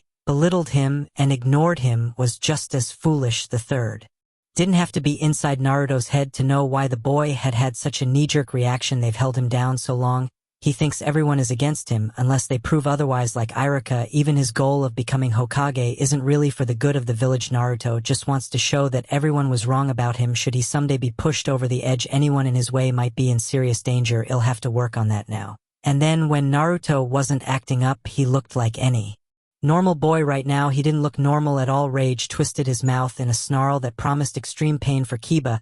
His opponent wasn't looking busy meeting up with Akamaru to attack anew. It seemed he'd taken a soldier pill like Naruto had predicted, features growing more feral by the minute as the medicine took effect. Akamaru, let's do it. Jujin Bunshin, beast human Bunshin. Smoke billowed again, and when it cleared, 2 Kibas crouched across from Naruto, ready to attack. What, you're gonna beat me by making me look at your ugly mug twice? Come and get me, you pill-popping junkie. Outwardly angry, Naruto was calmer than ever inside, hoping to make Kiba think he was out of control. Kiba's attacks so far had all been animal-like, and now he looked even less human than before, apparently implying that the soldier pill was cheating, had pushed Kiba closer to the edge. His original plan might be working after all. Now he just had to survive and Think of a way to outmaneuver his foe when Kiba lost all rational thought. The Fang Genin wasn't going to give him that chance, rushing forward along with the other Kiba, or was it the other way around? With Akamaru was in front, Naruto dodged one, and then the other Kiba, but with each near miss his opponent's claws drew closer to ripping him apart. You already know it's not enough to run, and you can't keep this up forever. Try something different, maybe jumping up instead of aside would throw his enemy off. Out of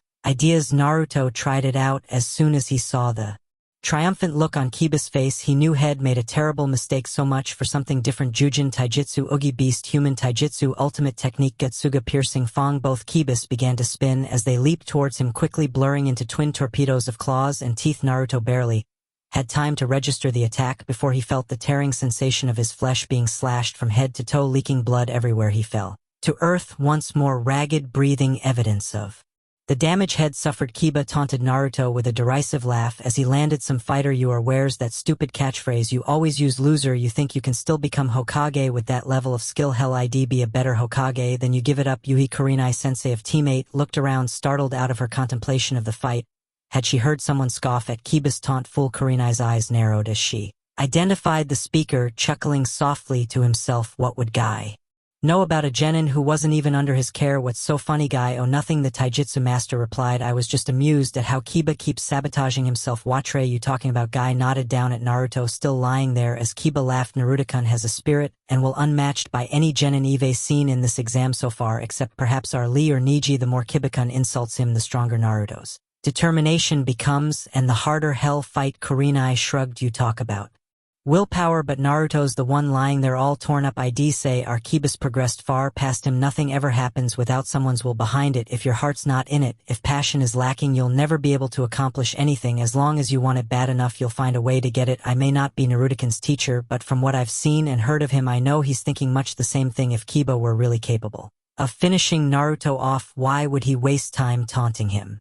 Do you let your genin gloat over small successes before their objective is achieved? Kurenai flinched as the other jounin's reply struck home. Guy was right. Kiba was giving the spiky-haired boy too much time to think of a counter to the piercing Fang against somebody as driven as Naruto seemed to be. That could be a lethal mistake. At the railing, Hinata silently agreed with Guy, though she said nothing. As usual, Kiba-kun, we're teammates, but you're wrong. Right now, it's a big mistake to put Naruto's dreams down. Hell only get angrier with you and want to beat you even more. The real Naruto isn't the loser you say he is. I know it, as he had unknowingly proven Sakura right earlier. Now Naruto would prove Guy and Hinata right. You become Hokage. I'd sooner see that jerk Sasuke take the title than have a Loic dog breath pill-popping half-animal jackass like you lord it over this village. Guess I better kick your ass for the good of future shinobi. He staggered to his feet, wiping away the blood that streamed from his head and mouth with one arm, the other stained dark with drying blood, and sweat hung limply at his side, either broken or useless. Kiba laughed again, but there was no mirth in it this time, only cold anger. Launching himself at Naruto again,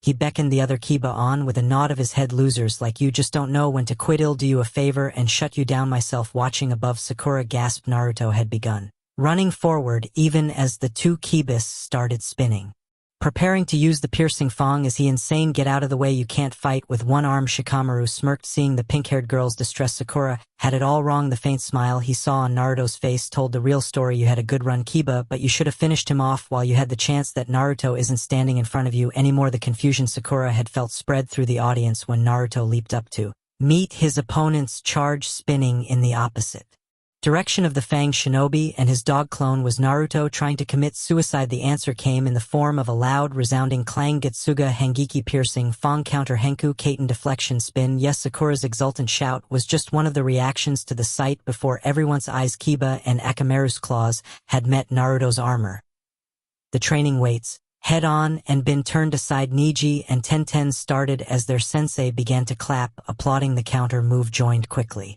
by Lee. Brilliantly done, Naruto-kun. Tenten was in shock. This was the no-count loser dead last Naruto she had always heard about. I don't understand. What did he do? Niji answered for Guy and Lee, who were still too busy roaring something about youth power to say anything. Naruto must have used the time when Kiba was taunting him to review the piercing Fang and figure out where Kiba would try to hit first. When Kiba came at him, he jumped in order to meet the attack. When it came, Naruto positioned one set of weights each to block the first claw or hand attacks from Kiba, and Akamaru. The momentum from his counterspin made the impact even harder on his opponents, like two carts crashing together. Given that it's flesh and bone versus metal, it probably hurts like hell. Hyuga Neji wasn't one to look favorably on anybody, least of all a kid who had always been a failure at the academy. Still, he had to admit Naruto had flair and a good tactical mind, even if his social skills didn't come close to matching his fighting skills. Think he'll have some interesting matches when the real battles begin. Kiba wasn't interested in cheering anybody on. He landed, gingerly cradling his right hand and favoring his right leg. Akamarukuba mirroring his actions with opposite limbs. What the hell are you, a robot walking around with armor all over the place or something? A loser. Naruto ignored the insult and reached up with his left arm, taking off his headband.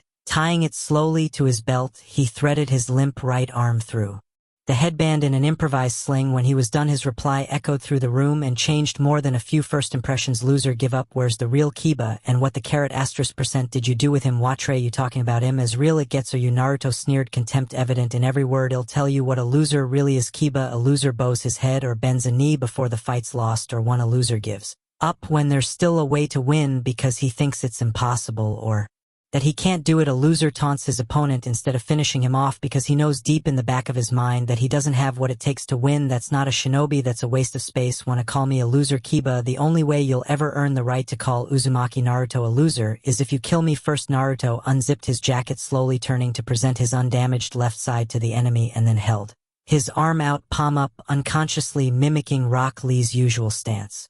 You're welcome to try, but don't kid yourself into thinking you can. His original tactic was simple enough, but Naruto had discovered one major flaw in it. While he was face down, say what you like about momentum and using the weights to your advantage in a straight fight. Even if Kiba ain't thinking straight, his reflexes and instincts are still too fast for you to hit him with a knockout blow, at least not without cutting his mobility way down. His only non-physical weapon was the Naruto Bakuden, but training at home had taught him the bomb jutsu had its limits. The explosion was powerful, but its range was short, perhaps 10 feet all around him. Worse, if his opponent had fast enough reflexes, the brief flash and thermal pulse at the beginning of the explosion would be enough warning for them to get clear. If that happens, not only have I not done any damage, I'm running low on chakra. How could he do it with so many distractions during the rest period? Head had no time to practice better chakra control or modifying the Naruto Bakuden. It's not like I can do the damn thing in steps or only halfway. Or could he? The only thing that came to mind was risky, but head be damned if head give up just because of a little danger. Not when the prize for winning this fight might be a showdown with Sasuke, who wants to live forever anyway. Ino, silent for most of the fight, was the first to notice it for something that had looked limp and useless. Naruto's right arm was looking oddly okay, twitching subtly. Is he trying to hide a weapon in there? Shikamaru was way ahead of her in his analysis. Couldn't be a throwing weapon. Kiba would just dodge it, and regular weapons wouldn't work either. What's his game? Only two people in the room could know for sure, and Rock Lee turned to one of them. Neji, is it just me, or is his arm moving after all? Once more Hyuga Neji activated his Byakugan, and immediately an unfamiliar look of confusion crossed his face. What's wrong? He's doing hand seals with only one hand. Lee turned to his sensei, the question evident before he even spoke. Geizensei, you can't do jutsus with one hand, can you? Everyone Eve ever seen was with two-handed seals. That's not necessarily true, the Jounin muttered plainly.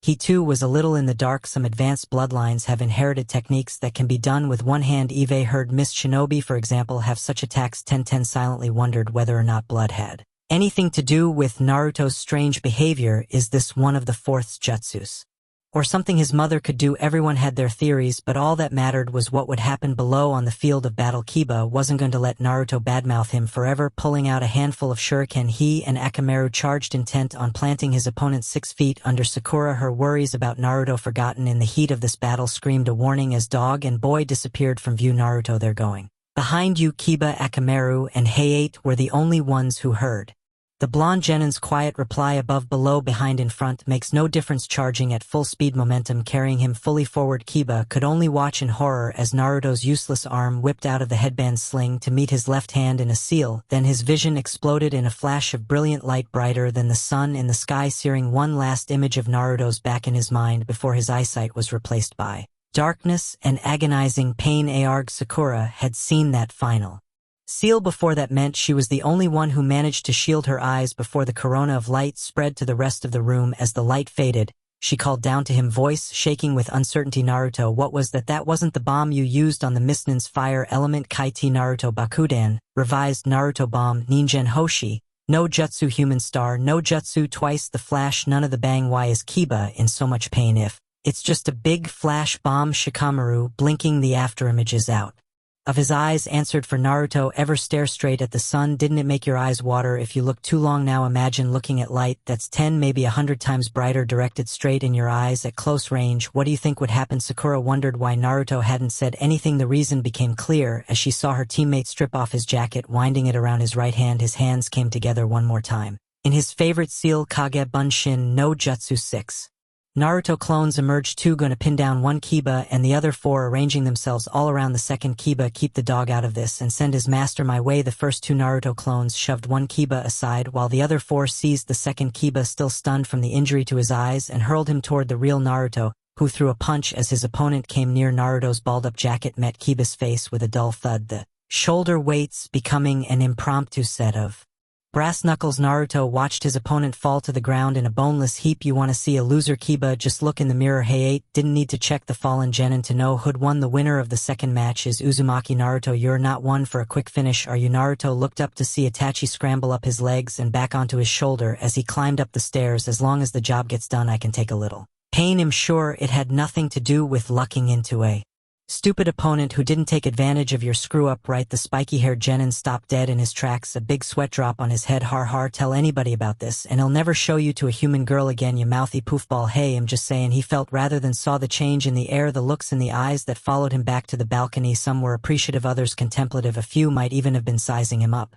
For some odd purpose, Naruto had only seen stares like that directed at Sasuke before, and it unnerved him a bit. What have I turned into? A reedy jerk? Kids will be kids after all. Naruto-kun, pulling his jacket back on Naruto, nearly missed Hinata's soft voice. As he passed her, he turned to see the timid girl holding out a tiny jar to him. This is for you. What's in the jar? It's medicinal cream. Naruto Kurenai said slowly. Just take it. Gee, thanks Hinata, I'll use it while I'm cheering you on or something. Naruto's sweat dropped again when Hinata went bright red.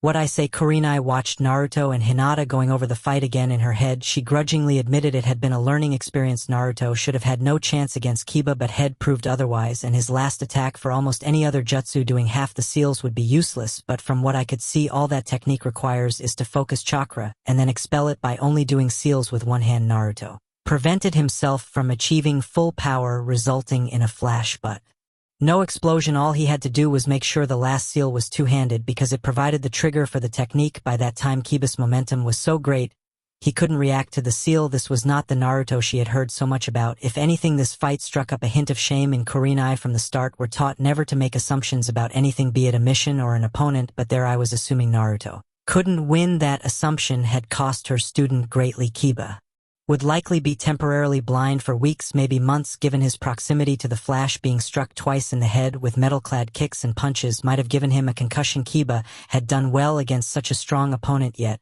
he had thrown away every chance Naruto had given him to win through his overconfidence. That was her fault. I suppose I should thank you, Uzumaki. Naruto, because of you my genin will learn not to underestimate anyone or anything, especially someone who's supposed to be dead last. Sometimes the most important lessons are learned from something other than victory. For that, if nothing else, Yuhi Kurenai would respect the boy she'd been so quick to count out from now on. Others felt much the same. The third Hokage had thought he'd known what to expect from his successor's son, and his surprise was evident. He's got your brains, Erasure, the creativity of a prankster goading the enemy into a blind attack and acting as though he was too unstable to be so cunning. The respect he's dreamed of getting may not be too far off now, as Sakura had celebrated Naruto's win, but not only because they were teammates. The last taunt that had driven Kiba to attack him only reinforced Setsuna's earlier lesson. As she watched Naruto talk to Hinata, everything Naruto's aunt had said finally clicked. Strength without confidence is weakened like Hinata. Confidence without strength will only get you so far. Like Kiba, the only way to ever be effective in battle or otherwise is to combine the two, as Naruto did. Lacking strength and confidence, Sakura's path was clear. Weird or not, lazy or not, taking Uzumaki Setsuna's guidance was probably the only way she would ever become a good shinobi. And if she had to wear some stupid uniform or serve food, well, so be it. Some things you just had to grit your teeth and bear for your own good, a little like having to deal with Naruto. In fact, if she could do that, she could deal with his aunt, being able to deal with her future. Training was one thing. Sakura's brief moment of determination ended when she heard the sound of the scoreboard above her begin to sort names. To begin training, she had to get through the Chunin exam first. No small feat. Would her name come up next? Getting things over with wasn't going to be so easy. When the shuffling lights stopped, it was someone else's turn to step up and come to blows. Hyuga Niji versus Hyuga Hinata to walk within the lines. Would make my life so boring, I want to know that I have been.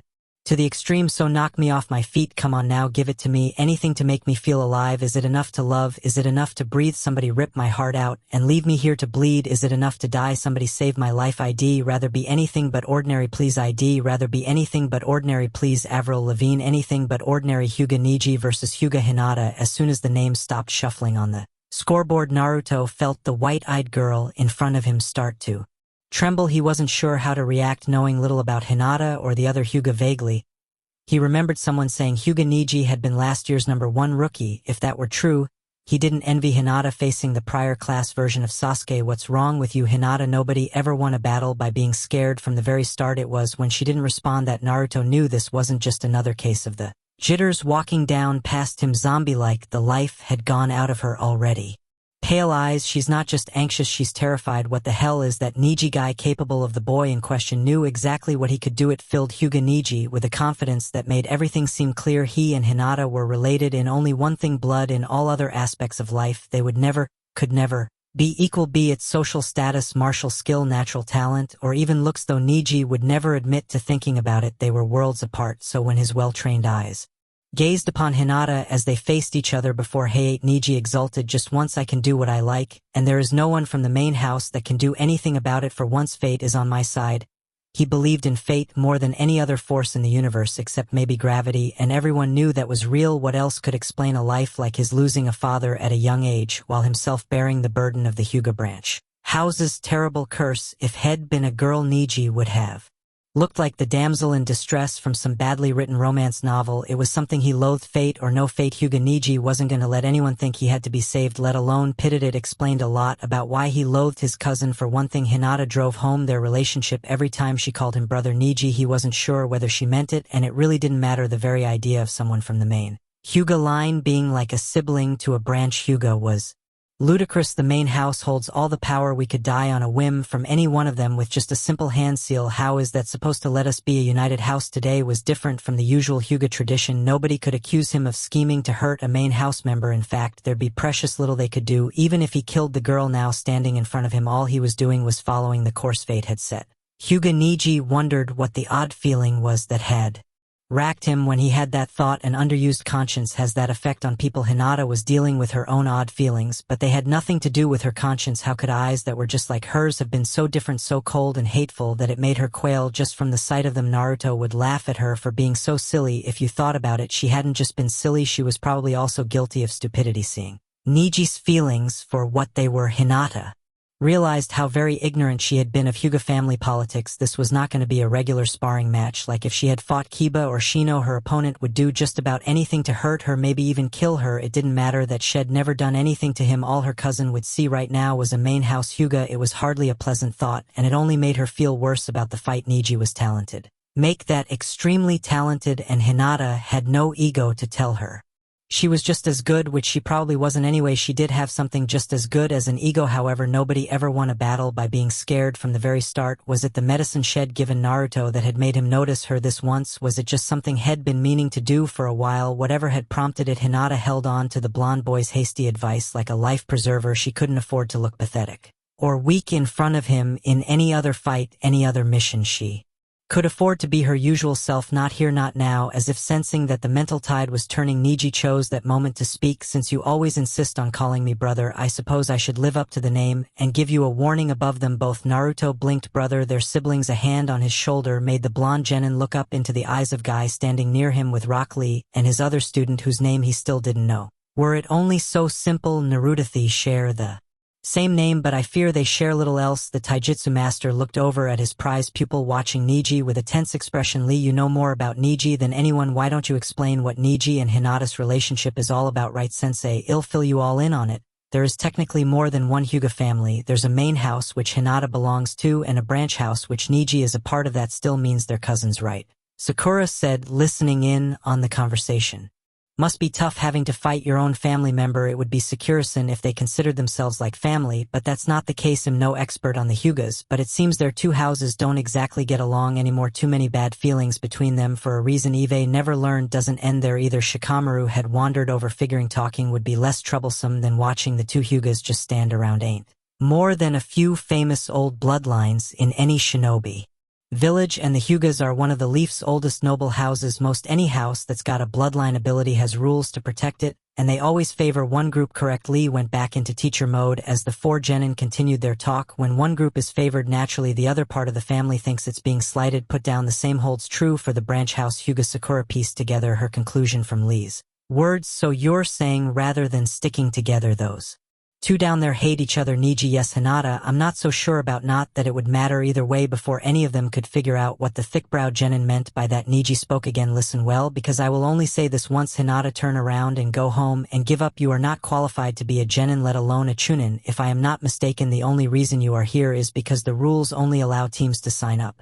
for the exam. He plunged on, oblivious to her quick attempts at a denial. You never fight for your own beliefs, preferring to go along with the group, craving harmony. I doubt that you have ever had a shred of self-confidence. Instead, you would rather wallow in your own inferiority. Such is not the way a true shinobi can think and be able to operate regularly. Therefore, I would quit if I were you. No. Hinata managed to choke out the words, her cousin's comments already hitting home. Taking the exam was my idea to change myself. Hearing that, Naruto figured it was a good idea. Hinata was a novel personality compared to Sakura, but her timid voice and movements could get annoying if you spent enough time around her. The young genin had it wrong. It was Kurenai silently watching, who knew what her student really meant. How far can anyone be pushed before they find something within that changes their lives? Hinata has been pushed aside by her family, her cousin, and almost everyone she knows. If she cannot change herself, she risks being left behind by the few people she's become close to. Shino Kiba and perhaps Naruto, still her student, continued to withstand the abuse. How long can you stay this way? Hinata. Niji scoffed as he heard his cousin's faint counterargument. Just what I expected from one of the spoiled issue of the main house. You cling to the idea that people can be changed, but you are a living reminder that nothing can be altered. A loser will always be a loser. Sakura looked over as she heard a strange noise and saw Naruto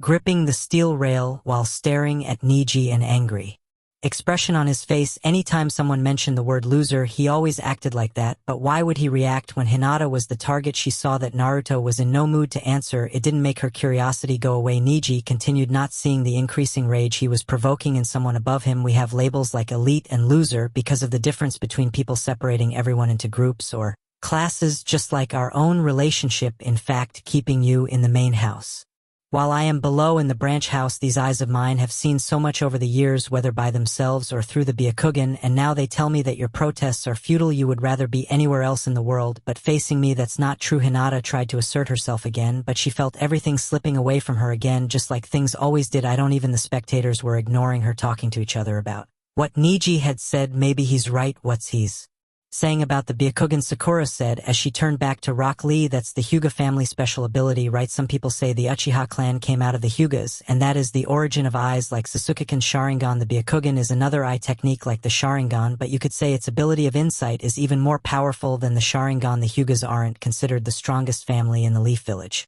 for nothing. Naruto snorted, still contemptuous of Niji. So those funky-looking eyes can actually do something besides freaking people out. Nice to know he's not going to just try and talk his opponent to death.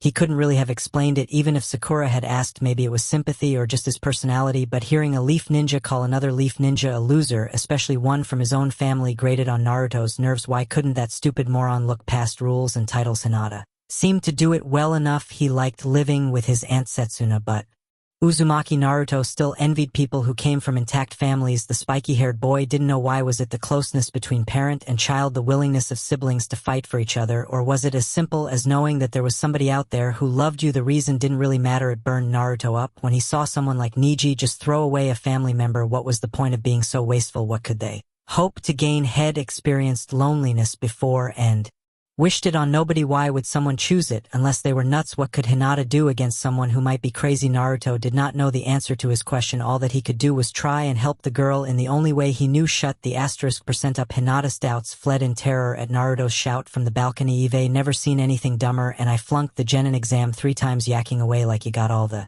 time in the world. Whoever heard of someone trying to talk their opponent to death? Niji tried to ignore it, but his eyes tightened. What does he know? That noisy idiot. Naruto didn't have to see the Hyuga boy's face to know he was listening. Yeah, I'm talking to you, dumbass. If you're gonna fight, then fight. If you're gonna run, then run. Stop wasting everybody's time with empty-ass words and get to the damn point. And you, Hinata, the hell are you so scared about? Main line, branch line, that's all I hear in the end. What's it matter? You're as much a Hyuga as he is. You've got the Same eyes as he does. All it comes down to is how you use them, so stop listening to him and listen to yourself. Listen to what you believe in deep inside, and not what others say about you. If I had listened to everybody all those years, would I be here today? Be what you want to be, not everyone else's. Hinata shook herself, listening as the words cascaded down upon her. He was right. Even if Naruto did not have the Byakugan, he could see that Hinata was feeling the impact of his shouts. What he could not have seen was the drastic effects it had deep within the pale-eyed girl. When you throw a light switch, shadows vanish, consumed into brightness. Something deep in the shadows of Hyuga Hinata's psyche awoke in that moment. It would have looked very familiar to Haruno Sakura. I still weak like a newborn baby. It started slowly. I am. Emotions flooded her soul as Hinata stared at Naruto, then Neji, and then back again. I am Hyuga. Gratitude, envy, pride, hate, tenacity, frustration. I am Hyuga too, and underneath it all, rage like a looming volcano, lethal intent boiling just beneath the earth. I am Hyuga too. She too was a Hyuga, wielder of the powerful Byakugan, born of the main house, once heir to the strongest clan in the Leaf Village, but she no longer thought of the clan that way. Her cousin hated her. Seeing the main house, her father had thrown her aside, seeing a weakling, but Naruto and Kurenai Sensei had not. They had seen something Hinata had not, the Hinata that could be someday, the Hinata that should be, the Hinata that would start her life today. Yes, she was a Hyuga, but she would make her own legacy. She would be her own Hyuga, free of main and branch houses. She would, to put it Naruto's way, just be herself, and try though he might. Her cousin would not get in her new path without suffering the consequences. Her hands moved in a flash, as if something else was controlling her. Rock Lee saw the seals and knew what they meant. Looks like she's not going down without a fight. Neji watched his cousin prepare for the Byakugan, half disdaining, half curious. What could she possibly do? Even if she were self-confident, Hinata opened her eyes, the veins around them pulsing, as only the Byakugan could make them. Taking a familiar defensive stance, she gazed at her cousin, eyes probing into him. Come on, Neji, we've wasted enough time. I won't run, and neither will you, so let's fight. To everyone else it sounded like nothing more than a dull statement. To Neji, Shino, Naruto, and Kurenai it sounded much different. Hinata's voice was supposed to be small, a feathery whisper that barely touched the ear. This Hinata's voice carried a dark, hard edge, an edge that promised pain and suffering, not shy weakness. It surprised Neji so much that he just managed to avoid the fist that came rushing at him. Hinata beginning the fight without warning. Neji was further surprised when Hinata did not turn around and attack again, running behind him and facing him as he settled into a defensive stance. All that talk and you run from my attack? Maybe Naruto-kun was right. Maybe you were the one who really felt like running. Hinata's soft voice carried a hint of contempt, making her cousin flush in anger. As he clenched his fists, she removed her forehead protector from around her neck, tying it around her forehead. For once, come on, don't you want to prove I'm a loser? He needed no more prodding, surging forward to destroy his lifelong enemy. After all the talking, the two Hyugas stayed silent. Once the battle was joined, fists flew and chakra exploded in the air with a funny crackling noise as auras clashed, but even with all the murderous intent, their movements resembled nothing so much as a graceful dance, leaving the audience confused. How could movements that barely touched the opponent be doing any damage? Too evenly matched, Naruto groused. Nobody can get close enough to land a good knockout. How long will this take? Guy chuckled at the impetuous boys, complaining it's not that simple. Naruto-kun, for the Hyugas, even a glancing blow can be a deadly strike unless they know how to stretch themselves like that. Orochimaru, freak. I don't see how. Lee spoke in his best professor's voice again, taking over the explanation. It's got nothing to do with stretching. The Hyuga clan uses a special form of taijutsu completely different from the kind that Geizensei and I use in my fighting style. I try to cause damage from the outside, and the Hyugas on the other hand can do it the other way, from the inside out, by pushing their chakra into the enemy's inner coil pathways and attacking internal organs directly. Always insightful. Shikamaru caught on first. So as long as you can make some kind of contact, correctly nodded, you can cause damage. It may look weak, but the effect on the opponent is just as strong. In a way, it's stronger than what I could do with the same attacks. Naruto didn't catch on quite as fast. So what's the inner coil thingy anyway? How come it's so special that they can go straight for it? Ill put it to you this way, your blood runs through your body in veins and arteries, right? Chakra is a lot like that. There are pathways that let it flow all over your body, so it's a road for chakra. Very good, Naruto-kun. One thing to remember though is that the roads lead to and around all the major organs in your body. Injure the road and the organs suffer too. Shikamaru leaned closer to the rail as the other three genin looked on. Roads a good analogy,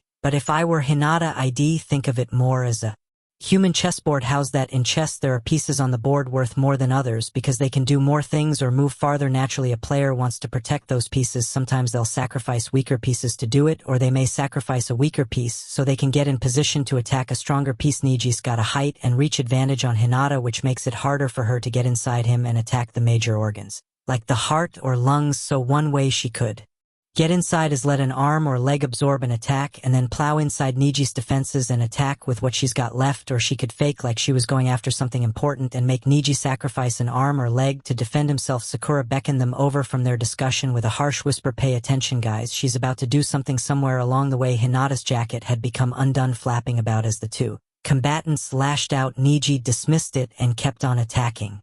But as he did, Hinata suddenly swerved, taking herself out of the familiar forms of the Hyuga taijutsu, coming straight at him.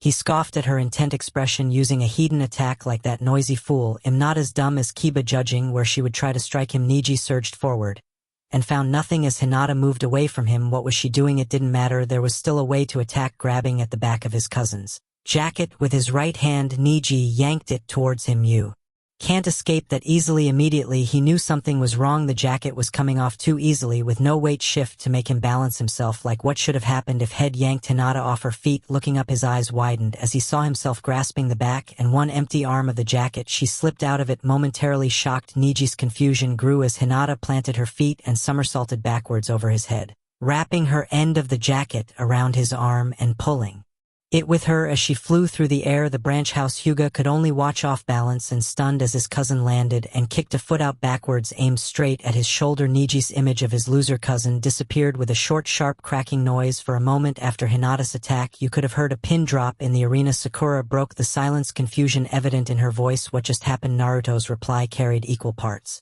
of pride and grim satisfaction. She changed. Rock Lee had watched the short exchange with intensity, something Sakura and the other genin expected out of him. Only Guy knew the real reason why his pupil was paying such attention. Watch, learn, and absorb. Lee, Niji is your greatest rival, and if you are ever to surpass him, you must learn how to do so from people like Hinata. Shikamaru smiled, appreciating the audacity of the move. Just like a chess master. Nice move, Hinata. Lull him into thinking you're only going for slight contact. Trap him with the jacket and force him off balance. Hey Shikamaru, you're the chess player. Naruto smirked. Who did the sacrificing and who did the attacking? Man, you're tiring me out with your stupidity. I'm only gonna explain once, so listen up. Hinata started off fighting just like Niji, so she could trick him into thinking he knew what she'd do next. So when she went straight at him, he figured he could counter her attack cause he knew where she'd be. Instead, Hinata hunched her shoulders a bit to let the jacket get loose and moved aside. Instead of attacking, all Niji grabbed was the jacket, and he overbalanced himself because he figured he'd have to compensate for Hinata's weight. When he did that, Hinata jumped behind him and twisted Niji's arm backwards. Then she kicked him at the shoulder joint, and because of the leverage she had on his arm, she probably broke or dislocated the joint. Either way, she's weakened one of his arms. His arm hung loose, pain a blazing fire in his shoulder, but Hyuga Niji would not cry or scream. Especially not when his hated cousin had done this to him. Niji contented himself with glaring at her, his anger obvious. That was not the Hyugaryu style. Those are not the techniques that we were taught from birth. What are you trying to do again? Hinata's reply was laced with contempt. What do you think I'm doing? If the Hyuga clan no longer wants me as heir, why should I keep on using their tactics? Why does my father deserve my respect after tossing me aside for a child half my age? Grow a brain and stop thinking so narrowly. Don't lump me in with the high and mighty Hyuga clan. Don't flatter yourself by thinking we carry the same blood. Either I'm not going to be a part of the main house or the branch house any longer. Their so-called Hyugaryu is not my school. I will fight for myself and fight the way I want to. That's all there is to it. He didn't respond. Hinata wouldn't have listened anyway. Niji focused all of his willpower into ignoring the pain, taking hold of his limp arm and trying to push it back into place. Hearing the slight pop and feeling the grinding of bone, he knew he'd been lucky. The joint would hurt and he'd need a long rest after this was done, but he still had use of the arm. Shikamaru winced as Niji confirmed that his shoulder wasn't broken. Hinata better have more than just one new move or else she's toast. Why? Naruto wondered. She's got him on the ropes. Don't be so sure. The only reason she landed that shot on Niji in the first place was because she caught him off guard. Now he knows what's coming. Do you think this little display really changes anything between us? What is the point of choosing such desperate tactics? Hinata, are you that unwilling to see reality for what it is? Niji could afford to feel superior again. Watching his cousin's new attacking style and knowing what was coming, he could easily pick out the basic first-year taijutsu they had all been taught at the academy. Every combination, the turn of a wrist, the kicks fired in all directions, might as well have been copied straight out of a textbook. Call him what you wanted, but you couldn't call Hyuga Niji a bad student again. The dance of death began, this time faster and wilder, a reckless abandon coloring everything Hinata did. To some in the audience, it seemed as if she wanted to make up for 12 years of doing nothing by trying to kill, knock out, and maim Niji all at once. It would have been deadly if any of her attacks had actually landed on target. Kurenai sighed. She started well, but she's gone from timid To berserk, neither approach will work against Niji. I'm not sure she could do any damage, even if she combined the two. Change isn't only about doing the opposite thing, child. Sometimes that only makes things worse. Niji certainly wanted to make things worse, and thinking back to the old academy lessons, he knew when to make it happen. Certain attacks in basic taijutsu left the user open if they weren't careful, making them vulnerable to a devastating counterstrike, and Hyuga Niji was capable of unleashing just such an attack. Even if you try to change, you're still a loser. Now it'll prove it. Slipping underneath Hinata's guard as she lunged forwards, Niji brought his left palm up in a short vicious strike directed at his cousin's heart. As he did, his chakra flared so high that it seemed to burst from her back, a sword of pure spirit piercing her body. Hinata collapsed like a puppet with its strings cut, sprawling on the ground in a boneless heap. Niji didn't say anything then. Again, his actions had already spoken loudly and clearly enough for him. You are nothing to me. No amount of foolish words and outlandish fighting will ever change that. Hyuga. Hinata looked up as the skies parted, the gray clouds splitting and depositing a body that landed beside her. When Naruto had finished yelling at her and Niji, she had abruptly found herself here, trapped on a barren plain that stretched out to forever. Sensing what was going on, powerless to act, it was a bleak, drab place to be, a lot like she was. I didn't wake up so you could dig yourself deeper into your rut. The pale-eyed girl started as the body that had fallen to earth began to struggle slowly to its feet.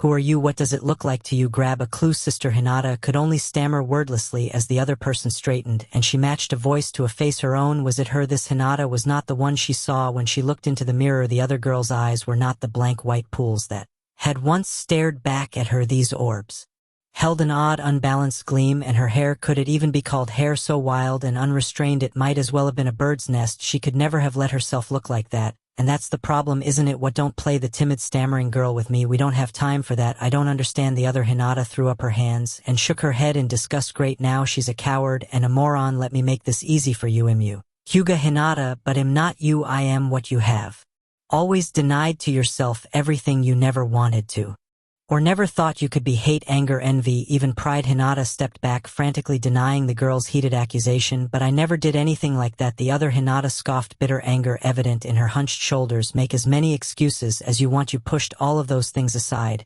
and you made me the image of all your so-called imperfections. If that wasn't bad enough, you imprisoned me here, letting me watch every humiliation, failure, and defeat. Well, I'm tired now and am not doing it anymore. Doing what? Sitting here watching you act like some stupid, timid little mouse and getting nowhere. Eve had it with not being able to do anything while you screw our life up. I'm here to turn things around, whether you like it or not. Hinata had always had a hard time getting angry, whether at herself or anyone else. Was it because of this mirror Hinata that she felt her temper start to boil? What gives you the right? You're not me. You can't just come out and take away my life like that. Don't get moral with me. What gave you the right to do this? Can you justify creating me so you could feel better about yourself? Oh sure, you're the good little girl who never started fights, never talked back, never stood up for herself. Do you have any idea what it was like to be me? I loathed myself from morning to night because you made me that way. Every time you were teased or taunted, the weight fell on me. I wanted to die or become a better person and leave the pain behind, but how could I ever do anything like that? Every time I tried to rise, you pushed me back down again with your cowardice. I'm sorry. Hinata looked down, unable to bear the hatred in her other self's eyes. I never wanted to make anyone feel sad. Sad, the other girl screamed. Is that all you think? It was just sad. Sad as a rainy day, sad as watching someone else get the last piece of candy at the store. I hated myself. You made me think I was everything that was holding you back, the reason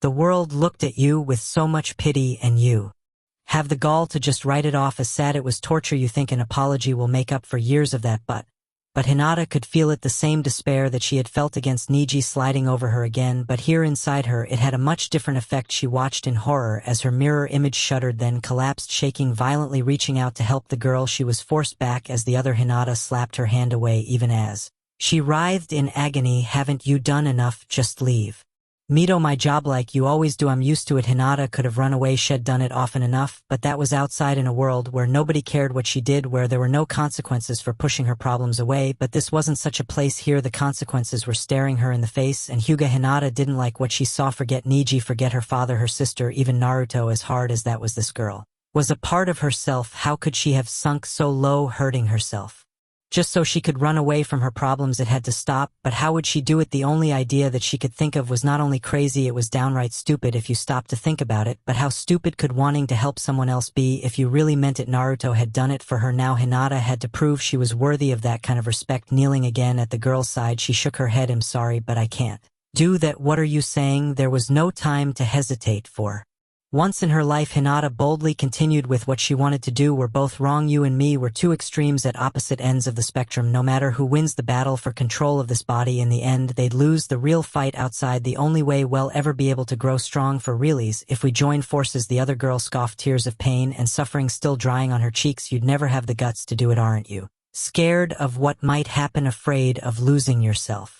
Truthfully, Hinata looked down. I'm terrified, but am more terrified of what would happen to both of us if I kept on running away from everything. Why should I trust you? The mirror. Hinata looked away. How do I know you won't try to seal me away again? You don't. But then how do I know that you won't try to seal me away like you just did if you get the chance? The point is that we have to trust each other and believe that we're stronger together as a team than we are apart. I hate to say it, but fighting Niji taught me something. Nobody's perfect, not Naruto Kurenai Zensei Kibashino. Nobody is ever going to be completely free of faults or problems. Trying to live my life by avoiding mistakes and conflict won't make me perfect. So I might as well embrace all of the things that make me who I am and walk out there as the real Hyuga Hinata. But I can't do that if you're not with me. That simple. Mirror. Hinata snorted, turning back around. You really think we're ever gonna mesh well enough to fight together? Hinata shrugged, holding out a hand to her other half. We were together once, even if it was when we were very young. I don't see why it can't be that way again someday. Besides, I thought I was supposed to be the scaredy-cat in this mind. Are you in or out? Either join you in this crazy-ass idea or stay here for the rest of my life. The other girl groused. I still say you're nuts, but who am I to talk? You're on. As their hands touched, the gray skies disappeared and Hyuga Hinata was reborn. Niji's eyes narrowed, betraying his annoyance as he watched his cousin stagger to her feet, blood leaking from a corner of her mouth. What's the use of getting up again? Haven't you had enough? Hinata felt weird, as though she was seeing everything around her for the first time, but there was one thing she was no longer confused about, and he was glaring at her. You poor bastard. Rave and rant all you want about not being able to change, and all you really want in the back of your mind is to change. She wondered for a moment. The voice of her thoughts was Mirror Hinata's, not the voice she usually thought in. Are we always going to be like this? Two halves sharing a soul? Nah, once we really learn to accept each other, well, probably become your so-called real Hyuga Hinata again. Can't say I'm ever going to get used to you acting girly all the time, but what the heck? That reminds me, what is it? I think I have a way of ending this fight in our own style without getting our butts kicked. I don't see how we're fighting together. But I don't think even you're crazy enough to believe we can win. No, I'm not that dumb, but you hit it on the head when you said Niji wanted nothing more than to kill us. He wanted to end the fight on his own terms, so what would piss him off more than this? As her other self explained the plan, Hinata's eyes widened, and then her mouth opened in something totally unfamiliar and a little scary to Niji, Naruto, and even Kurenai. A full wide grin. That has got to be the cruelest, most sadistic idea I've ever heard.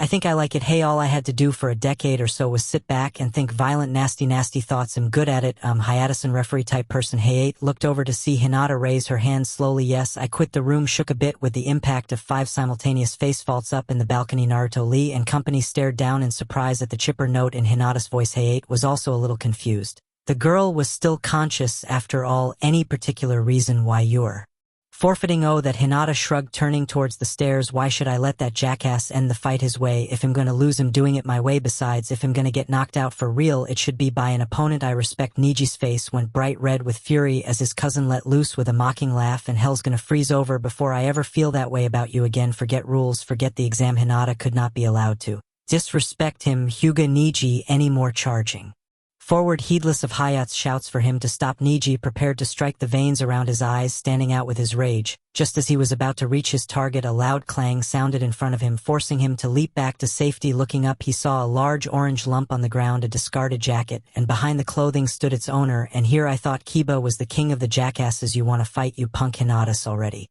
done. You want to mess with her, you gotta go through me first. You, Niji sneered. What have I got to fear from a loudmouthed idiot who cheers on losers like an empty-headed spectator? Naruto simply shrugged. If we meet in the finals, you can see for yourself. Expecting the hot-headed blonde genin to charge, Niji was stunned to see Naruto pick up his weighted jacket, turn on one heel, and start back up the stairs. What happened to fighting me, you loser? Who's talking who to death now? Naruto didn't even bother looking back, continuing up the stairs. Why should I waste my time and chakra on an arrogant jerk who doesn't even know the value of family? You don't deserve to fight me. You don't deserve to fight anybody in this village. Come back when you're ready to live life like a normal human being, not a cruel, self-absorbed jackass. Wait a minute, never mind. I forgot you're incapable of change. Just wait until the finals then. Right now I'm not in the mood to ruin my day by staring at that arrogant mug of yours any longer. Quivering in fury, Niji could only watch and swear silent revenge as Naruto left him behind, standing on the floor. This was not over, not By a long shot, Naruto-kun. Hinata looked over at her defender as he came up the stairs. Why did you just do that? The blonde shrugged. Because you reminded me of myself. I don't understand. It's simple. Really, he grinned. When I was trying to prove myself and make it through the academy, I would have given anything to have someone encourage me. If Iruka Sensei hadn't been there to push me that last year or so, I'd probably still be at the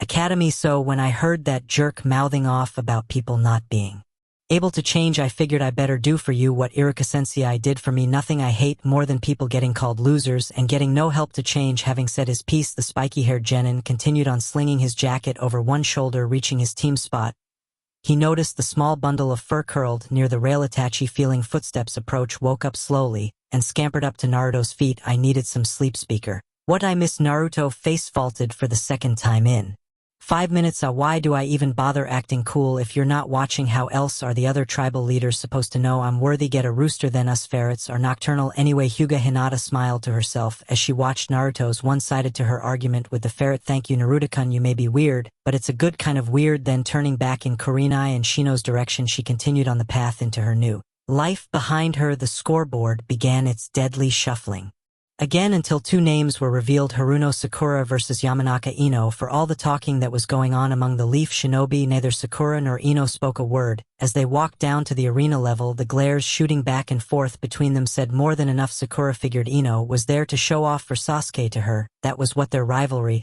had always been about. She would have been surprised how differently Ino saw the whole thing. Oh, in the back of her mind, some part of her still figured that Sasuke wasn't attached yet, but Sasuke wasn't so attractive or desirable anymore, not after his sadistic little display in the Forest of Death. The look in his eyes when head broken the Soundin's arms had been almost joyous. If Sakura still wanted to date someone that messed up, well, she could have him. She wanted to take the pink-haired girl down for another reason. It was long past time to show Sakura that she wasn't so tough or talented as she always seemed to think. Maybe it was conceited or selfish of her to think so. Ino didn't much care. A girl could only take so many dents to her ego before things had to be stopped. If it had to come to this, Ino figured better now than later, when Sakura might actually get better. Heaven forbid the girl would actually try to improve herself, but miracles weren't out of the question. She was tired of seeing Sakura getting all the goods while doing nothing to deserve them. The Forest of Death had done more than show Ino how weak she was in comparison to her genin class. It had shown her the profound unfairness of life in Konoha. While she had been saddled with lazy Shikamaru and always eating choji, Sakura had lucked into teaming with one rookie Sasuke. An annoying but tough Naruto. Ino's team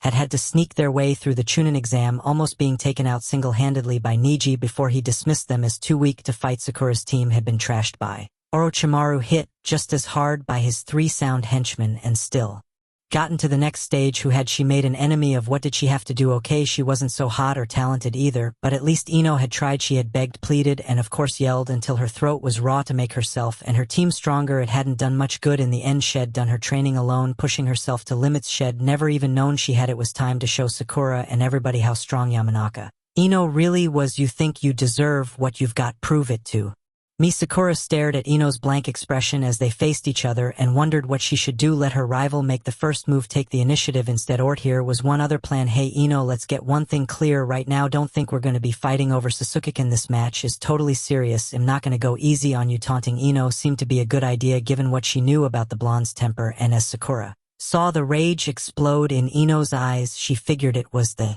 first step on her path to victory. Surely her rival would be overeager, just like Kiba. After all of Naruto's chatter, she couldn't have been more wrong. Oh, Ino was angry. There was no doubting that not when her opponent had just said something so profoundly arrogant. Sakura would not hold back. Sakura would be getting serious. Ino began to tremble slightly, equal portions of shame and fury starting to smolder. Shame at the weakness that had made everyone think she was pathetic, but just as strong, and steadily growing was fury that the other girl would presume she was any better. All of your luck's gone to your head, girl. You're soft, arrogant, and stupider than I thought. Guess I should beat some sense into you. Ino didn't bother to respond. Sakura could see how angry she'd gotten over it anyway. Instead, she slowly removed her forehead protector from its spot around her waist, raising it to her forehead with a reverence that surprised even Shikamaru and Choji watching from the balcony. They'd always known Ino was driven to succeed, even if it was only to get Sasuke's attention, but even then she'd hardly been serious about ninja business or village tradition. Sarutobi Asuma smiled as he observed his pupil's actions. Shikamaru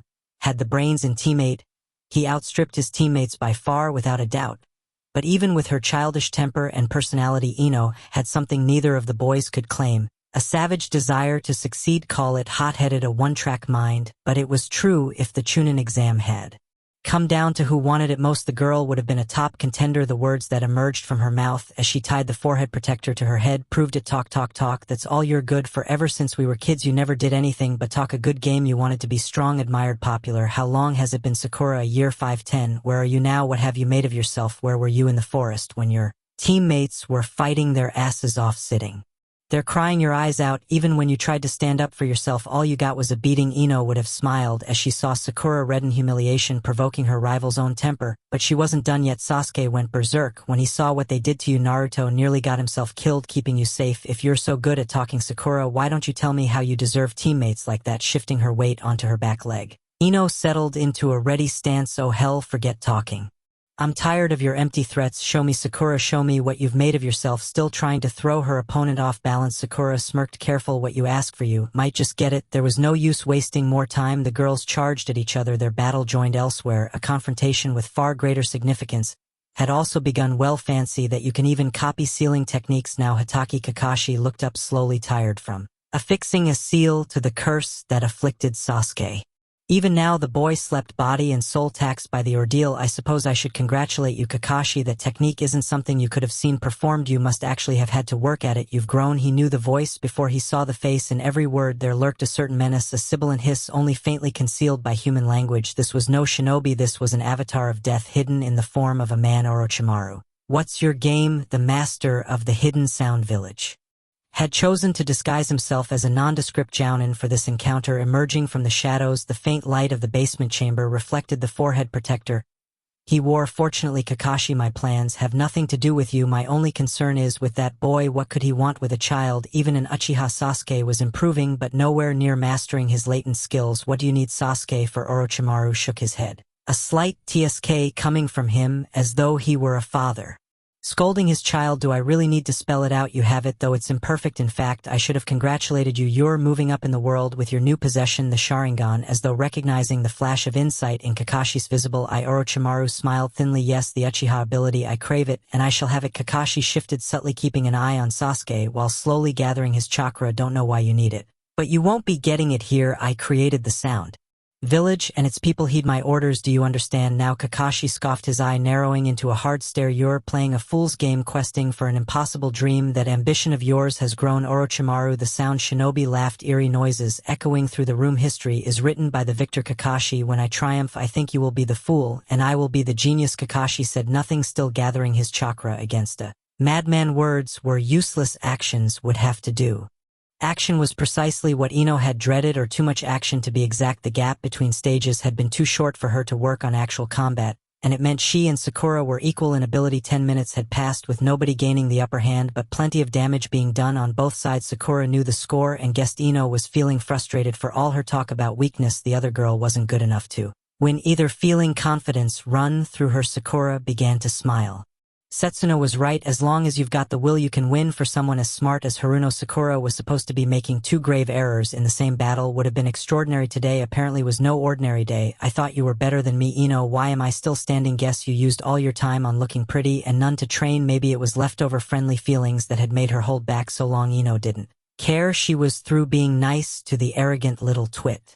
Should have expected this from you. Can't win a fight, so you stoop to this. Well, I'm through holding back. If you want to disrespect me, you're gonna have to earn the right. The crowd watched as Ino drew out a kunai, raising it to her hair. Asuma frowned, wondering what was going on. She's losing control. Ino can't afford to get unbalanced. Sakura will only take advantage of that to win before he or any of Ino's teammates could do anything to stem the tide. It was too late. With a short, brutal swipe, Yamanaka Ino hacked off the long ponytail that had been her pride and joy. In that instant, every eye in the room turned back to the action. Some had never been interested seeing the girl's low talent levels. Others had grown bored at the slow pace of the fight. Ino's meltdown was an entirely different story. Her scream shook the room. You stupid bitch. Even Sakura was taken aback at the murderous rage in Ino's voice. The blonde stood there looking back and forth from the hair in her hand to the pink-haired girl across the room. Eve had it with your arrogance, your luck, and your stupidity, but most of all Eve had it with you. Sakura smiled thinly as Ino hurled her shorn hair on the floor. It's working. Ino knows him stronger. That Eve got the stronger. Well, all she can do now is stuff like this. Eve got this in the bag. Ino slammed the kunai back into its pouch, lifting both hands in front of her. She hadn't improved her combat skills for this fight, but What Shed learned would be plenty more than enough to win. Especially against Sakura. Now nobody's pretty, you can smile now Sakura, but you won't be smiling after I make you give up. Sakura shrugged, recognizing the seal that was beginning to form in Ino's hands. It didn't scare her in the least. Go ahead, and try it if you think you're any good. What was that line you tossed out in the beginning? Careful what you ask for, because you're about to get it. Orochimaru looked on as Kakashi settled into a ready position, even as he watched the copy ninja prepare to do something. The expression on the older ninja's face never lost its smug superiority. How amusing. Are you going to show me something else you've picked up over the years? Something like respect crept into Orochimaru's eyes as the air about Kakashi's right hand began to crackle, a steady glow building as chakra gathered the leaf. Jounins visible. I burned with a slow fire. You may be a legend around here, but don't think you can just waltz up and take Sasuke. I am a Jounin of the hidden leaf, sworn to protect the village and its people. If I have to sacrifice my life to do my duty, I will. Kakashi had expected plenty of potential reactions to his words, but laughter hadn't been one of them, and as much as he wanted to stay in control of the situation, he couldn't help but get angry. What's so funny? When the snake ninja spoke, his voice once again carried that chiding tone. Poor boy, so desperate to exceed everyone else that you rely only on that borrowed eye. Ignoring your instincts, spare the effort. Nothing you say or do will keep the Uchiha boy in this village. He was as good as mine from the moment we met, even before I marked him. You're wrong about Sasuke. He's not like you. Perhaps. Orochimaru dismissed the copy ninja's words with a wave of his hand, but you and I both know what he truly is. His soul burns with a desire for revenge, mind focused only on finding and destroying his enemy to achieve his goal. Sasuke will seek any power, even if it is as dark as mine. Kakashi could find no words to respond, even as his heart told him the Uchiha survivor was a true leaf shinobi. His mind knew better. Orochimaru had known it too from the beginning, and his irritating smirk showed it. So you see, Kakashi, I have no need to take Sasuke from you. I don't even have to take him from the village. He will do it all for me, seeking my power. Still, it's a pity to see so much chakra go to waste. Go ahead and try to kill me if you dare. The sound shinobi's voice trailed off as Orochimaru turned to leave. Few opponents had ever turned their back on Hatake Kakashi and lived. Why would the snake in the grass be any different? He had the attack charged, ready to strike. But why wouldn't his body move? You're going to use the Shintenshin on me. Sakura looked at Ino, still standing there with her hands in that seal, and laughed. Shintenshin no jutsu, a special technique that projects the user's spiritual energy outwards and if successful into the mind of the target. But you know there are disadvantages too. It's slow as hell and takes a while to hit the target. If you miss, you're out cold for a few minutes until the energy returns to your body. You'd just be an easy target to beat on. Not a very dignified way to lose, I think. Ino snarled and kept her hands steady, making Sakura suspicious. Why wouldn't the girl listen to reason? Was she that desperate to win? Before she could ask about it, the blonde girl replied, typical Sakura, you think you're impressive rattling off all that information. Give me a break. Don't think you'll win before Eve done anything. It's your funeral, Ino, miss, and you're through. It looked as if words were useless. Ino was dead set on using the attack to try and pull out a win. Sakura bowed to reality and set her feet to run. Stop, you idiot. Shikamaru would have been better off keeping his mouth shut. The brief look of annoyance that flashed across Ino's face showed Shed heard him and wasn't happy. Ino had to admit things would look grim to everyone, but her Shikamaru was rarely wrong about analyzing a battle and had been right to keep them out of most of the fighting in the Forest of Death this time, though he didn't have all the information. And that means you're wrong. Ninpu Shintenshin no jutsu move, strike, do something. He's on a whole other level. You can't just stand there if you want to take him down. Thoughts raced through Kakashi's head at 1,000 miles an hour, pulse pounding, nervous sweat beating on his skin. There was still a chance to attack to retrieve victory from the jaws of defeat. Orochimaru had given him the easiest possible approach back, turned open to a devastating strike. He had to act. Kakashi might as well have tried to fly, no matter how much his heart ached to do something. Nothing happened. Why had his body betrayed him? Try to kill me if you dare. Orochimaru's last words to him returned unbidden, gnawing at something buried deep in the copy ninja's mind. Death. Was it primal fear, repressed memories, long buried friends? Whatever it was working no longer. Were his thoughts focused on killing Orochimaru? All Kakashi could see now was death, but the deceased bore his face. Orochimaru's voice mocked him, cutting in and out between each gory end that flashed into Kakashi's mind. Useless, weak, dead. That's all you'll be if you dare to face me. The feeling didn't last long, but it was long enough. By the time the Leaf Jounin could stop reliving his illusionary deaths, Orochimaru was gone, and with him had gone most of the hope of keeping Sasuke away from the darkness. Inwardly, he kicked himself for showing so much desperation. What was I thinking? Sacrifice myself and take him with me? That was no solution. Even if he had somehow killed Orochimaru, Sasuke would simply become someone else's target. Lured by the promise of strength, led astray by the desire for vengeance,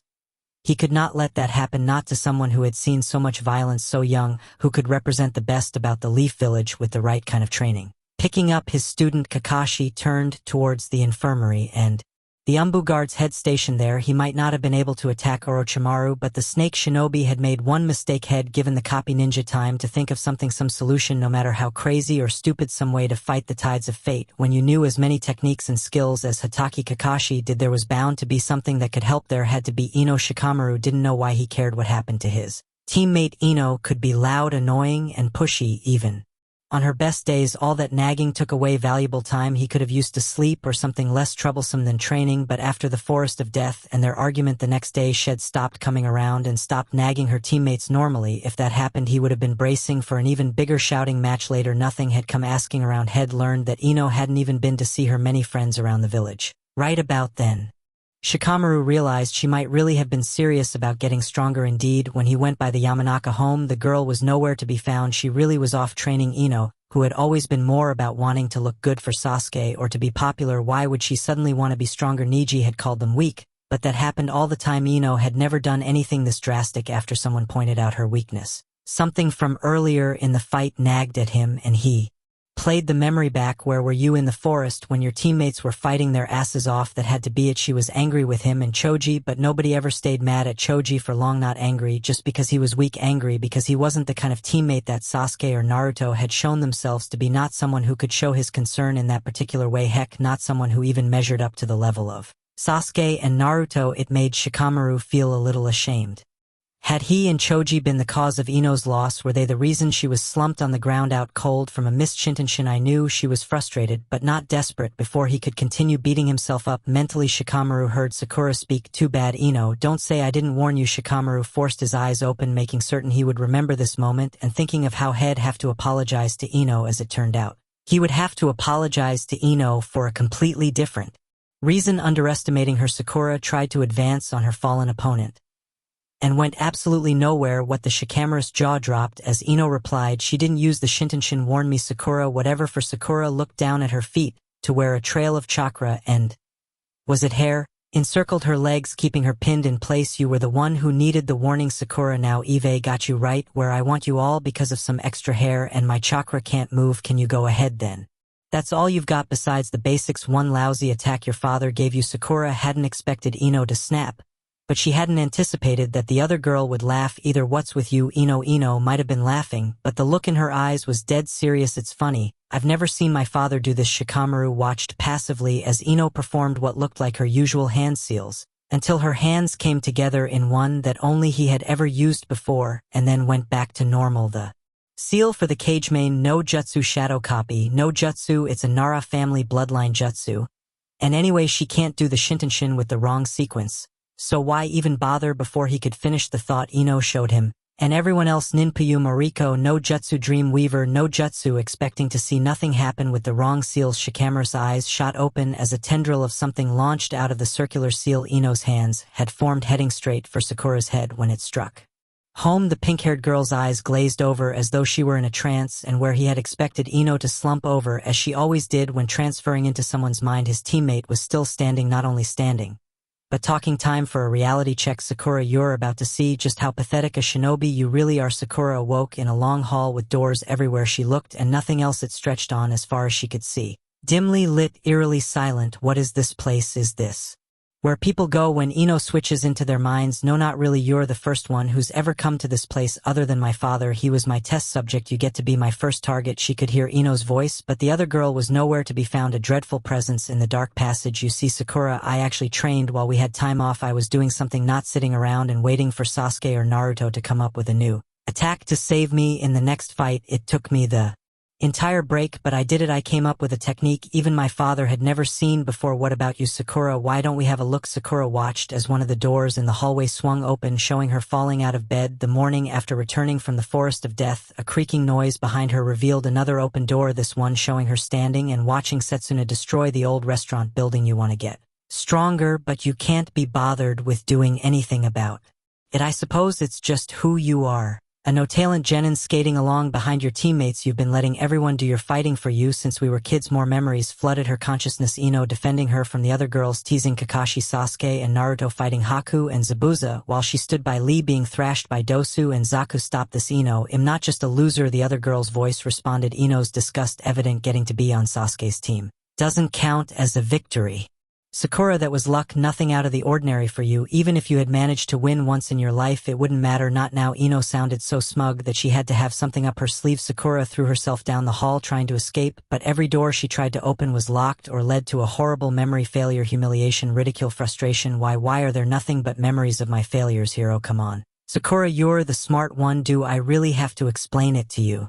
Sakura slumped to the floor, trying to hide herself from the images that rushed at her, the power of Ino's new attack becoming dreadfully clear. You're controlling my memories. Oh, honestly, you make it sound so boring. When I extended my spiritual energy into you, it was like becoming the director of my own private little movie with you as the star. Well, more like the damsel in distress. I don't have to control your body to do any damage. All this handy new attack does is give me control over your memories. I can block whatever I want, amplify the rest with some effort. I can even change them. Fortunately, you've got plenty of material for me to work with already. She knew she was not a loser, but that confidence was fading fast. Every second that passed by, every failed attempt to recover happier memories only made things worse. Maybe she was a failure, a drag on her teammates. Stop this, Ino. Oh, sure, Sakura. Ino's voice echoed in the hallway. I can stop, give up, and the memories will stop. You can go back to being the same oblivious girl you've always been. Just give up. It was tempting. Sakura had to give her that. Dragging herself to her feet, she stumbled down the hall, trying to empty her mind of all the images Ino had unleashed on her. As she passed one door, she heard a muffled voice from somewhere, much like the way Ino had been talking. Someone must be trying to cheer her on. Although Ino had blocked most of it out, Sakura couldn't make out the words, but she would have known that tone anywhere. Naruto, why was it always him? Sasuke never said anything to her besides a few short phrases at a time. If she was lucky, even Naruto had seemed to lose any interest in her after getting out of the forest. Sakura had thought it was because she was useless, but why would Naruto still care? Why would Kakashi-sensei praise her? If there were nothing to praise her for, there had to be something Ino had overlooked in her memories that could help her remember. Out of ideas, praying for something to break through her failures, Sakura did the only thing she could. Follow the sound of her teammate's voice. Whyd, you bother saying anything? Naruto, I thought you said you weren't gonna waste your time with that girl anymore. Beats me. Guess I just wanted to live up to what Ino made Sasuke and me sound like, make it look like I cared or something. Naruto shrugged as Itachi restlessly paced on his shoulders. He wasn't really sure why Head tried to snap Sakura out of her funk. Head basically promised his father he would give up on the pink-haired girl, and the way she treated him had made the decision easier. Still, watching the fight had changed his mind. The belief that Sakura had good teammates only made sense if you weren't in Team 7. It did look like Sasuke and Sakura got along well, that they watched out for each other out of a sense of teamwork and friendship. Naruto knew better. He and Sasuke could perform well because neither wanted to lose to the other when defending Sakura. Naruto would fight as well because he had been infatuated with her, and Sasuke, well, with that weird thing on his neck. Who knew what he was thinking? Naruto didn't care to ask. What he did care about was what Ino had said, and the way Shed looked at the time. Most people who talked about teamwork or friendship tended to look corny as all hell when they opened their mouths. Even Kakashi-sensei had had his moments, or would have if his face hadn't been covered. Ino had been different. Not only had she been talking about teamwork, Shed actually managed to look serious while doing it. That alone told Naruto how important the blonde Kunoichi thought teamwork was. It had made him think, and think hard. Anyone who knew Naruto from Iruka on down would have been totally shocked, but he was thinking this over. Forget Sakura and all the problems she presented. Why did he care so much about the way Ino saw him? After a while,